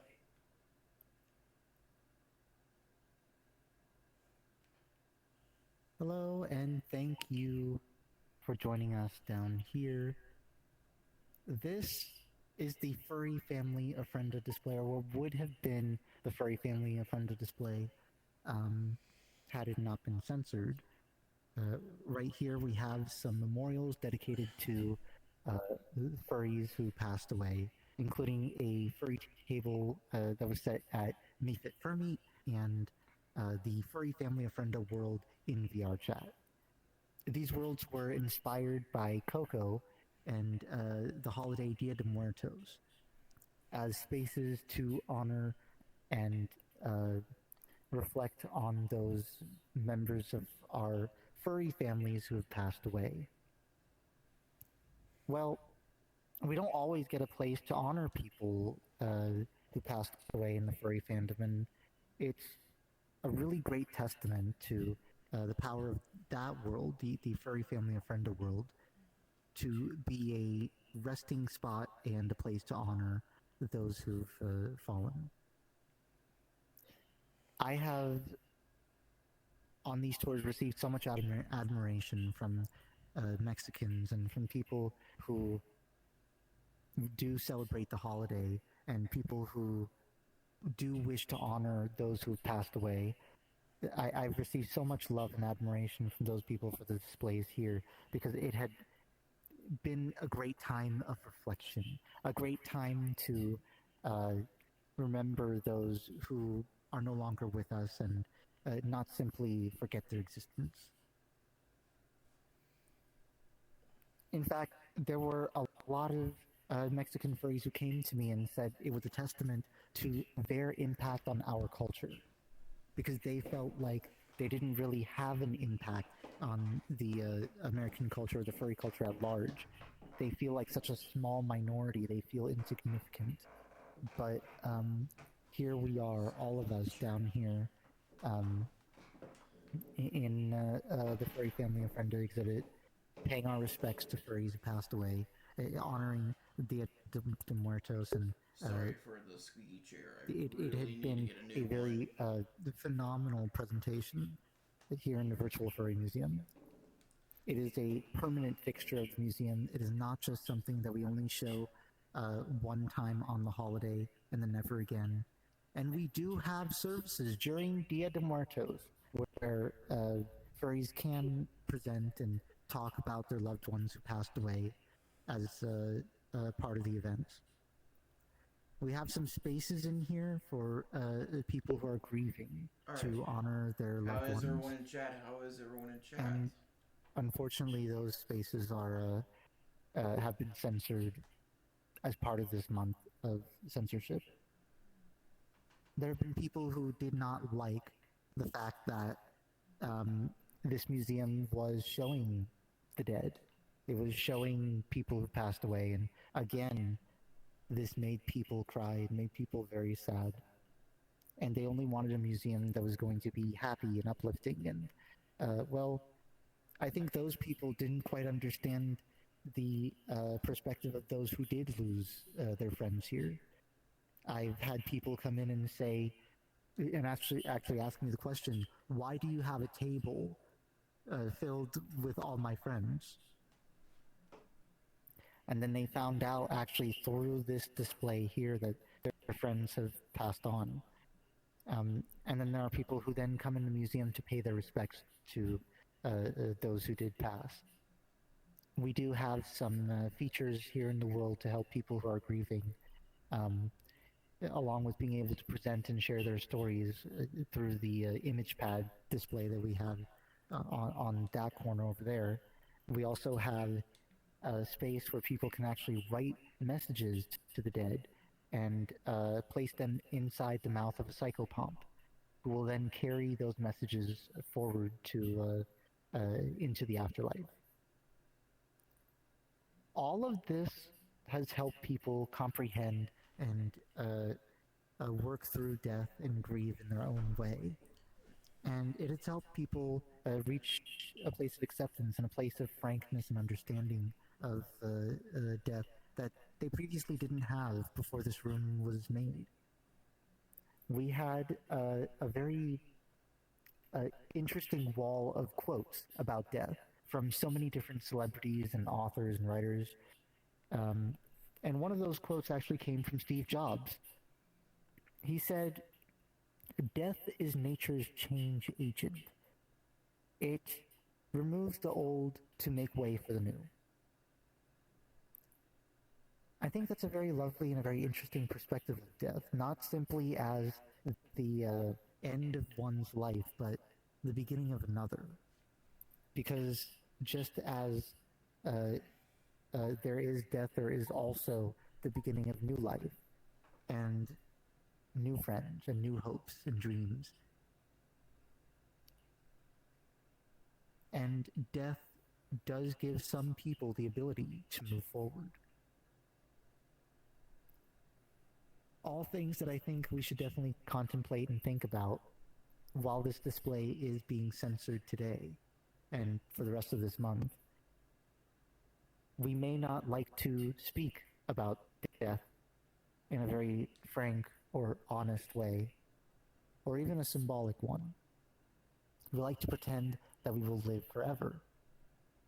If someone dies, we like to push that off in the background and pretend it doesn't exist. But that is in effect an ignorance of the world that we do live in, the world we do have. I think it's important for us to take the time to care and reflect. And this room does give people the ability to do just that. There have been so many people who are so happy to have this display in the museum, and the censorship requests have been very, very minimal. But due to the request to remove all displays that make people feel sad, and to remove memorials that remind people of grave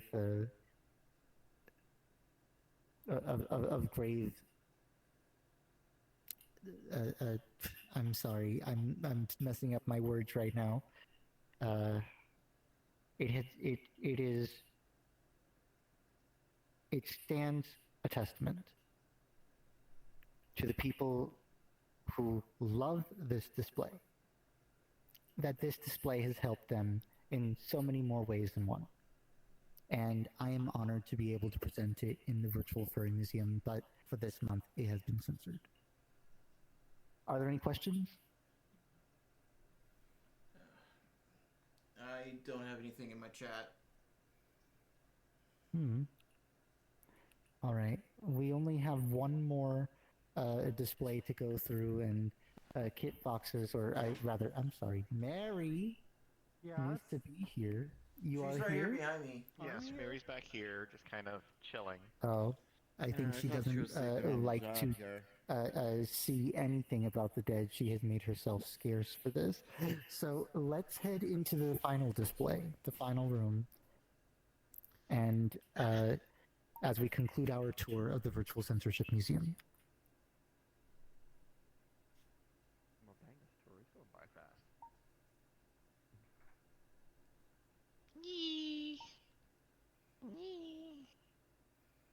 Oh man. Alright, we're in the final display. Stretch. Yep, final display in the museum.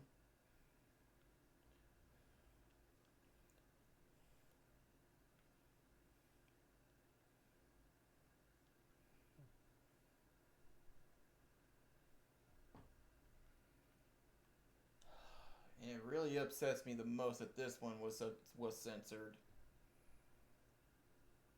You're not the only one. Yeah. Alright. You can feel free to make a semicircle around the... I think Scrimno's paying his respects. Yeah, I'm about to do the same thing.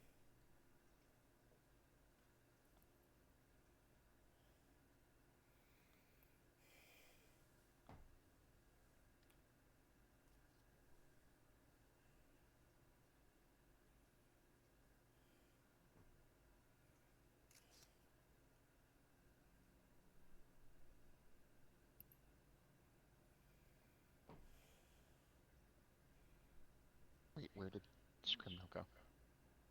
He's right here. Oh, there he is. He's behind me.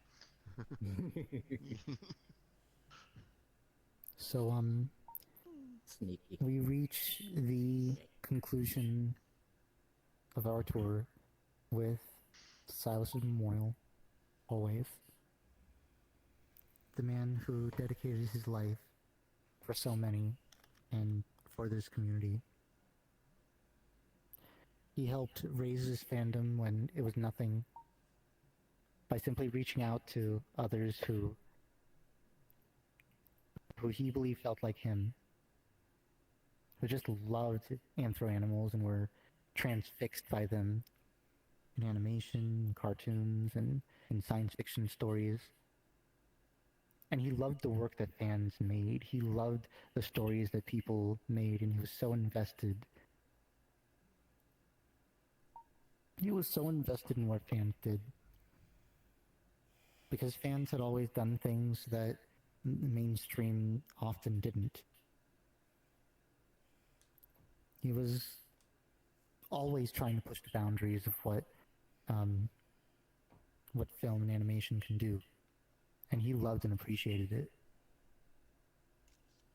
He was sharing anime to people back when anime wasn't even popular in America. Most people didn't even know of its existence. He was sharing it and streaming it with, well, he was sharing the tapes with people inside of the CFO. And then they would present it at science fiction conventions, as we heard.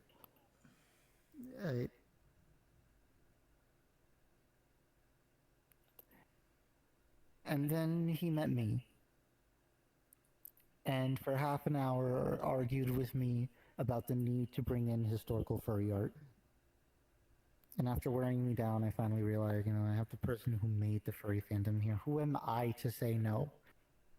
So I gave him a table. And on that table, I wanted to put not just some pieces of historical furry art. I wanted to put the history of the furry fandom. I wanted to put his story here. And so I did. And I put, I put the history of the furry fandom as told by the man who remembered the word furry being invented from his household. The man whose partner actually created the very first persona, who was African American, by the way. The man who invited everyone to the very first furry convention, Conference Zero, which he co-directed together with Rod, Vince, and Mink O'Reilly.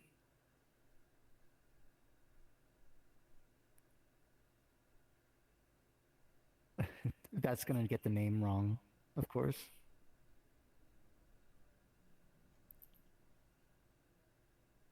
Silas had been responsible for so much. He made this fandom what it is. He brought so many people together, and unfortunately, he saw and realized and recognized that people didn't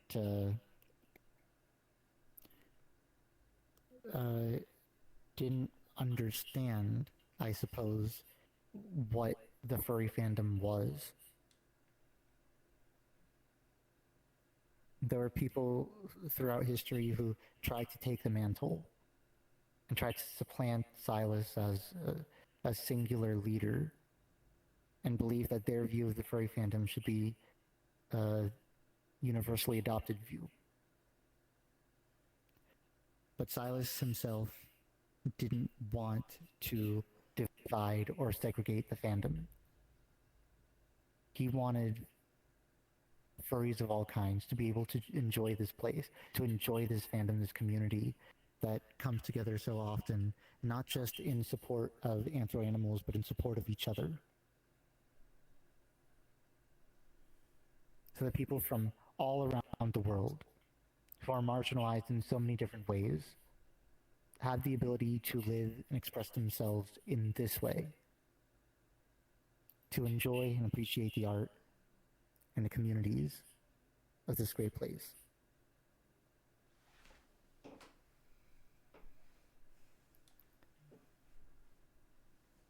When I got the message that Silas had contracted stage 4 liver cancer, I knew what that meant. I knew he didn't have much time left. And so I immediately began working on the music and the development of this space. And I'm sorry, just seeing it like this, I have to take a photo.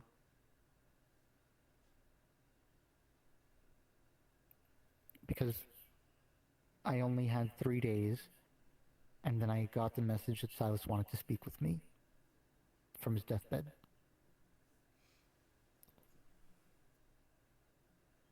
We spoke, and for the first time in a long time, he actually had a very clear voice, and he was able to be himself for a while.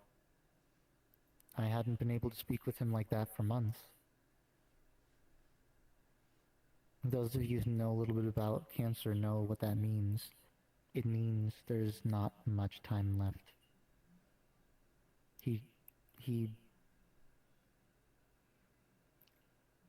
I told him what I wanted to create. The museum that I really truly wanted in here. I went through and I showed him the exhibits that I had planned, and I showed him what I had planned for his memorial room.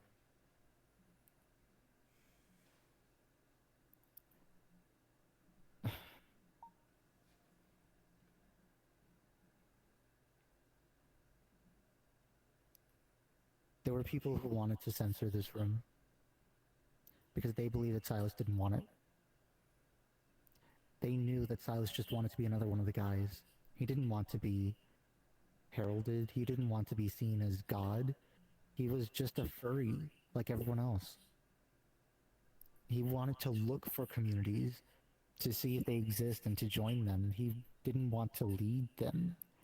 But when those communities didn't exist, when push came to shove, well, he would do everything that he possibly could to make sure that those communities would exist. And he would make sure that those spaces would exist so that others can find more furries like them. Silas wanted to just be a furry. But when he grew up and he saw other people try to take the mantle, and other people try to put their own self-interests into the fandom, their own views of what they believe a furry should be, well, he knew those views shouldn't be the views of everyone. The views that the early fandom was just filled with sex freaks. And the best, most positive image of the fandom is one without anyone who has any interest whatsoever. That wasn't the case at all. Silas loved people who explored themselves here. He loved people who found a new way to be furry. He loved people who were able to make their own communities, like the baby fur community, or the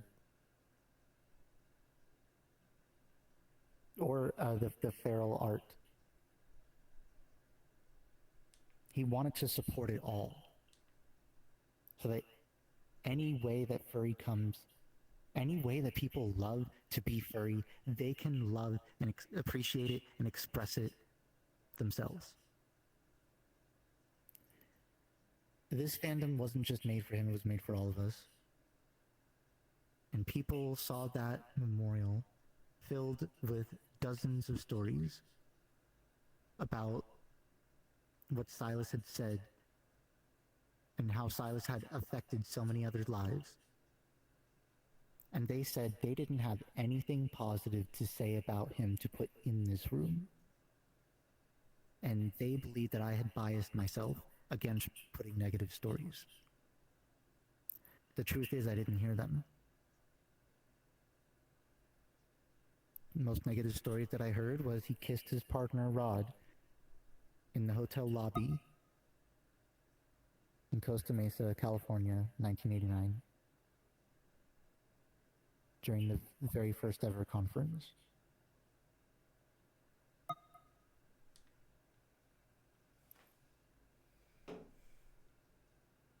People saw fit to censor this display. People saw fit to censor Silas in life. They saw fit to censor his conventions in life. They see fit to censor furries all the time. And Silas did speak with me about the imbalance of censorship. The famous image of classic Americana, the Coppertone ad, the image of a dog biting a young girl's panties on the beach, an ad that is used to represent suntan lotion, was openly accepted in grocery stores and in shops for decades. A furry version of the same image, where the furry character is actually aged up more appropriately, was considered adult art. And it was censored off Twitter.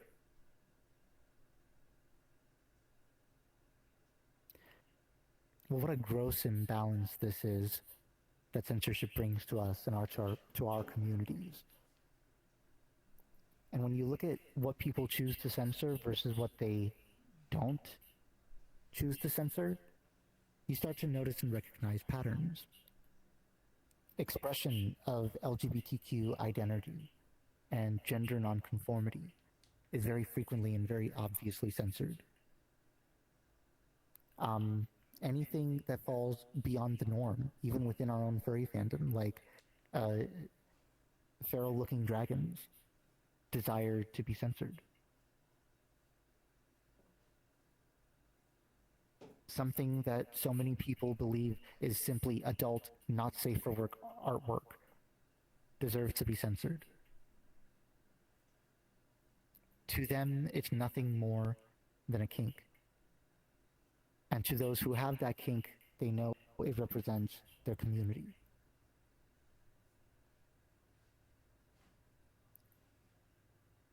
We see people like myself who try my very best to promote the very best of the furry fandom get censored for promoting the voices of minorities and for educating people.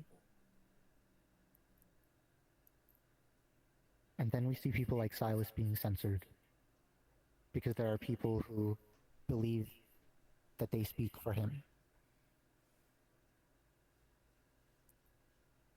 After I showed Silas the museum I wanted to create, including this room, and this is the room that he saw, as close as I could get it to what was presented,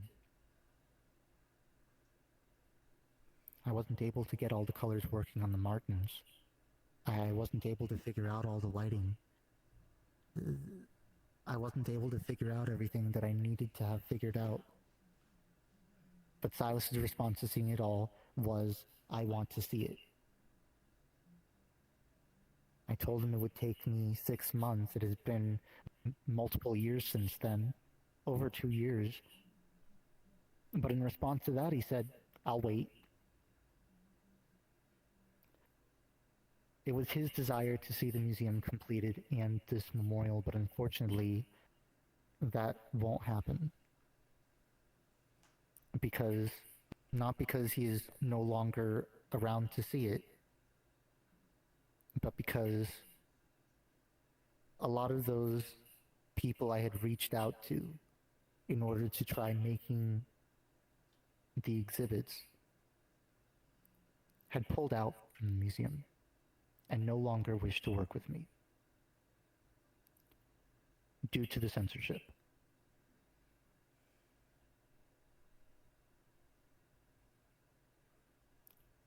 So Silas will never get to see the museum that I had intended to create in honor of his legacy, and also in honor of the fandom which has helped so many minorities. But I don't think it'll come to be.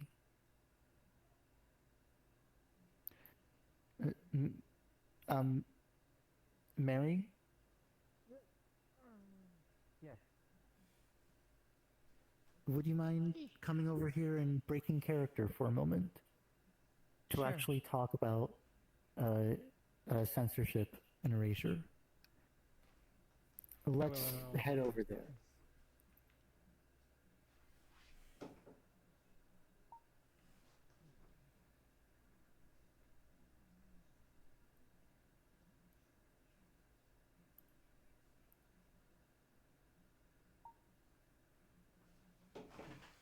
Whenever you're ready.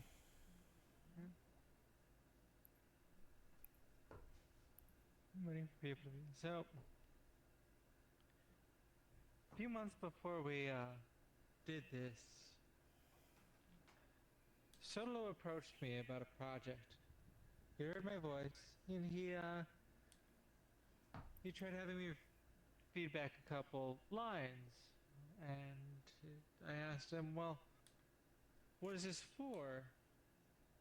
He said, this is a project about censorship that I'm doing for this museum. Now, mind you, I'd been to the museum maybe once for part of a tour, but when it came to censorship, you know, talking about it in this depth, I was like, I'm in. A little bit of history about me. I've been an activist for LGBT rights for about 25 years now. After I'd kind of stepped down to let others, you know, carry the flame on that after doing a couple of large projects, I started working with people with mental health and promoting that as a thing. But still an activist, still the same. And well, we're seeing things being portrayed in the furry fandom. It's trickling in from this outside world. We may talk about how people may feel uncomfortable with certain parts of the LGBT community, but there are now places where people can be put in prison for using the bathroom that matches their gender, or that, you know, you can't mention LGBT people within a school, that you can't hang a pride flag. We live in a world today where we talk about Pride Month as what it's become, instead of a way to say, this is counterculture. We are different, but that's okay. We end up getting fed rainbows, and we accept you for 1 month, and then erased for the other 11. This is not okay. And while we see these things to the LGBT community, we're seeing that happen also within this fandom that I've been in now for more than half my life. We're seeing more and more groups go, I don't like that subculture. If you're part of that, don't talk to me. I'll block you. Or you associate with this person, I'm going to block you, without even asking a question, without finding out more information. Creating these divisions will end up destroying the fandom. You will have little pockets of this group, this group, this group. You will have the misinformation. As you start to see, as older furries start to get the messaging that we're not welcome anymore. Those that have stayed with the fandom for a long time, their voices have meaning. They've seen experiences. Maybe listen to them. Be interested. But I've often seen things on, you know, some profiles of, you know, if you're over a certain age, don't talk to me.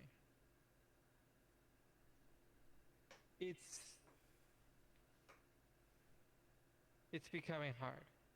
A lot of what I've said during this tour, actually I think almost every single thing I've said when working with Sotolo has been absolutely vile. But these are things I've had said to me in real life. When we were discussing how to create Mary, we were going from this one image, but instead, I started to pull the hatred and this anger that I've seen from the outside world. And what we've decided to do is continue with this character on the tour so people can see in more extent and hear some of the things that are said by actual people. In a way, first off, to say that yes, this does exist, but another to let people know, if you've heard this, you're not the only one that's heard this. It wasn't just in your head. It wasn't someone saying it, and then a couple weeks later going, no, I didn't say that. Because they realized that came out of their mouth, and it shouldn't have. I've heard this come, well, some of this from strangers. I've heard this come from administrators. I've heard this come from bosses. I've heard some of this come from family members that I trusted.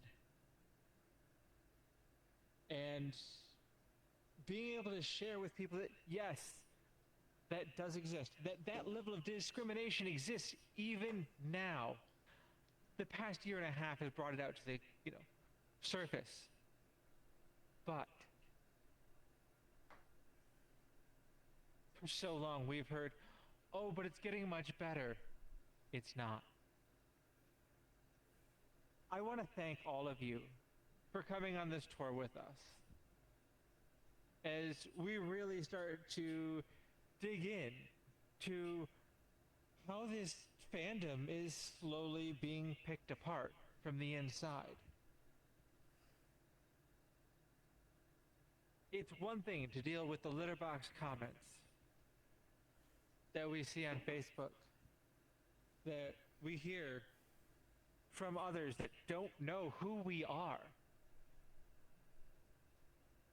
But it's a whole nother thing to see the people that enjoy the same things as you do, that are in that same community saying the same thing. So when you're out there and you hear people picking on someone because they're different, whether it be race or orientation or gender identity, whether they are maybe they're a species of a certain sort, or maybe they're in a different subculture. One thing you can do is you can go and say, hey, that's not right. That's not okay. Even if it's not being able to fix things, letting someone know that it's not appreciated. It'll help make it'll help slowly make this fandom a better place.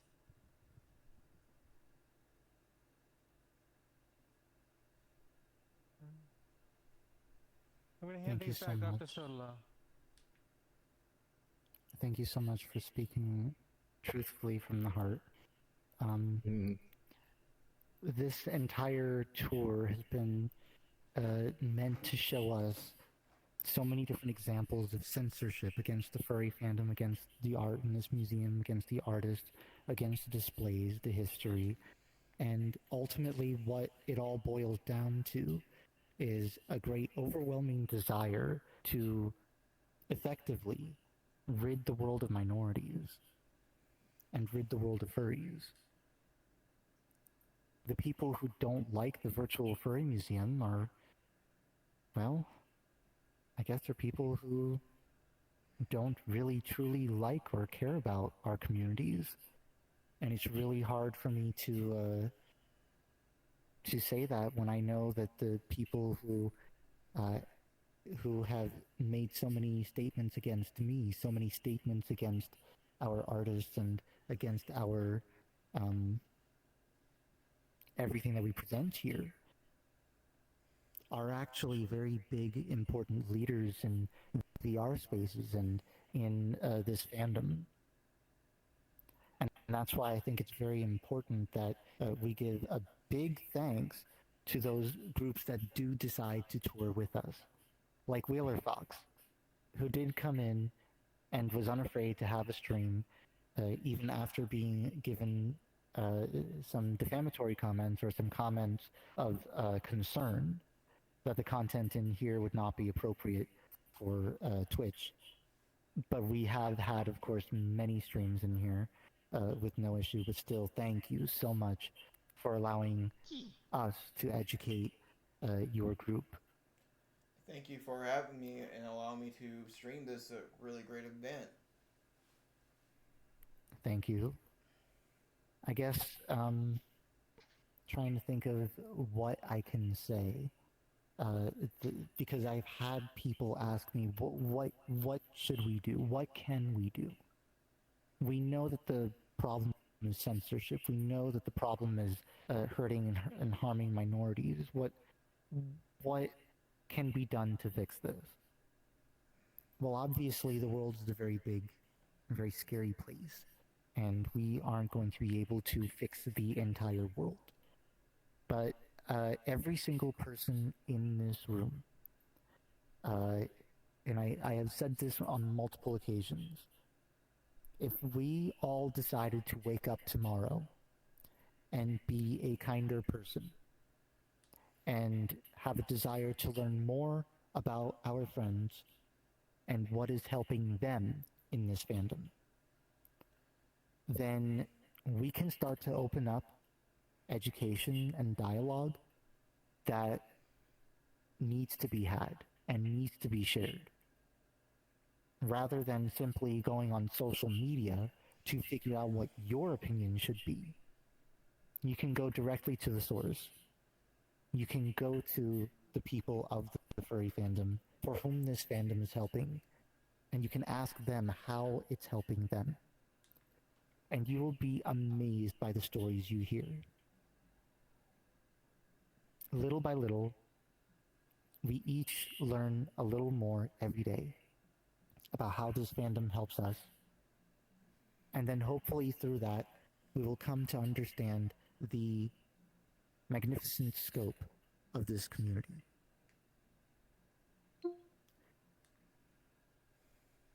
Alone, there isn't much we can do to change the world.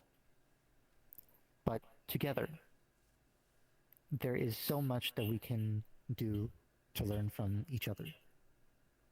And there is so much we can do to promote positivity in our communities, to promote education and intelligence, to promote tolerance.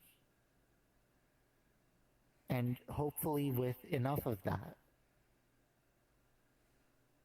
rather than this museum being censored, it will be the bigots. I'd like to thank you all for joining us on this journey today. That concludes and that wraps our tour of the Virtual Censorship Museum. We are going to have even more tours throughout the rest of the month, including a tour with the Nut Hut tomorrow. We are also going to have, on the very last day of the month, Mary's tour, who will be giving a presentation herself as tour guide, and I will no longer be the tour guide because apparently I need to be censored even further. Yes. And we can see maybe what the world would be if the person delivering the education was not an unbiased source, but the words of one person and their personal feelings. Because you know that's what matters at the end of the day. My feelings and my beliefs. Oh God.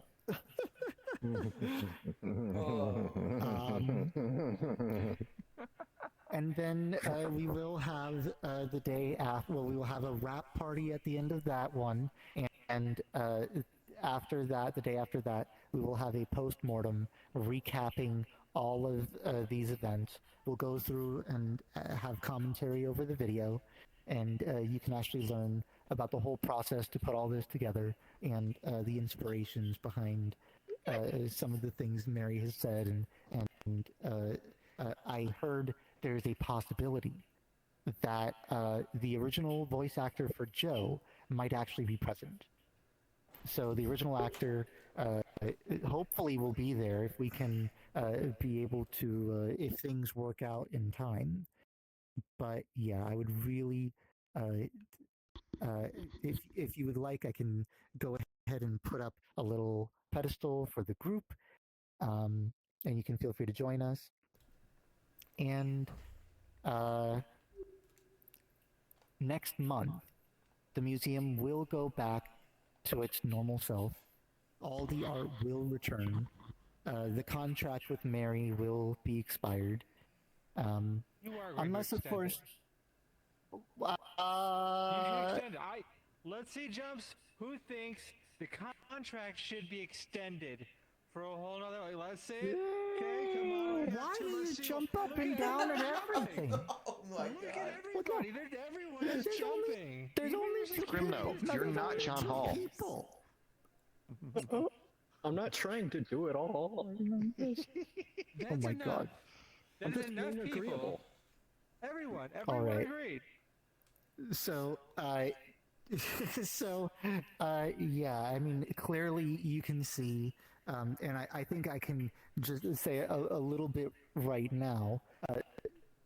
The actress playing Mary Kate Foxes is actually an activist for LGBTQ rights, and we kind of have to be nowadays because so many rights are being eroded, including the presentation displays and the knowledge and information within the Virtual Furry Museum is also coming under fire, coming under attack.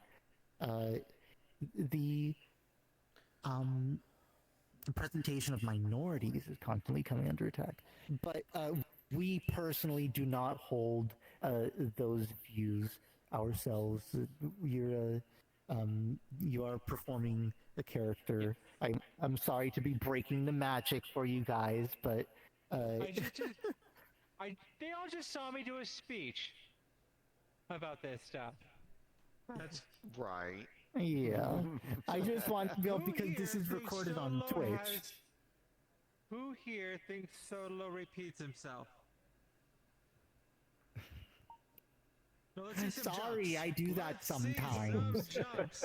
How I many people can I see do here? that. I try to drill in the information, and Drill in the sometimes it message. needs to take a few revolutions for that drill to go in. Drill me, come on. Oh my god. goodness. Scrimmno. Wait, what? Say that. Wait, was that Scrimmno or... Oh. Yes, it No. was. Scrimmno, you're not making the orders look good, buddy. In front of Mary. Oh my god. All right. I like when the Oh, information man. is drilled, that's all I'm saying. Oh my goodness. All right. Stop thinking yourself Are there- Information. So, That's is what you there call it. anything anyone would like to add or comment on about this tour? About what did they learn? Wheeler, is there something you'd like to say? I was about to say I don't see anything in my chat right now. I'm trying to move it right here. Yeah, I don't have OBR toolkit because it keeps on crashing on me, but I just have it floating in Yes, the we air. the full Mary but, tour where it becomes all about Mary. Yep, that was All something America, that Joe put yes. in there. But yeah, chat. Oh my anybody gosh, want to say no. anything? See? More Joe people Burke. agree. Oh my goodness. gosh. All right, but yeah, chat. You want Like to an say entire anything? Mary museum. You have anything that Yes. you want to add or It's anything like perfect. that? I love that idea. Oh my god. Oh, but yeah. It needs to include. It needs to include, right? The picture, the full Mary tour, the Mary Museum. It needs to include the wonderful picture we got together. Oh my god. Oh my goodness. Oh my god. Yeah, Like my right girl- when you walk in. Yeah, like if my girlfriend sees that, she's gonna kill me. It's okay, sweetie. I'm married. Pictures on your phone? He's just not here right now. I mean, I am in an open poly, so. Mary, look to your right. That's the imposter. Among Us. See, now here's the reason. This is the reason you know this is not actually my Hey husband. Toby, how you doing? If you look at this, Speaking of my girlfriend, she's in the chat. Issues all over it. Oh my gosh. I can see all the seams. Alright. Yeah, speaking of my Yeah, is there girlfriend. anything I mean, I just want to Oh. thank you. I just want to thank you for giving me the opportunity to share this museum with my community. It was a really great thing to do, and I can't wait to see this museum uncensored. Absolutely. Yeah. If you'd like to have an uncensored tour, man, just reach out, and Oh, we'd be very happy to work with you. Absolutely. Yeah. But unfortunately, I gotta Yeah. wrap my stream up because my grandmother just came in asking for food, and I gotta feed my dog and all that stuff. All right. Yeah. We thank you for taking the time with us Yeah, of course. I'm gonna and be being able headed to share us towards, with your I'll be lovely headed viewers. to And Jade's Hangout. happy See you guys happy Affiliate what was it? anniversary. Affiliate anniversary. Yeah, Yes. I didn't even realize it was today until people start putting it in my chat.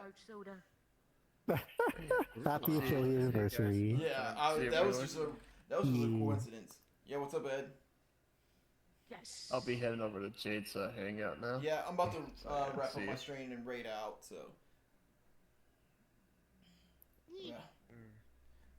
All right, everyone who is here, though, you guys can feel free to stay. We will remain. I will remain in the instance just for a little while to get to talk with you guys and get to know you. You can. We can feel free if you want to really quickly head over to the lobby. We can just jump down there. But let's. Whoop! Yeah, They've already leaving. Yeah, I was about to ask for a quick picture before I raid out and all that. Let me go ahead and use the microphone, see if I can get the people who fell off back here. No, I meant like where up would you there. like I to meant get a like up picture? there. I meant up there. All right, yeah, let's yeah, head totally, back, guys. Let's take a picture. Yeah.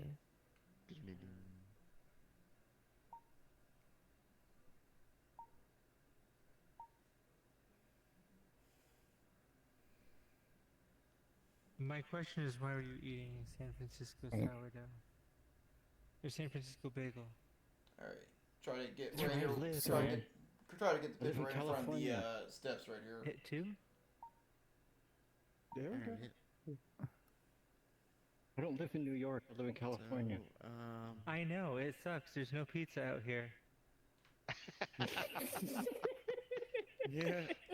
I lived in New York a year and a half ago. I moved out here. All the food sucks. All right. Try to get a nice little group photo right here. Sushi. Okay, We the are sushi's currently good. having a photo in Even the the lobby. all-you-can-eat sushi's pretty good. Please join No. us in the lobby. Except for one Oh my place. gosh. Sorry, outside the Who's lobby. back there? Oh. Attention! Photo is being taken Nada. at the spawn area. Oh. Are you, Yeah, right here. Wait, are you actually I don't announcing have to the everyone? microphone. Like, Well, Okay. I'm hoping they at least hear me, so Yeah. they'll come from their Hey, little Mike, hidey y'all want to holes. get in the photo too? yeah, look at everyone. Everyone should be in the photo. Come on, Everyone everybody, should be- everybody in the photo. Don't be Whoa, afraid. small things in front, please. No Very hiding, nice. small things in front. All right. So let me see. Right? Don't move. So this is. Don't move. Okay. Hold on, I gotta. Yeah, I'm gonna be next to Wheeler, and then I think Mary should be on. Wheeler apparently wishes I'm on to the other be side. Wheeler, I'm so over we're here. Yeah. Yeah, I I will be think where I Mary want to really be. likes Wheeler a lot. I go right So Mary can be. There we go. And then so whoever's behind me, we can't really see you. You're gonna have to move to the left or the right. Yeah, that's good. You might want to be in front of the sign, not behind it. Yeah. Yeah. Yeah. Can you be in front of the sign, please? Oh, and Ekinu, can you please join us for the picture? Let me come They up might a little be bit so my okay. feet are. There. They're AFK. I can even see their thing. They're not moving, so. Okay. Just put my hand on your shoulder as a joke. In front of me, Flex. Oh my goodness. All right. Yeah, I just. All right. If you guys are ready, we can. Turning. All right. Whoop. All right. There we go. All right. All right, I'm doing like a 5-second thing. All right.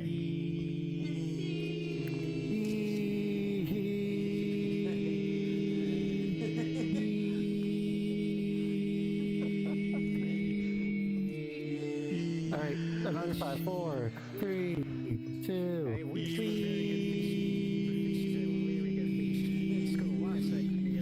and again, 5, 4, 3, 2. Alright, and the last one. 5, 4, 3, 2. Alright. with you for a second. Get in here. I will send those pictures to you. Alright. That's what I'm saying. You should have been part of it. Alright, and I'll make sure to Alright, send thank you the- so much, man. And I'll make sure to send you the VOD as soon as I can. Who was And I saying have a Skull dog Salsa, trying to- you're late for the That would be picture? fantastic. And we'll go ahead and Alright, thank upload that to you. YouTube. Alright, well thank y'all. Y'all have a good one. Thank you very much. Thanks, Wheeler. Take care, Wheeler. Yeah, take care. I have a question for you. You gonna go eat? Sure. Yeah, go have dinner. Absolutely. Alright, going to transport back to my home world. Thanks for having the. Alright, going back to my home world to raid out.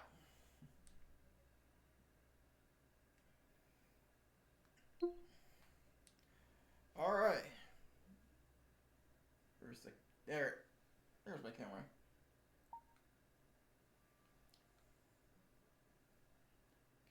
Alright, so go ahead and raid out. Tomorrow will be another Wild Assault stream where I'll be trying to get Ethea, the snow leopard, to legendary status. And I'll be back to streaming on Wednesday evening when I get home from work. Maybe Batman Arkham City or something else, don't know. I just know that it'll be another fun stream. So let's find out who we can raid out to, chat. Alright, let's see who we can raid out to.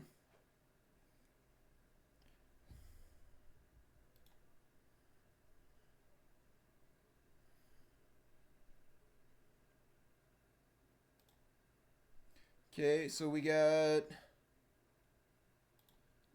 Let's go ahead and raid out to Alina Delinus.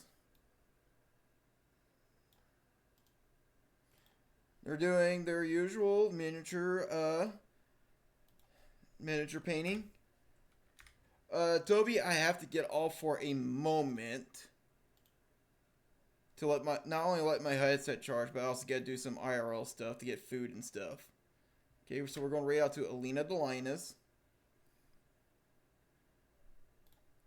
Alright. Raid is going. And I'll see you all soon. Bye, bye chat. Bye bye.